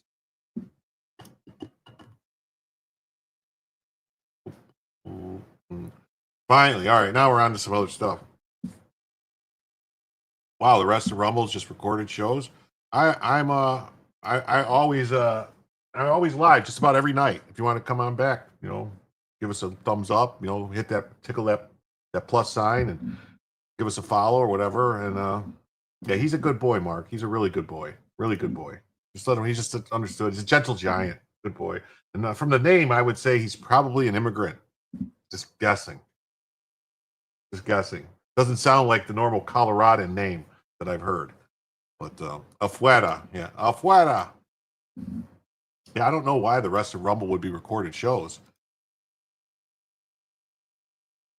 No, Salty says, don't send him to the desert. I live in the desert. So John Thune is finally, we have to fix what the Democrats have broken. The alternative is that they keep blocking and delaying the president's team from getting in place, leaving the administration short-staffed by hundreds of positions at its end of the president's term, and he's going to take steps to end it. Well, see, there was a big step he could have took. He could have took a recess and let Trump appoint recess appointments that would have been in place until the next election. The next Congress comes in. They stay in place. Could have solved all this. And then deal with it then. But what he's doing is basically he's refusing to let Trump stack, alligator Alcatraz for all. Doesn't anybody carry in Colorado? I know Bronca does when he's there, but I don't know. Some of the places are weird. And well, let's hear this rhino talk. Senate Republicans are in the process of coming up with a solution to the Democrat blockade on nominees. We've laid this out for you many times in the past, but I think as everyone here knows, the Democrats now, for the past 8 months of this administration, this president's term in office, have resisted the idea of confirming any nominee by unanimous consent or voice, something that was a routine practice just up until this last 8 months. And so as a consequence, President Trump, a lot of his nominees are sitting on the sidelines waiting to go to work. That's got to change. This is a problem the Democrats created, and we intend to fix it. And so we have started that process, I think, as you know, of getting a rules change in place that would enable us to process nominees in batches, which is something that, as I said, has been the routine practice around here for decades, up until this Democrat leader, Senator Schumer, and this Democrat minority decided that because of their Trump direction. Hey, Duncan Felonies, where you go? Polis is taking away your Second Amendment rights little by little. People are suing them. Yeah, it's rough, man. I don't know, but I'm hoping something's going to change. It seems like maybe the Supreme Court's going to take some more cases, and now you've got the Department of Justice stepping in and suing Illinois, for their assault weapons ban and mag ban. So that's good. Harmeet Dillon joined the case, and they're saying it's a violation of everyone's civil rights. And Dr. J says that Trump is not going to do anything except print more and spend more tax dollars. Trump is basically a Democrat. Well, he is an 80s Democrat. The problem is that the Democrats went so crazy that all the people that were like moderate Democrats are now considered far-right Republicans. And so anybody who's an actual conservative, they call him a Nazi. So, yeah, that's right. Don't buy the rhino's bullshit. He could have recessed and Trump would have had his people. Thune is full of shit. That's absolutely right. Arrangement syndrome, that they were going to force votes on sub-cabinet level people who in the past, as I said, had been confirmed by unanimous consent or voice vote. So all we're simply talking about doing is restoring that precedent, going back to the way that it's been done historically, and seeing that a lot of these sub-cabinet, lower-level executive branch nominees are able to get confirmed, so the president can have his team in place, implement the agenda that the American people elected him to implement. And so we intend to go about make that change. We think this is the time to do that. And obviously, we have seen no cooperation, zero cooperation from the Democrats with respect to trying to put together any kind of a deal that would make this unnecessary. It is a necessary change. We are moving forward with it. But we also are going to give the Democrats an opportunity, which Senator Cornyn, who's been very engaged on this issue, Senator Cornyn, talk about an opportunity this afternoon. He's going to put forward a unanimous consent request that would allow them to actually put in place something that in the past they've indicated support for, and that is moving these nominees in block or in batches. Yeah, they need to stop playing nice. Tune in to rest of GOP block President Trump's recess appointments. Yes, that's true. Recess appointments were the correct move. You've already failed. You've had all summer vacation and gavelled in every 3 days to an empty Senate chamber. Also, President Trump could not have recess appointments. It's been 8 months, and we the people are paying close attention to every failure you make. Please stop feeding the rhinos. That's right.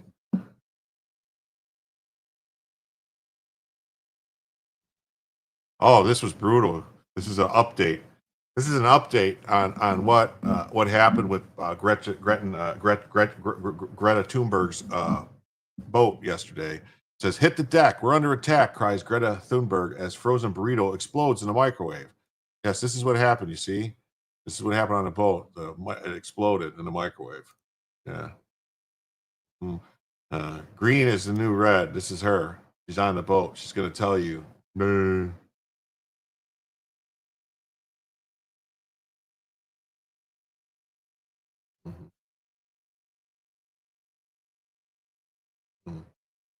And then here's new footage. New footage shows from Greta's boat shows that a crew member misfiring a flare, which lands back on the boat. These people lie for sport. There was never any drone.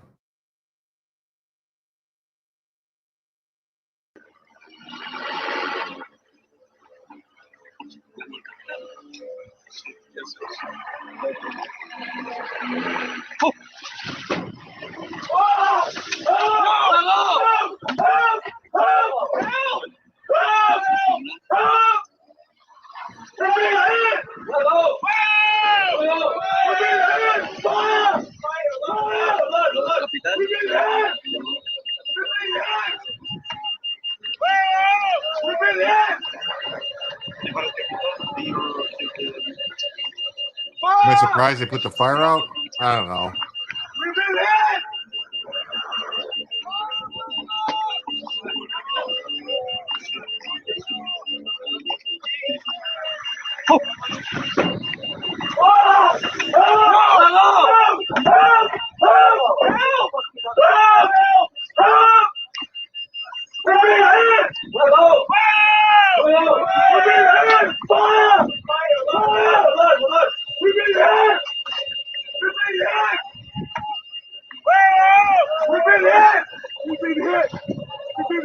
We've been hit.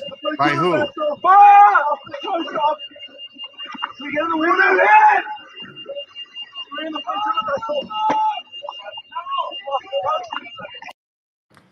They've been hit by what? There was no explosion or nothing. The flare committed genocide to the boat.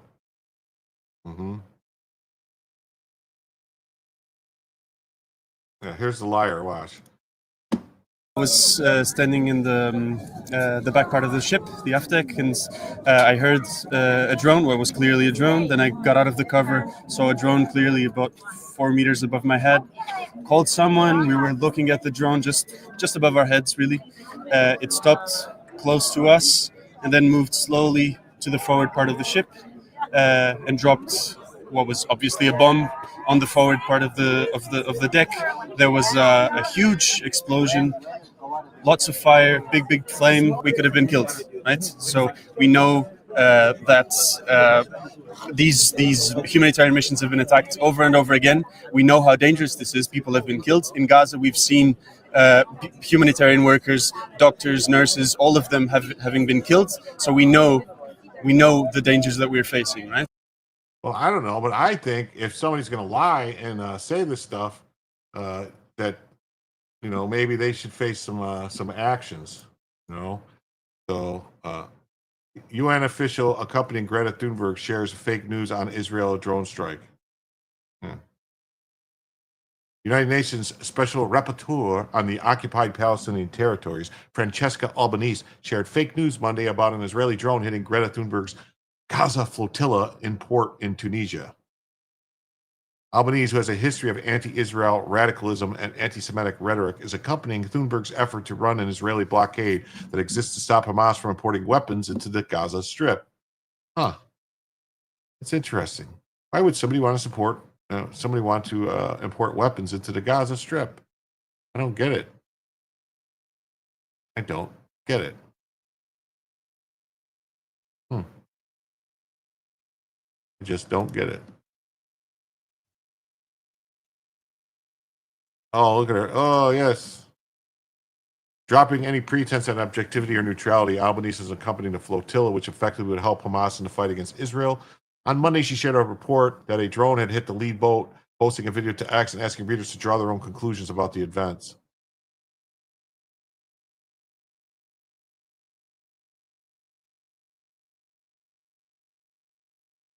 Tunisian authorities say that no drone hit the boat. The flotilla participants have been paranoid about drones throughout their journey. Two American pro-Israeli Christian groups sued Albanese in federal court for defamation after she accused them of helping Israel's supposed genocide.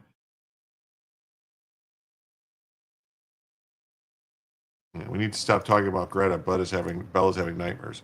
The latest flotilla set out from Spain, which has triggered a precipitous decline in relations with Israel after supporting a Palestinian state and pushing to isolate the Jewish state. Spain recalled its ambassador from Israel earlier this week after Israel accused Spanish government of anti-Semitism. Footage of Greta's boat shows a crew member misfiring a flare, which lands back on the boat. These people lie for sport, and we saw that. Greta Thunberg's latest flotilla set ablaze in an Israeli drone attack. Oh, wait. The latest flotilla carrying humanitarian aid to Gaza was allegedly struck by a drone and set ablaze while docked at port at Sidi Bou Said in Tunisian waters, according to the Global Samud Flotilla organizers. No injuries were reported. Oddly enough, the Tunisian government has denied all reports of a drone attack and called the report completely unfounded. Houssem Adine Jabali, a spokesperson for the Tunisian National Guard, said that no drones were detected in their airspace. According to preliminary findings, a fire broke out in the life jackets on board a ship anchored 50 miles from the port of Sidi Bou Said, hinting that the fire broke out due to discarded cigarettes on board the vessel. Other reports have stated the fire was most likely caused by a misfired flare. Drone fires don't have red-purple color. Flares do. Drone bombs don't burn before they drop. Flares do. Where are the fragments from the bomb? Where was the explosion? Where's the damage from a bomb? Tunisian authorities confirmed there was zero drone activity in the area.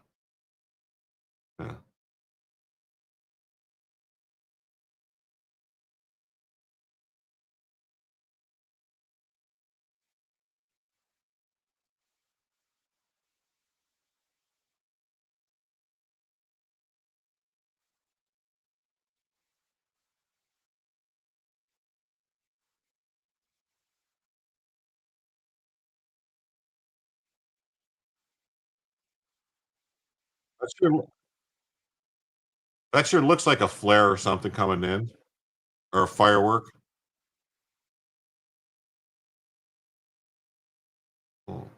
Drone fire, flare fire. There's the damage. There's no explosion.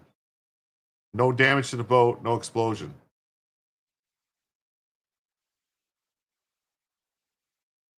Greta Thunberg's Freedom Flotilla claimed their ship has been bombed and set fire by a drone.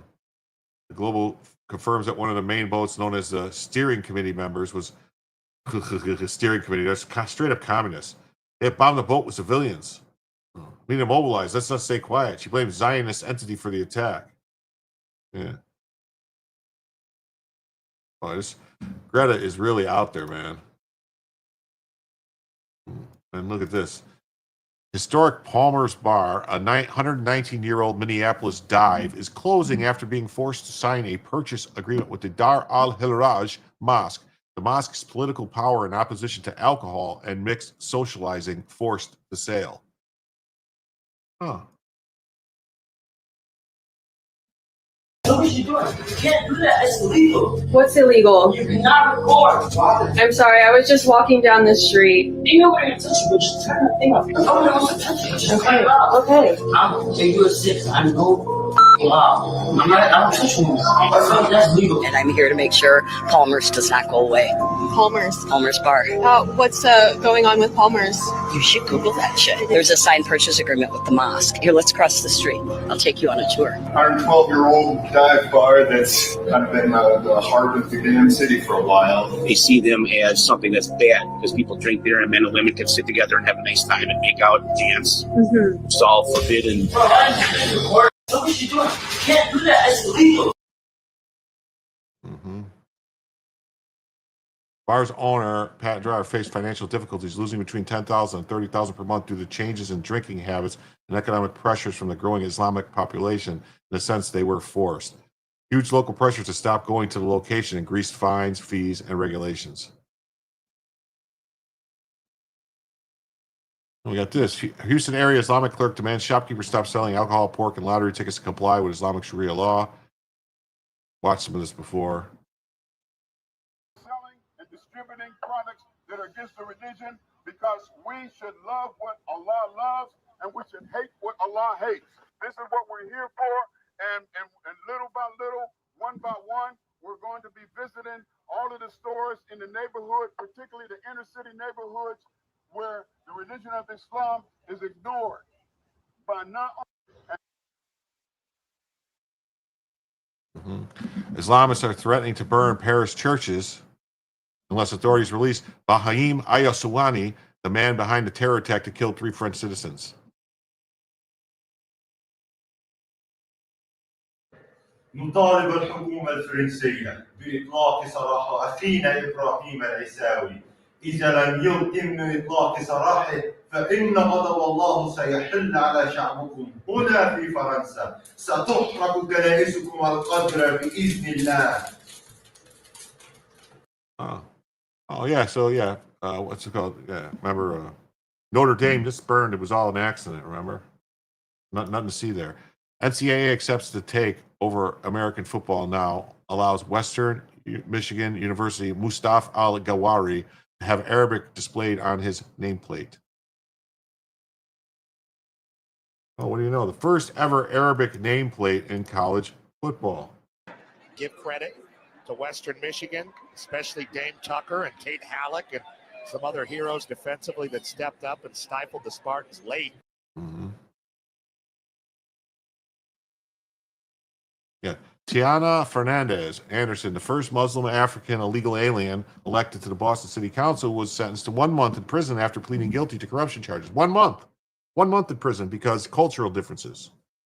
The Obama judge cited her cultural differences in justifying the very light sentence.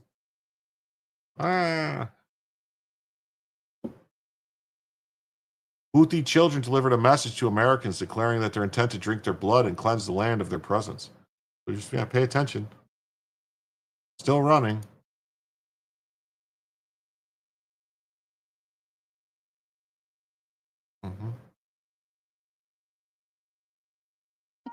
نحن مع غزة لمواجهة الجرائم الإبادة والتجويع لنقول نعم نحن سوف نشرب من دمائكم سوف نشربها شربا ونقول لكم يا أمريكا سوف نزلزل بكم Bury my Muslim faith, Obama.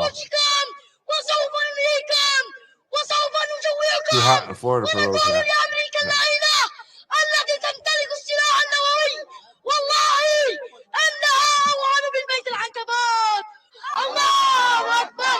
الموت أمريكا الموت إسرائيل الموت النصر. سنقاتلكم في كل ميدان ونترصدكم في كل زاوية ولن نفلت من بأسنا محتلا أو عميل. هذا وعدنا وهذا وعيدنا. دماءكم لنا مباحة سيوفنا You know you're in trouble when the only thing your government cares about is the color of your skin. London's mayor has an agenda, and it's the displacement of the English. White families just don't represent real Londoners, says Khan's staff guidelines. Mayor forced to withdraw advice on which photos will best promote his brand after critics label it racist and divisive. Doesn't represent real Londoners. Looks staged and set up. Relevant and appropriate. Positive and optimistic. Yeah. Mm-hmm.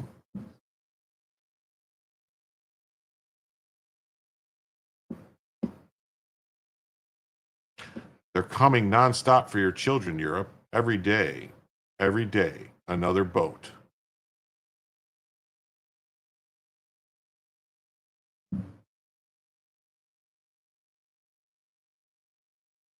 Want to know how we're controlling our borders? Then watch this.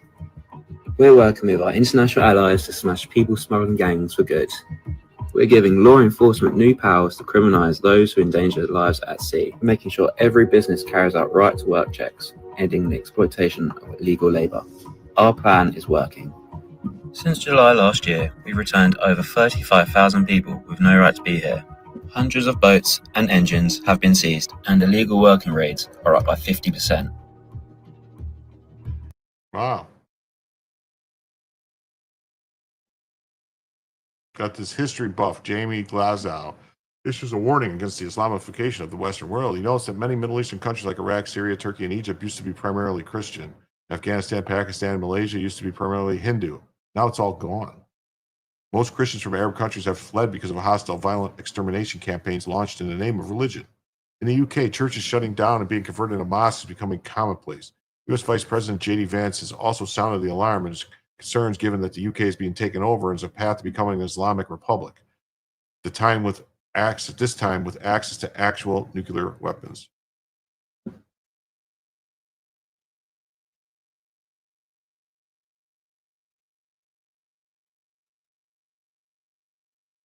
First, Islam is very friendly towards the Jews, but in Medina, this all changed and they became annihilated. Annihilation is the ultimate non-assimilation. Now we see this pattern not only in Medina, but in Turkey, which used to be Christian, North Africa used to be Christian, Egypt used to be Christian, Iraq used to be Christian, and Syria used to be Christian. Whatever happened to all these Christian territories, they became Islamic. Again, this is annihilation, not assimilation. But it doesn't just happen to the Christians. Afghanistan used to be Buddhist, Pakistan used to be Hindu, and Malaysia used to be Hindu. But now then, in the ultimate form of annihilation, they are not assimilated. So, the doctrine of Islam includes annihilation, not assimilation. And remember this, because every Muslim you meet is not going to come across as though he wants to annihilate you, but all of Islam has two faces. There's the face of Mecca, which is peaceful enough and kind enough, but then there's Medina, and this happens when they're strong. So what we see is two Islams. There's a strong Islam and a weak Islam. When they're weak, we're happy to be here. We don't have any demands, but when they're strong, they become very assertive to the point of annihilation.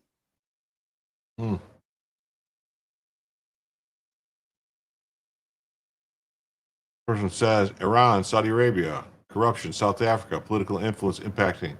Religious demographics have shifted from 70% Christian and 30% Muslim to the reverse in one generation in South Africa. Naleda Pandor, the head of the Department of International Affairs, has been frequently traveling to Iran, raising concerns about foreign influence in South African politics. Reports have surfaced that President Matamela Sere Ramaphosa has discovered with millions of dollars in cash hidden in his sofa, suggesting potential corruption. Allegations point to Iran funneling money to the African National Congress, despite South Africa's broader alignment with the Western interests rather than BRICS.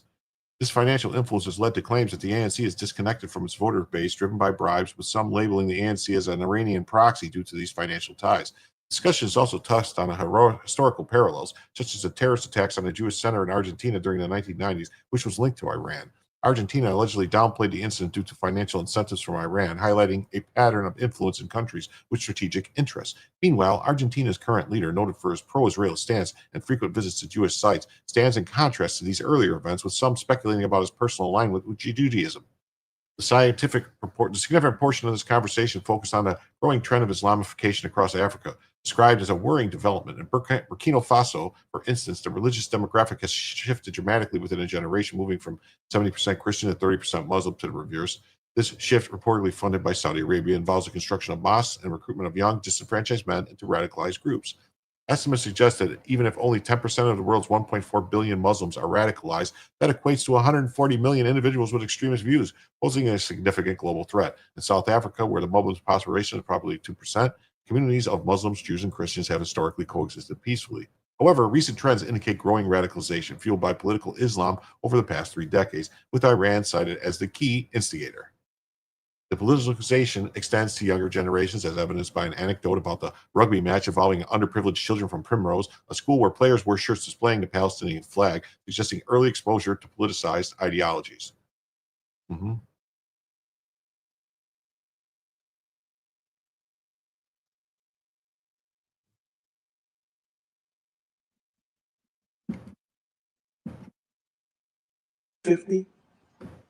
In America, white people, European Americans will be a minority. And do you know Islam has grown so fast? Muslims are growing, don't you see it? They're growing. And if they're ever united, man, what a powerful group we would be. I gave a lecture at the University of Michigan. And when the lecture was over, in the back, there was a woman, a Jewish woman, a professor in the university. She says, Imam al-Hajj, tell me, if the Muslims ever became a majority of the people in America, would they then vote to implement the Sharia?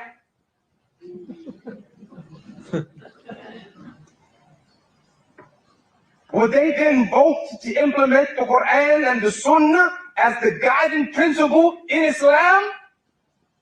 You know what? These people are always thinking ahead. Thinking ahead. Especially in New York City.